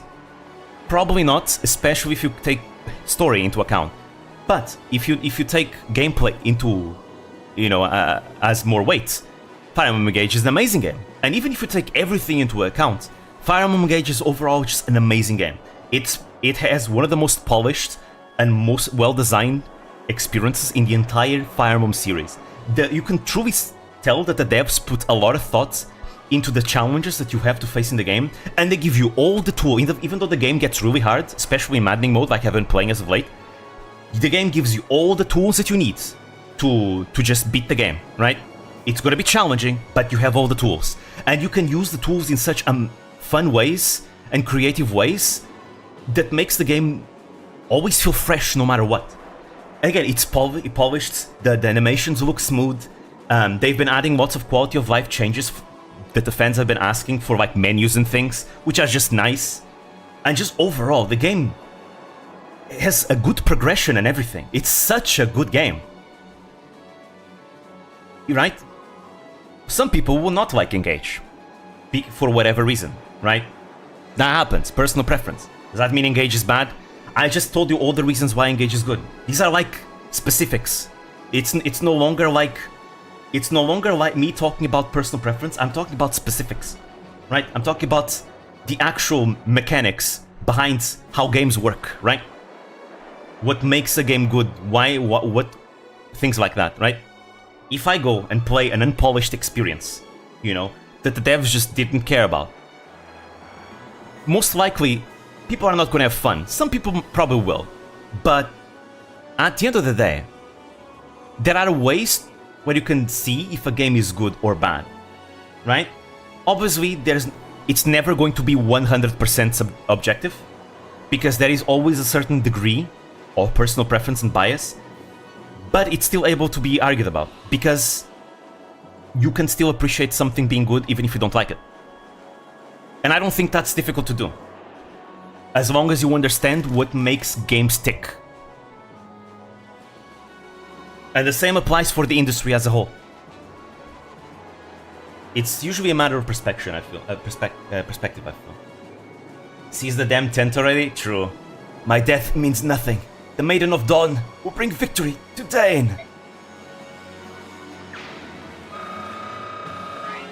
And then again, I feel like if you're gonna judge the industry just because of a few games belonged to like big companies, I just feel like that's not fair to like every other developer that makes amazing games out there, and the games are all there. They just need to be found. Because the popularity of a game doesn't dictate how much it should dictate whether or not the industry is good or not. I feel like if one wants to judge the industry, you have to play and know about multiple games throughout the industry, not just focusing your view on a specific amount. I feel like that's a very shallow view of the industry.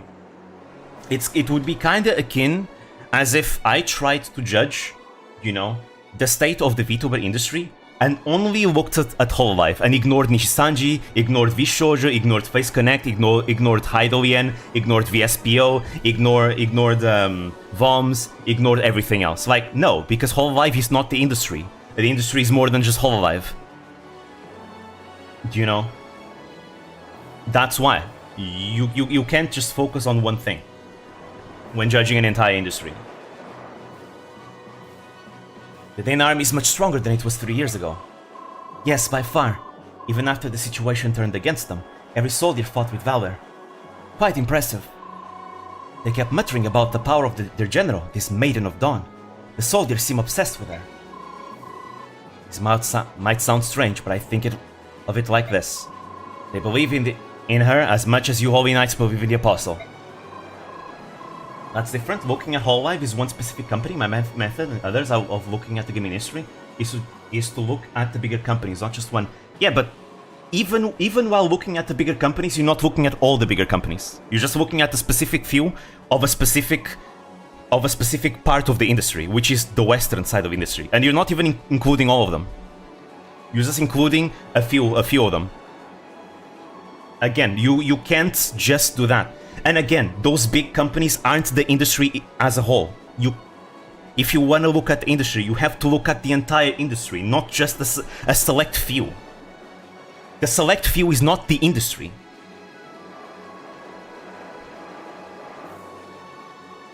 Which is, I think that's a very bad way of looking at it.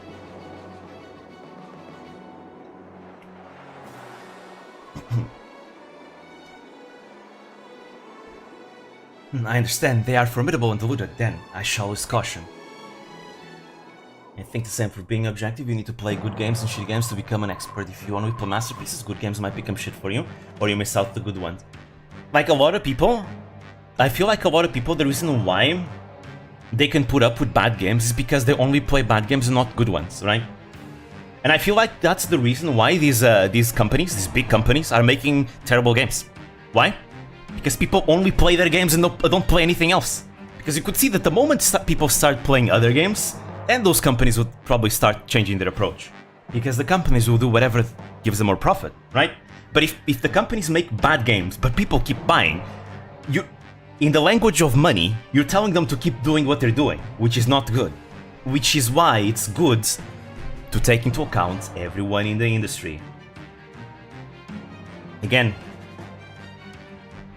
does the, for example, when we're talking about good companies of the industry, does that mean we ignore From Software? Does that mean we ignore Square Enix? Does that mean we ignore Platinum Games? Does that mean we ignore every single company that Nintendo owns that makes games? Does that mean we ignore, like, a bunch of PC games that come out and are pretty good too? Like, it's not fair just to say, no, the industry is EA and Bethesda and Blizzard, and that's it.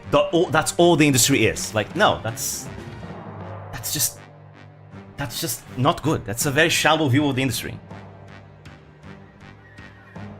I could never call someone an expert of the industry if that's all they give me. Like, I feel like if someone came to me and they told me, yeah, I know a lot about games, but then they don't know any of these other companies in the East, or other big companies in the East, or smaller mid-sized companies, I would never take someone like that serious. I'd be like, no, you don't know anything about the industry. I cannot take an expert advice like that seriously, because clearly this person is not really, does not really understand gaming. And especially all the genres inside gaming, because a lot of these popular games and popular companies, they make specific popular genres, right? But there's so many other genres that are not as popular, but still have big audiences out there, even though they're not popular, like strategy games, like turn-based RPGs. You don't see that many big companies do any games like this, but they exist and they have an entire sub-industry just around them.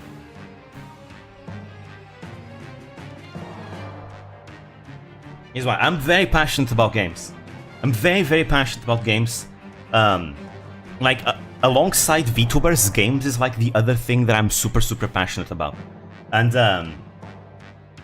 I like learning about the gaming industry and about all those things. And I feel like whenever I see people talk about games and they always talk about the same old Western AAA companies, I feel like, man, why? Like, why is this caption so restricted and limited? We can't talk about games like this.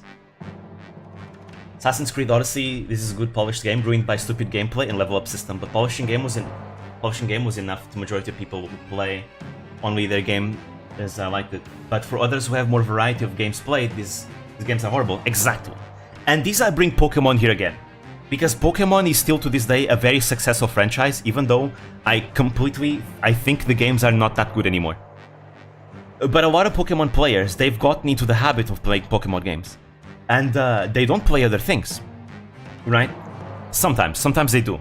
But a lot of them, I feel like they don't play other games. They don't play other RPGs to see that how inferior Pokemon is compared to more polished RPGs that could give them better experience. Again, I started being more harsh about Pokemon when I got into Fire Emblem, because I saw that the devs of Fire Emblem were putting way more work into their games than Pokemon's devs. The Pokemon devs are not caring, right? It's the same thing that's happening kinda right now with Star Rail and Genshin Impact. Even though they're both MiHoYo, so MiHoYo wins in the end, I think a lot of people are starting to realize the flaws of Genshin because Star Rail is just superior to Genshin in every single way. And honestly, that's another thing. A lot of gacha players, I feel, don't play many games outside of gacha. They usually play... I think there's a lot of players in the gaming community that they play gacha games and multiplayer games, and that's all they play.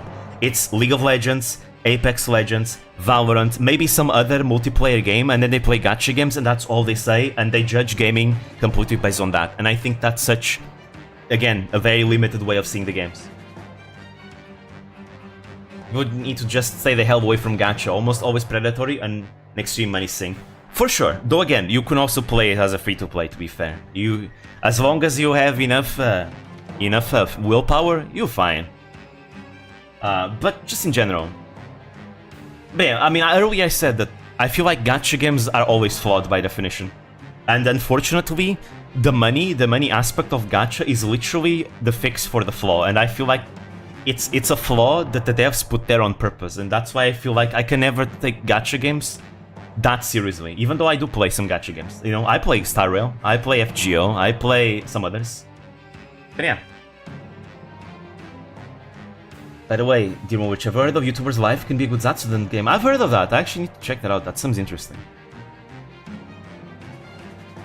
I jump off from playing to not get addicted.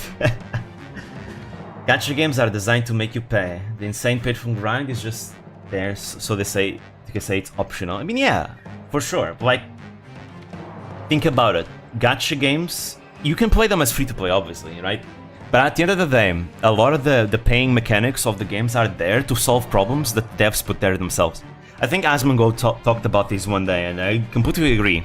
Because you can say 100% that if you took away all the microtransactions and you allow the player to acquire all the contents being paid for free in-game, naturally, the game would be just, in general, better. It would be a much superior game without all the gacha and the microtransactions. Like, literally, they're just there, and they make the game worse. So a lot of these gacha games need to be good despite their flaws. But to me, that's kind of sad, because I feel like they're never going to meet their true potential. That's kind of what got me super frustrated about Genshin. Because I loved Genshin, but I just couldn't like it anymore, because I feel like its potential was getting squandered.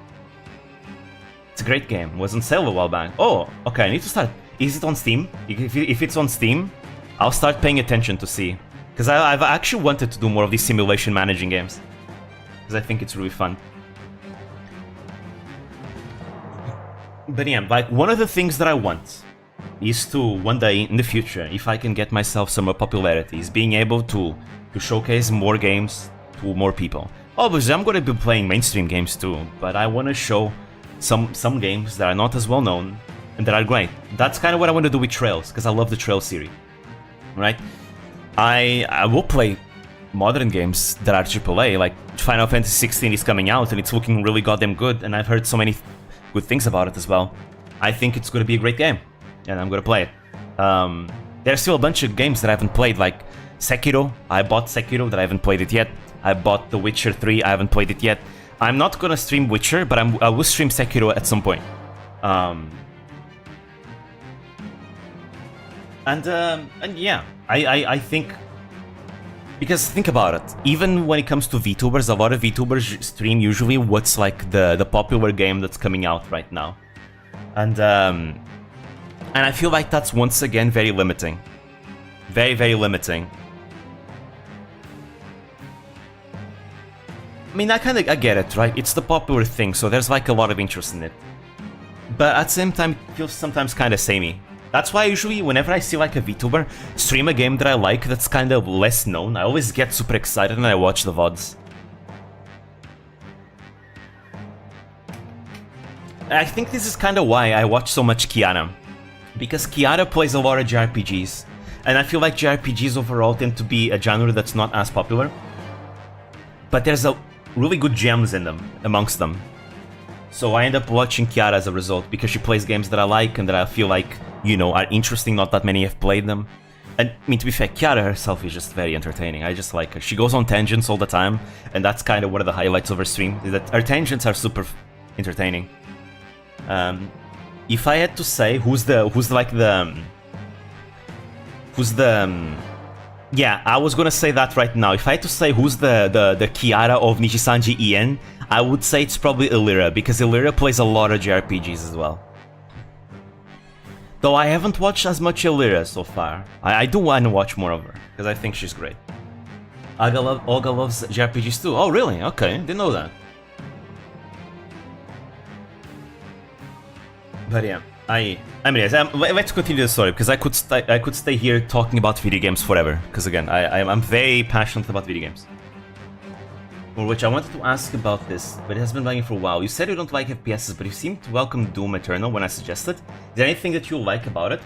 So I've never played Doom. I've only seen people play Doom, but there's something about Doom that I found kind of fun. I don't know. Whenever I see Doom and I see like the whole run and gun, I just destroy everything in my path with guns. I don't know, it kind of reminds me of some other games in the past, like Ratchet & Clank, which has nothing to do with it, but I don't know. whenever I see Doom, it looks fun to me, right? It feels like I'm just gonna get there and shoot some things and that's it, right? That's kind of why when you asked me about Doom, I was like, this looks like a lot of fun. Even though I'm not into FPSs, this looks fun. Like, it's weird. Do I like roguelikes? I also like roguelike. It's not my preferred genre, but I like them. Again, I bought Darkest Dungeon when it was on a sale last Christmas, and I love Darkest Dungeon. Eventually, I'll stream Darkest Dungeon as well, but so far it's not really in a priority. But Darkest Dungeon was amazing, and now the second Darkest Dungeon came out recently, Darkest Dungeon 2, which is pretty hype. Alright, so I should play 2016 first? Okay. Again, eventually I'll get to it. Right now we have a bunch of things in the list first. My promotion of Darkest Dungeon worked well. I mean, true, honestly. It just sounded a lot of fun. Darkest Dungeon looked a lot of fun, and it is a lot of fun. I love it. I love how hostile the game is, so that every single one of your choices matters. Again, that's kind of why I like permadeath in games like Fire Emblem. It's because of that. But Darkest Dungeon 2 doesn't have dungeons. Really?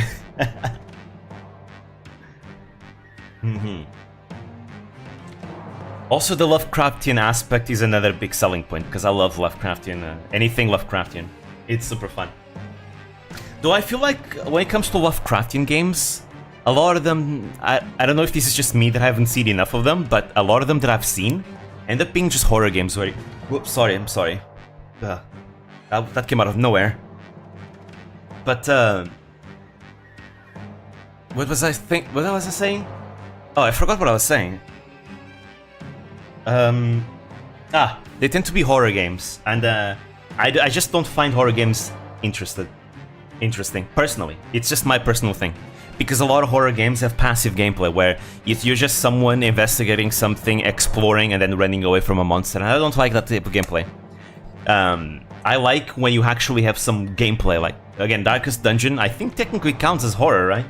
And again, dude, that game makes me feel scared, because it makes me feel scared for the life of my characters, right?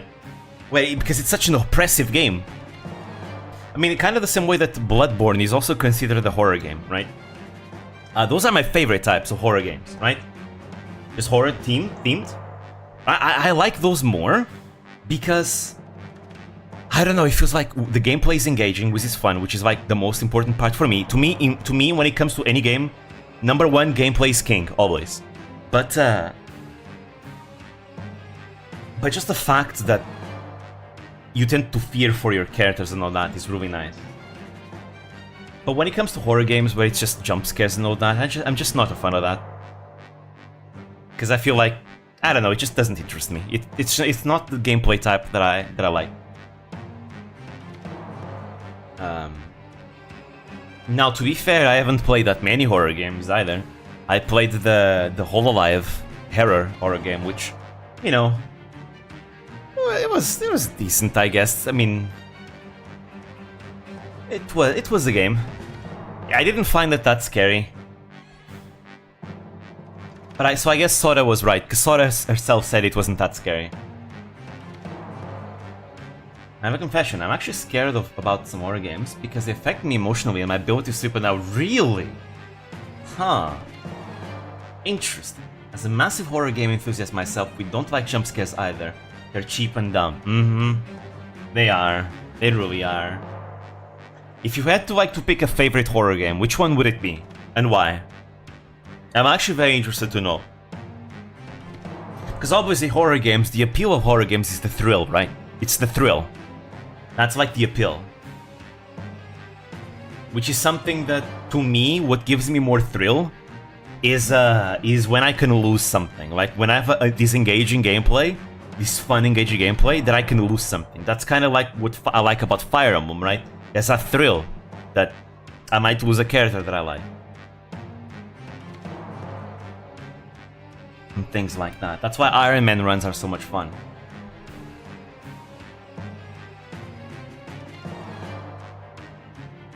Played FNAF Security Breach at my friend's place before. Can't sleep for 2 days. Damn. Really? That's interesting to think. Huh. Interesting. Anyone here has thalassophobia, the fear of the ocean? Because I'd like to one day talk to someone who has that fear. Because I love the ocean. And I'd like to understand their mind a little bit more. I think Lucy Pyre has thalassophobia. I've seen my fear, but only when underwater. So you can traumatize them?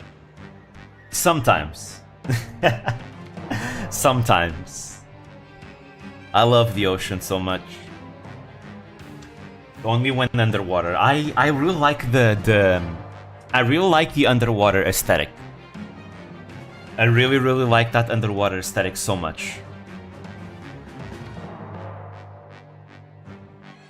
There is a VTuber from IN project called Kilia Kurayame. I really like her design and the whole deep sea thing that she's going for her. It's such a cool concept. I love the ocean. Anyways, Micaiah, it's over. The front line is broken. The Apostles' army is crossing the bridge. Alright, then order retreat. What? No, are you simpleton? Just destroy the bridge! Inspector, with all due respect, Dane's soldiers will also die if we destroy the bridge now. Those are called acceptable losses, my dear, and any losses suffered by your men are acceptable if it means stopping that army. As a representative of the Senate, I will not allow you to retreat. Fight to the last man! Little Nightmares, I've heard of it, but I haven't seen that much about it. But I think I saw Korone play it one day. Iron Lung. Never heard of that one either. You know a game that I'd like to try one day? Subnautica. I think Subnautica would be a lot of fun. Because literally the entire game is underwater. Inspector, while I respect your opinion, the final decision is up to me, as Commander-in-Chief of this army. Usually for me, I'm not scared around friends. Like being around people and all makes me feel safe. I'm not scared, but when I'm alone at night, I just feel scared as fuck. I think that's understandable. If you haven't seen gameplay of it, play it yourself. It's more than just horror. Genuinely a blast. Also, the hell with Subnautica.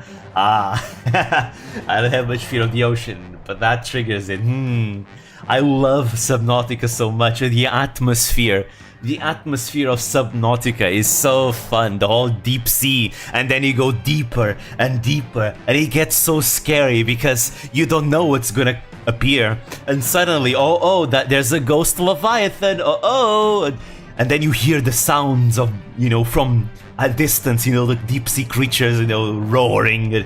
I love that. It gives me this thrill. It's scary, but it's kind of the scary that I like. The original Subnautica. Okay, I haven't seen the Sub-Zero one, but there's something about it that feels kind of otherworldly that I love so much. It feels kind of Lovecraftian, right? I love that about Subnautica. It's so much fun. That's exactly that sense of fear and awe and unknown and alien feeling. That's what I like about the ocean so much. That's exactly what I like it. It's so much fun. Being underwater is horrific. Anything could be lurking in the deep expanse, just out of sight. Isn't that exciting though? That's so cool. Not bound by the restrictions of evolution on the surface, and you're weaker in the water. It's horrible. It's so cool. It's so exciting and fascinating. I love it.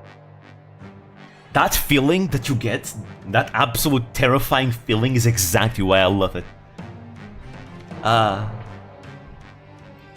love it so much. Got the original for free a few years back. Sub-Zero is more on land, because most of the time the oceans are frozen. That makes sense. So yeah. Like, in the short stories that I write, I literally have a character that's completely dedicated to the whole underwater thing. The whole underwater feel. It's so much fun to write about that character and immerse myself in, like, YouTube deep water sounds and all that. It's so cool. The deep ocean and its contents are super cool until you're in it. Then I went the hell out so I can observe it from a distance. Fair enough. Or more throwing to hike on a mountain. I think that's pretty cool too. But the thrill from hiking on a mountain and being underwater, to me, it's a different kind, right? Because underwater, the feel of alien, you know, that alien feeling of awe is a feeling of terror that I very, very much find it fascinating. Hiking is more something that I feel like it's more fun, right? It's more fun. So I love At the Mountains of Madness from Lovecraft. I need to read more Lovecraft, honestly. I haven't finished the Dream Cycle from Lovecraft. I'm gonna read more of that. I need to go back to writing my short stories, actually. So Subnautica stream anytime soon? Probably not. Because we have too much in the list right now. So I'm not really adding anything in the list so that the list doesn't get too big. Again, we have after this Valkyrie Chronicles, we have Yakuza 2, we have Metal Gear Rising, I really want to play Nobunaga's Ambition and Final Fantasy 16 on the channel as well. And eventually, once I get my model, I'd like to play Sekiro and play Trails. So we have a lot of games to play in the future, and we never know what kind of weird games I might just pick up every once in a while. For example, the Counter is RPG or Civilization 5, right? Like games that are not part of the list, that just kinda I play them here and there. Things like that. Waiting for Rules of Nature. Yeah. I can find the term for this, but I have a fear of the abyss. Ah. Yeah, that is exactly what I like. That feeling. Like a funnel to avoid. Tornadoes get me too in a similar way, but I don't know the connection. But yeah, that abyssal feeling is exactly what makes the ocean so fascinating. And that's what that short story that I wrote about is all about. That character that's supposed to be a representative of the concept of the abyss and the abyssal depths. It's... I don't know, every time I write about that character, I always am in this absolute state of calmness. But at the same time, with that sense of dread lingering, it's beautiful. I don't know. I hope I can one day, once I finish the short stories and polishing them, I can showcase you guys the short stories, and hopefully I can pass that feeling, that same feeling that I feel. I have a phobia of things with stingers too. I mean, I don't like being stung either. If I get near even a carpenter bee, I will break into a sprint away from it while my heart goes wild. Fair enough. Very fair. Yeah, I'd like to move to Japan one day, but there's one thing that I'm not looking forward, and it's a giant Japanese hornets. I'm not looking forward to that at all. I don't think it's a phobia. It's more like I'd rather not be stung by anything. That's painful. Clearly should move to Australia. Oh no. You know, the good thing about Portugal is that there's literally almost nothing here that's really a threat to you. This country is so peaceful, and there's not really any, like, animal that's gonna kill you. I mean, there are, but in very specific regions of the country that are super isolated, that you have to go out of your way to get there to find them, right? Like, there's like one poisonous spider in one particular region in the country, which is, like, small. Even the animals forget Portugal. No, it's just that the animals that exist here are harmless. I mean, there used to be wolves in here, but then they became extinct. Now those wolves, the Iberian wolf, only exists in Spain. Then you also have the Iberian lynx. The lynxes, though, they usually avoid people, so you're fine with them. So you're fine with the lynxes, for example. And again, they almost went extinct, and now they're being reintroduced to their habitats now. But there's not... Oh, I guess if something could kill you, is you need to be careful in the coast. There's a lot of jellyfish in the coast, so be careful with that. Now, beaches usually are protected. If you are on the beach, they are protected, so you're gonna be fine. It filters out anything. But still, be careful with jellyfish. Never understand the concept of fearing something. If you never meet this, why afraid of it? Fear comes from the sense of you not wanting that thing to harm you, and you believing that that thing will harm you or has the capacity to harm you, right? Think about it. Imagine someone who is afraid, for example, of a bee. You are afraid of a bee because that thing will sting you and it really hurts, and you're afraid of the pain that it will cause to you. That's why. The thought of it usually I usually simulate things in my mind before it happens, just in case. And oftentimes it kind of backfires on you. Don't know, but maybe it's on my case, but I never get scared or fear anything. Down. Strong. I mean, didn't you hunt bears or something? Like, didn't you say one day that you literally hunt bears? I feel like your standards for fear are very high. They're probably gonna be very high. Because I think most people would probably fear that the bear is just gonna kill them and eat them for dinner. Yeah, I hunted bears, exactly, there you go. And there you go.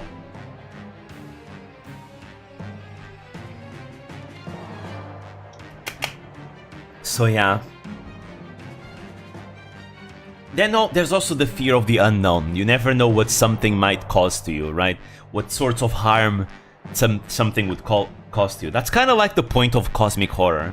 Is the fact that, you know, the universe, there might be these cosmic creatures that control the universe that do not care about you, and if they ever decide that you die, and that's simply how it is, and sometimes they might not even consider your existence, or that there's like cosmic creatures out there that you don't know what sort of harm they may bring upon you. And again, for example, the thalassophobia is exactly that. You are afraid of what might be lurking beneath the waves, you know, in the sea. You never know what sort of creatures and monsters are going to attack you while you are helpless, out of your element. This is part of the reason. It's the fear of the unknown. It's like that. I think a lot of fears tend to be rooted in the fear of the unknown. Even when it comes to something like racism, I feel like that ends up being the fear of the unknown, right? Because I feel like someone who is racist, they are racist because they either had a bad experience with someone of that race, or they don't have enough experience with that race, so their imagination fills in the gaps for them, and they believe that, oh, this person is different, and because it's different, I cannot predict what that person will do, or that person will harm you, right? So it all comes down to the fear of the unknown, I feel. When bears run in your direction, you don't think about fear, you think about how not to miss, or dodge if you actually miss, or where your partners are to cover you. True. I suppose so. But think about it this way. You are next to a bear. You are alone next to a bear. The bear can run faster than you. What do you do then? That's the thing, it's the sense of helplessness. I feel like most people, if they had a way that they could guarantee that they could defend themselves, I think they would be fine. But it's the sense of helplessness that makes them afraid. I mean, not everyone. Some people will still feel helpless even if they have a weapon on them, right? Some people will still have that. Depends on the type of the bear. A polar bear. Think about a polar bear, which is like the worst type of bear you could ever meet, because they just are aggressive as fuck. They run faster than you could ever run. They swim faster than you could ever swim. They can climb trees. If it's a polar bear, you cry, exactly. They can smell you from miles away. They're stronger than all the other bears. You cannot pretend you're dead because they don't care about that. So yeah. Remember what experienced people tell you about the type of bear, how the heart is in front, how fast he is. Did he notice you and stuff? Yeah. I do feel like, for example, having the knowledge is something that can help against fear. Right? Knowledge can help you with fear, right? If you are very knowledgeable about something. But let me give you an example of something. What about, for example, anyone out here is afraid of sharks? Is anyone here that's afraid of sharks or orcas or any sea-based predator? Maybe something that doesn't really eat you but can kill you, like a jellyfish. Specific species of jellyfish. Am I scared of Gura? Like, think about it. A lot of people are afraid of sharks because they're afraid that the shark would just eat them.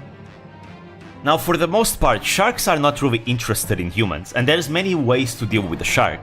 Most people don't know this why. That's why people tend to be afraid of sharks. They don't know how to deal with the shark.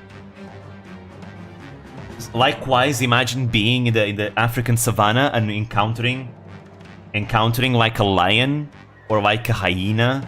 And honestly, between a hyena and a lion, pick your poison. The lions, yeah, they're lions. They will jump, they will pounce you, they will start biting you and suffocating you by biting your neck. Then we have hyenas who they have a much tougher bite than lions, much more painful bite, and hyenas frequently like to aim for the balls, by the way. So imagine a hyena, which is the mammal with the highest bite strength amongst animals, and imagine that bite going right for your balls like they do with other animals. I better confront a lion than a hyena, yeah. I feel like even though lions can be super scary, I feel like between the two of them, I feel like a hyena would be even more painful. Because they would go for your balls and that would be really hurtful, you know? Unless that lion is Botan. Well, at least Botan would give you a quick death. Hyenas? No, I don't think it's hyenas. Or is it? No, I think it's like African wild dogs, where they eat you while we're still alive. And the reason why African wild dogs, they eat you while we're still alive is because they want to conserve your organs to be fresh. They want your body to be fresh. You know? As fresh as possible. So they make sure not to kill you. So you're gonna be feeling everything. Yeah, nature is scary. Nature is scary. Soth, order the retreat. Get those men out of here before they're routed. Anyways, let me just finish the story and I guess I can have a small session of Zatsudan. Or maybe not, because it's already 7:30. How my teacher said wolves are more dangerous than bears. And also the bigger the beast, more weak points it has. Interesting, is that what they say about wolves? My grandfather used to say something different. He used to say that wolves aren't really that big of a deal. My grandfather, he came from this region called Trás-os-Montes, which is like this mountainous region in northern Portugal, right? Which is very, very, very... it's a very isolated place in northern Portugal, in the mountains. It snows there during winter and everything, right? And my grandfather, he came from this tiny, tiny village, right? And he used to... I think his family owned cows, right? And he used to, what's the name? Shepherd cows? Is that how you say it? No, isn't shepherd for sheep? I don't know the name. I'm gonna call it shepherd, right? He used to shepherd cows when he was a kid, right? Because that's simply how things were back then. You know, you're a kid, you still do your work, right? You still shepherd cows. And he told me that there used to be back then wolves in the mountains, and he came across wolves as a kid, right? And the wolves would snarl at him, and he would just, you know, pick up a stick and start waving the stick at them and let them go away and ignore them, and, you know, to protect the cows and all that. So, because, you know, there's no guns in Portugal. Well, there's guns, but, you know, good luck having a gun here. But yeah, he just picks up a stick and drives away the wolves, right? Yeah, he was an absolute Chad. He came to the capital in Lisbon when he was only 14 years old. He never went beyond 4th grade. But yeah, by the way, guys, I guess may as well say it right now. The other week where I cancelled all the streams that I had that day, you know, I feel like maybe I should talk about it because I worried all you guys during that week. It was because of my grandfather, that's why. The bad news was because of him. He passed away. That's why. He was kind of, you know, he was very close to me. I always was very close to him, so yeah, I just needed some time.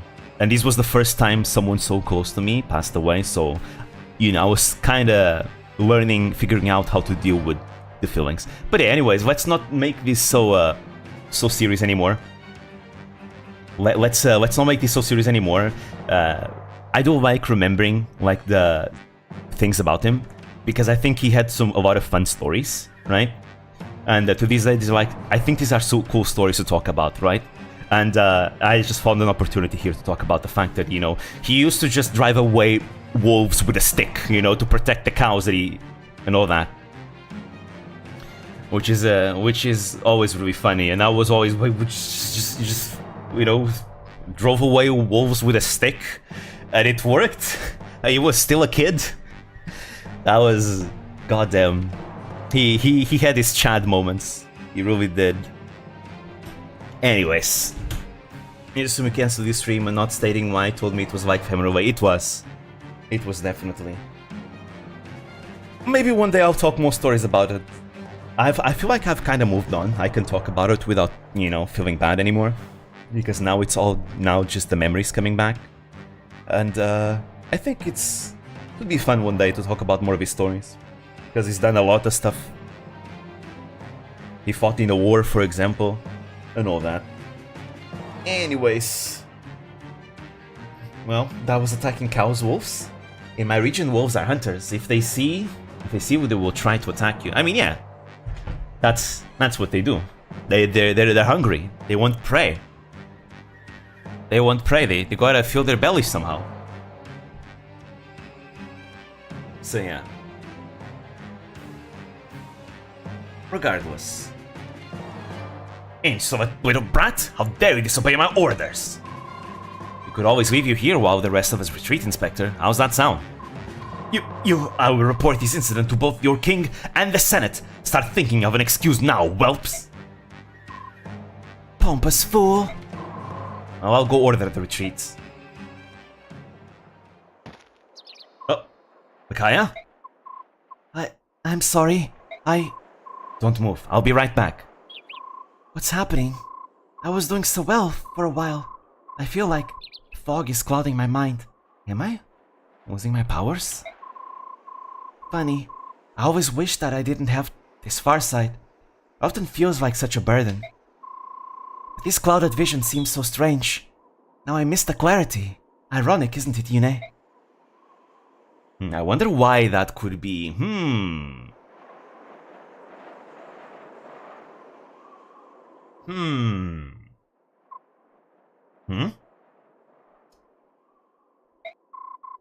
What's wrong, Raphael?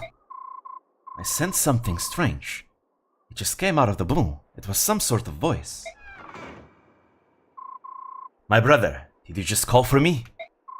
I did not. You heard it too, race on? What's going on here? What was that voice? I don't know, but it's calling for us. The voice was coming from the northeast, from the direction of Dane. Micaiah semi-pussy? Can't say it yet. But I think you do have a good guess, Almighty. You do have a very good guess. Micaiah, no, I mean, at this point it's kind of, we all know she's branded because she showed it already. So the question is, which kind of Laguz is she descendant of? So all of this is pretty much hints that yes, she has hair on blood. Yes, she does. Hair on blood. So yes, Micaiah semi-pussy. Let us head for Dane. Please prepare to leave immediately. I will speak with King Kainegis and get permission to leave. I hope nothing has happened to your sister. Actually, she got attacked. And she got wounded. So yeah. She is alive because the story doesn't allow her to die, but yeah. All I know is that I must go there. That much is certain. She can talk with birds, she can talk in pussy language. Other herons here, it was obvious. Yeah, it was. It was pretty obvious. Alright. Let's just do this part of the story, but we're not going to continue because it's getting late. But from now on, we're going to get 2 chapters that I love. There's 3 chapters left in part 3. The next 2 are some of my favorites. With Ike at its head, wins a great victory over Dan at Oribes Bridge. We took Crimea Bridge. However, Apostle Sanaki elects not to pursue the retreating Daean forces. Instead, she petitions King Peleus for permission to pass through Daean. After waiting for several days, she receives no reply. and Sanaki reluctantly orders a march. Avoiding the heart of Dayan, the army skirts along the mountains and makes its way south. Here we go. Chapter 12, The Price. About that.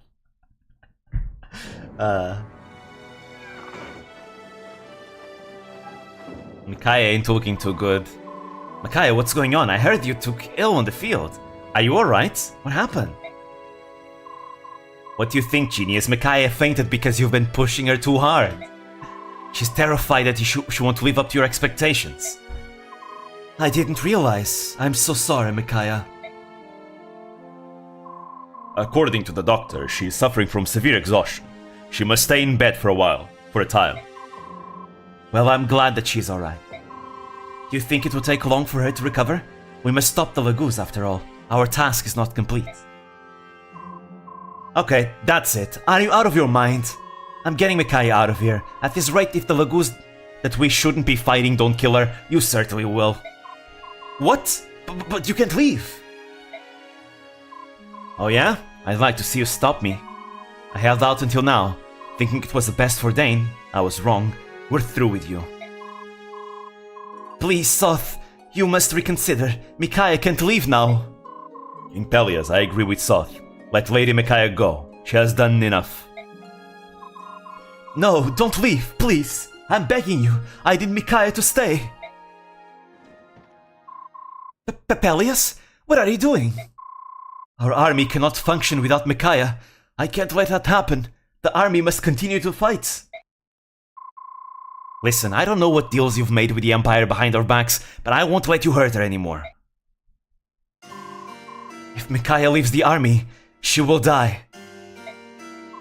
So now the king shows his true colors. Pelias, I don't care if you're the king. Threaten Micaiah again and I'll kill you where you stand. Is that clear? She won't be the only one to die.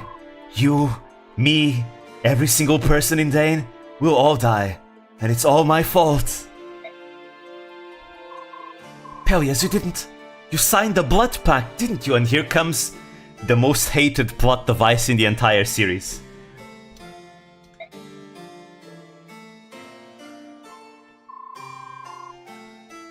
You signed a blood pact with the Senate after you were crowned. That's why you've been so scared, so terrified as of late. Oh, my son. The blood pact? Don't worry, you'll know. What is a blood pact? Micaiah, you should try to. Please tell me, your majesty, what is a blood pact? I swear to you, I didn't know. I had no idea.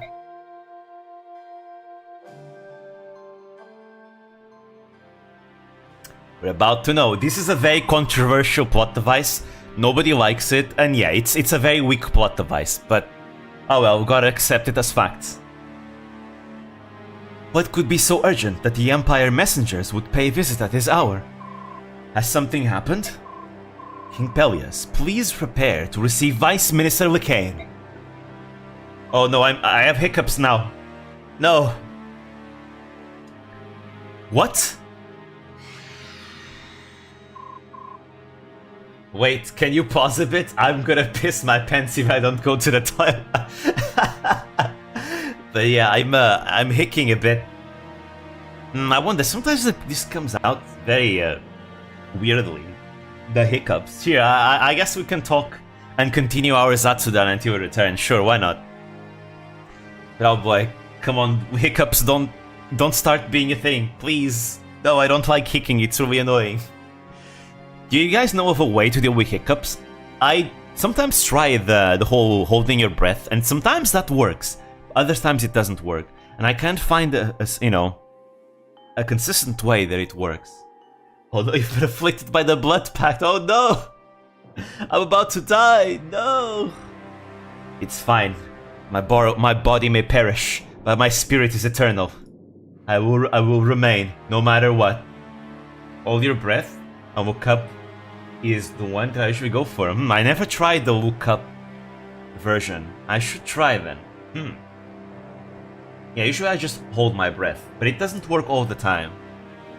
I need to find another way. Anyways.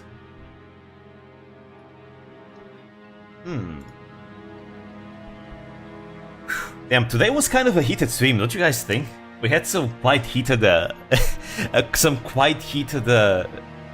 arguments. Again, it's a lot of fun, to be fair. Again, I always like when we get heated like this. Not gonna lie, because, you know, it means you care about something. It means you're alive, you know? You can truly feel your blood boiling. That means you're alive.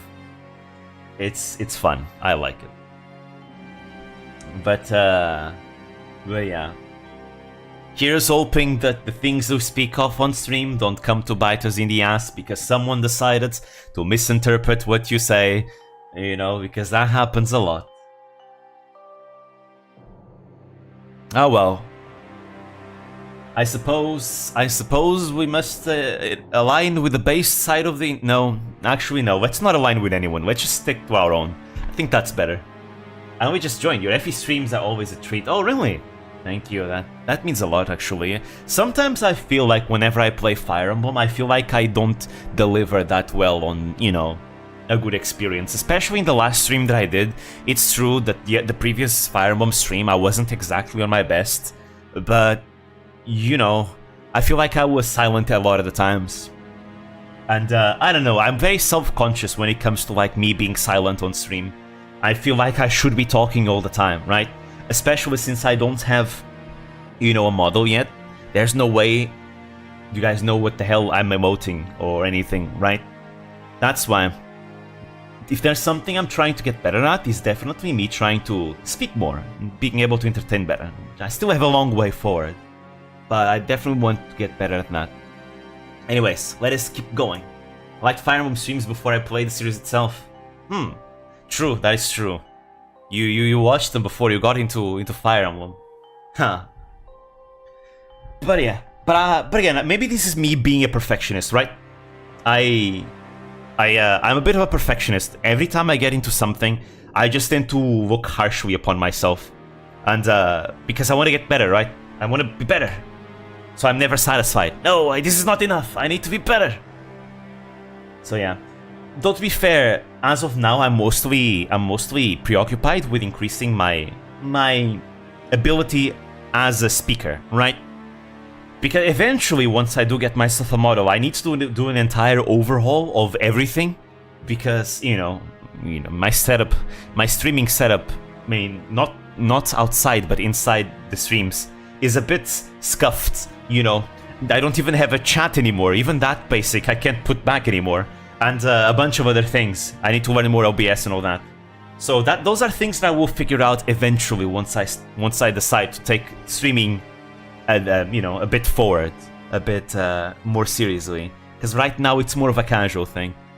Because I'm worrying more about my videos. My videos right now are like my videos right now are like my #1 priority. Cause yeah, it's where I deliver like the high quality edited content, and that's what also helps the channel grow at the same time.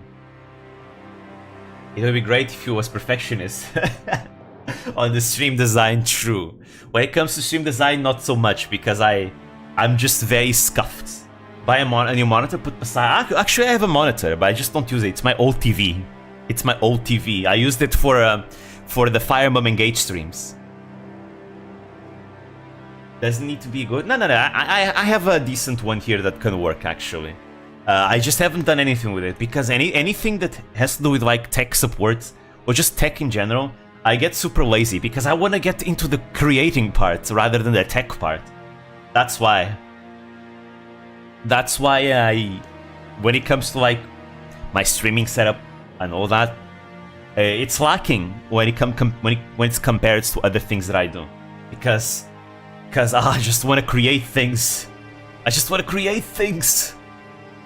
So yeah, but eventually I'm gonna have to take that step forward. Eventually.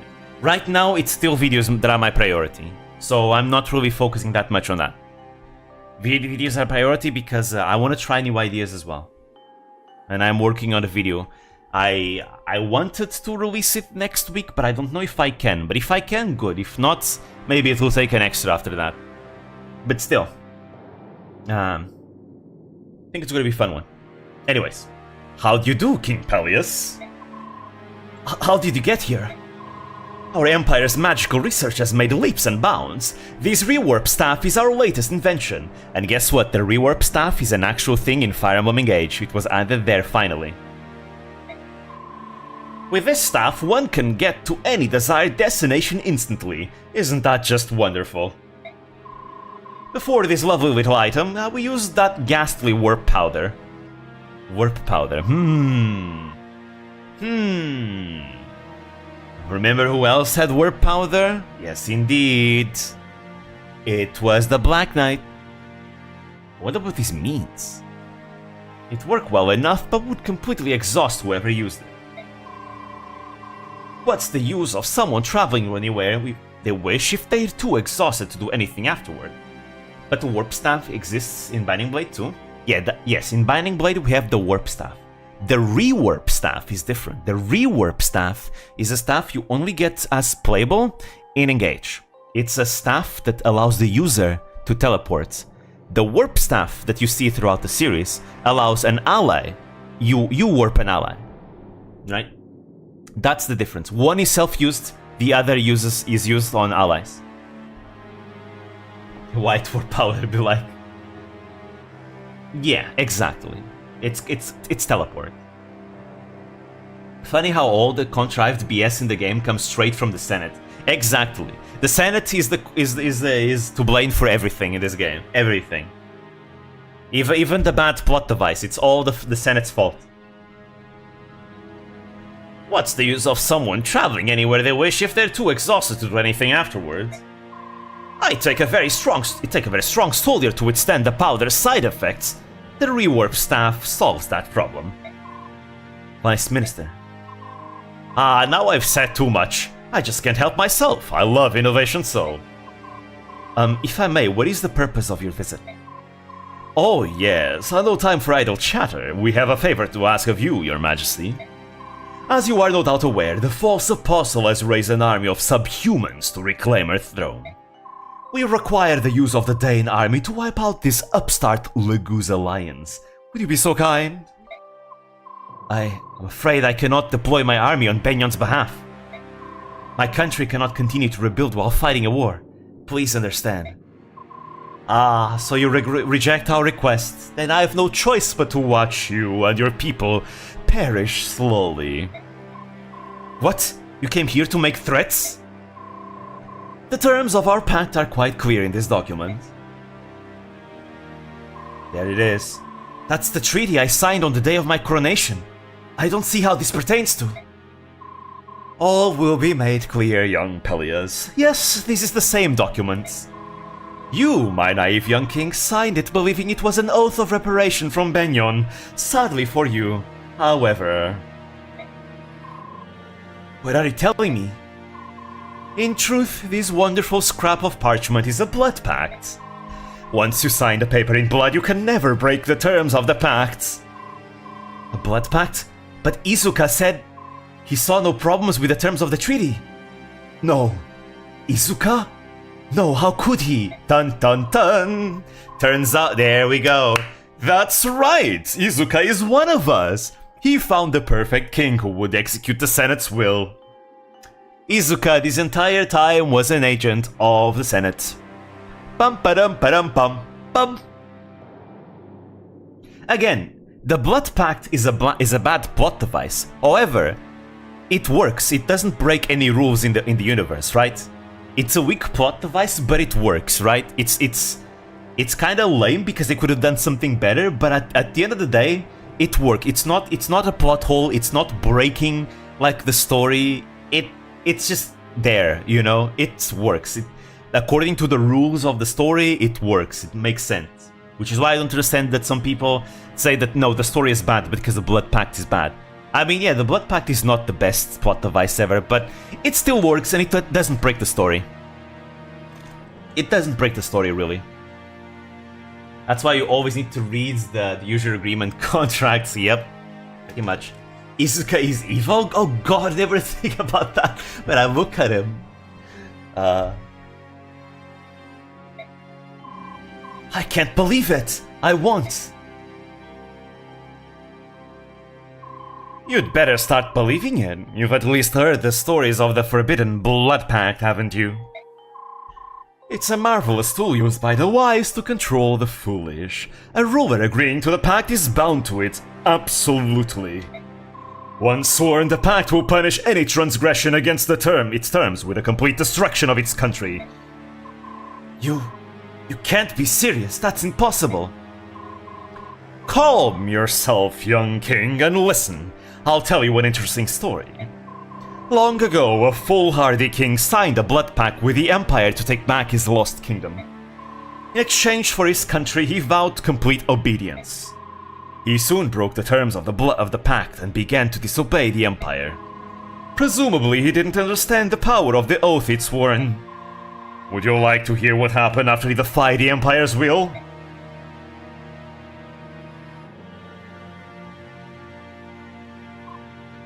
What?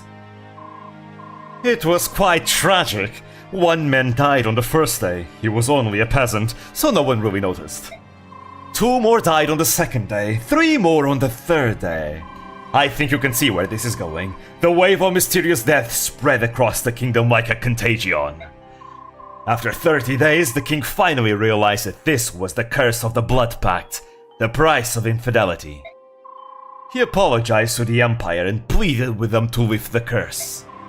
His prayer was graciously accepted on the 100th day. By then, the king had lost half of his subordinates, as well as his lovely wife and child.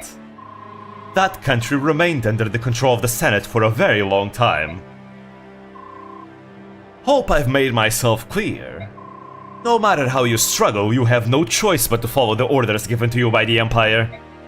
No matter how noble your motives, defiance against us will result in the death of your nation. This you must never forget. Oh, and one more thing. If you're considering seeking aid from outside of Dane, think again. We have spies and informants in every corner of Tellius. We will know immediately if you tell anyone. Wow, what a nice guy. So there we go. That's why Dane is in this war right now. They have to fight. Let me get this straight. Everyone in Dane will die if you disobey the Senate? What a heavy burden. It cannot be. Show Mother the mark of your pact. It's true. This is the mark of a blood pact. My son has been deceived. Oh, give it up. You expect us to buy that ghost story? It's just something to scare little kings into eating their vegetables. If you don't eat your vegetables, the people of Dane will die! Ho ho!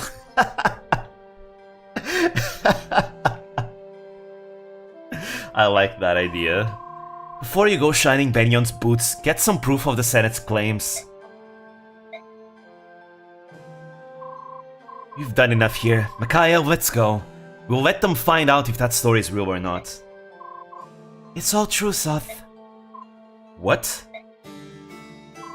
Ying needs to sign a blood pact to drink water. Yep. King Pelias and Queen Almeida are telling us the truth. It's hard to believe, but I can see it. My power hasn't gone away. It was just weakened from exhaustion. This is all so horrible. Now Dane can never be free from the Senate's leash. Even if it's true, Micaiah, that doesn't mean you have to go to war again. We could leave Dane. But without me, who would hold our forces together? Leaving the army would be the same as abandoning the people of Dane. I won't do it. But... Sorry, everyone. I'm so sorry. I didn't know. King Pelias, what then do you propose we do? Why, obey the Empire, of course. We have no other choice in the matter. As long as I follow the Senate's orders, no one will die because of me. I mean, no one will die except the people that die in the war. You know? No, I can't accept that. We have finally wrested our country back from the occupation forces. I'd rather be dead than have to bend to the will of the Empire. What are we, dogs? And now that Benyon is ordering Dane troops into battle, we are treated as disposable pawns. Many Dane citizens will die of this pact, whether we obey it or not. It would appear that I have been crowned king during the last days of Dane.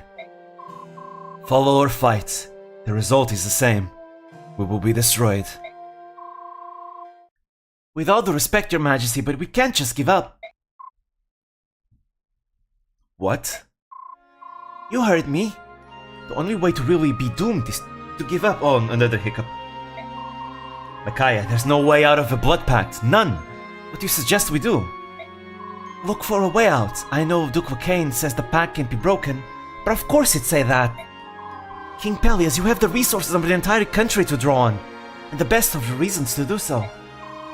Check the Royal Library, check the archives, somewhere.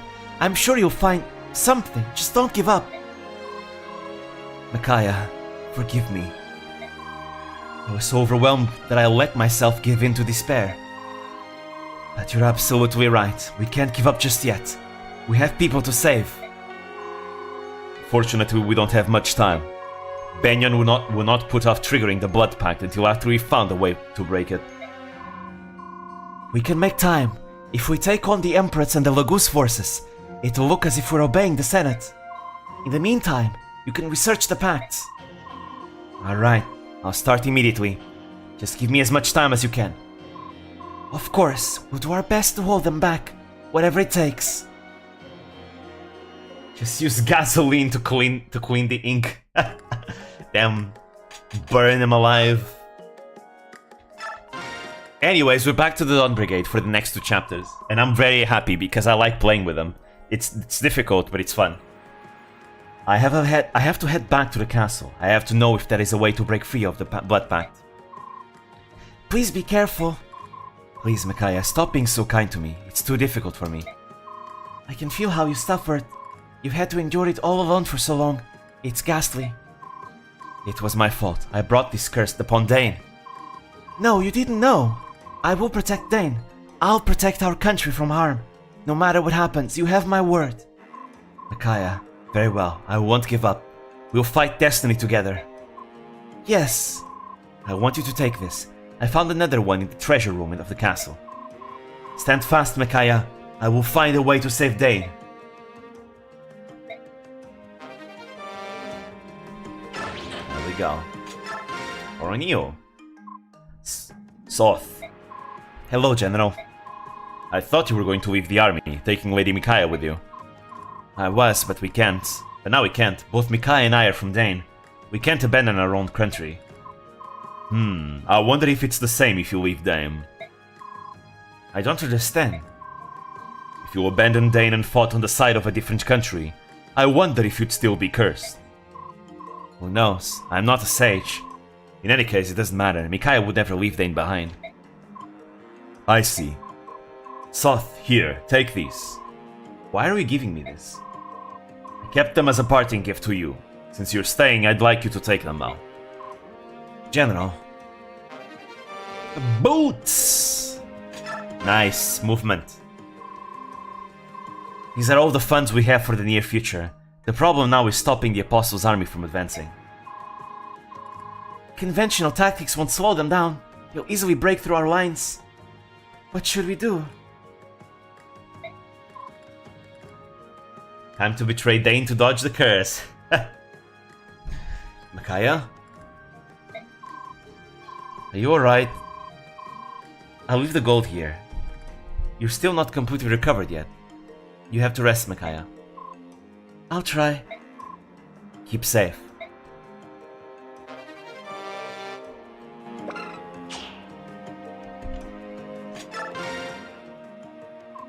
Nolan, sorry to keep you waiting. Hey, Soth, don't worry. I was reading while I waited. Didn't realize you were such a dedicated reader, Nolan. It's human nature to crave knowledge. I thought you would know that that as well as anyone.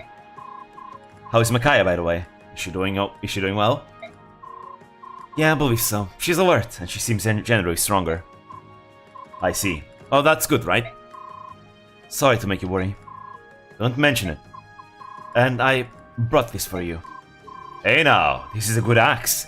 Must have cost you a fair bit. Thanks. No, and I... Don't force it. You'll only hurt yourself. What? You look like you're carrying the weight of the world on your shoulders. You're wondering if you should tell me, right? Right. Best thing to do is think it over. Give it some time to sit. Later, if you decide you want to tell me, you know exactly where to find me. I will. Thanks, Nolan. Anytime. Woo! Did somebody say weight of the world? Yes, that's the Nier song. And finally, Nico. There she is. Hey, lady. Who? Oh, Nico. This is great. I was hoping I'd find you. Nico, mind your manners. The silver-haired maiden is the savior of Dane. She's not just some lady. Oh, it's alright. I'm still the same simple girl from Dane you met before. Nothing's changed. So, are things well with you? Well, the fighting's what everyone worried. Coming so soon after the last war and all. But we're doing all we can for Dane. Doesn't matter who or what we're up against. Believe me when I tell you we will never give up. That's right, we won't give up ever. I know we're gonna win too, cause we've got you on our side. That's what everyone says. Dawn Brigade will save us. Is that what they say? I see. Listen to me, Nico. You can believe in us. I promise we'll keep you safe. I knew it. Come along, Nico. We should be going. The maiden's got better things to do than stand here chatting with us all day. Bye, lady. See you later. Yes. Goodbye, Nico.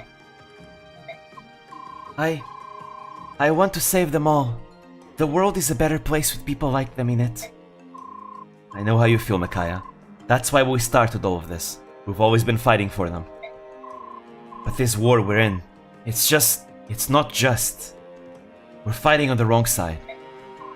I know. I don't want to see anyone die. It's ironic. I'm killing with no malice, because I don't want anyone to be killed. What am I supposed to do? Did the arrow leave a scar though? Probably, if I had to guess. Unless sacrifice can fix that. Maybe a sacrifice can heal that back up. How am I supposed to stand back and let all of Dane perish? Is that the just thing to do? If that's what it takes to be just, then I want nothing to do with justice.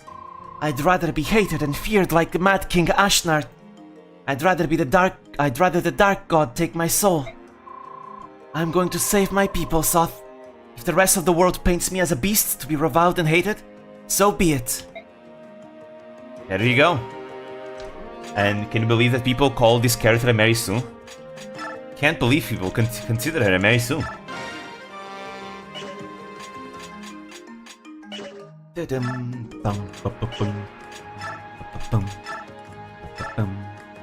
Anyways, I think I'll do battle preps next stream.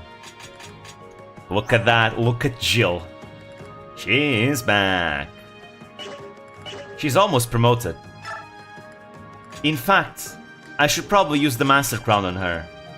She ain't gonna grow much more from this. And I don't want to use bonus XP on her because it's not worth it. Alright. Magic cap of 5? Well, welcome to Wyvern Riders. Anyways, here. Behold. Behold. A Draco Lord. A Dragon Lord, I think. She will carry the Dog Brigade even harder. Dragon Lord. Haha, look at that. 4 HP, 3 strength, the 4 magic is whatever, I guess. 2 skill, 2 speed, 3 defense, 4 res. Amazing promotion gains. Yeah, in this game it's Dragon Lord. In other games it's Wyvern Lord. But in Path of Radiance and Radiant Dawn, it's Dragon Lord for some reason. To be fair, in some games, like the Arcanae games, they're also called Draco Knights. What is CN? China? No, it's Constitution. China. It's Constitution. The unit's body size. Though it really doesn't matter because she's on a mount. But yeah, we had people die late before. Oh, wait, that's not what I wanted to do. Ooh, but I'm very curious to see. 2 Goku. I'm curious to see something here, though. Ah, there we go. See, these would have been good if no one had Beast Killer, but it doesn't have. So I can't actually make good use of any of this. Oh well. I'll do battle preps off stream. Anyways, I think I'm gonna end it here. It's 8 PM now. But yeah, we had some heated, fun arguments. May we have many of these in the future. Why did it remain it from Lagoose Killer to Beast Killer? Beast Killer is the is a dagger. The Lagoose Killer was actually wait. The Beast Slayer skill is the skill that allows you to have it be effective against it. The Beast Killer is the dagger. The Lagoose Slayer or the Lagoose Killer was a sword. That's the difference. 3 AM and 4 AM now? Damn, okay, let me end the stream so you guys can just go to sleep already. Yeah, I ended up finishing 1 hour longer than I wanted. But yeah, with that said everyone, thank you guys for coming. I'll see you guys Tuesday where hopefully we can finish the Civilization 5 playthrough. Because I want to do other things for Tuesdays as well. So yeah. I'll see you next Tuesday. So yeah, bye bye, thank you for coming and sweet dreams. See ya. Boosh.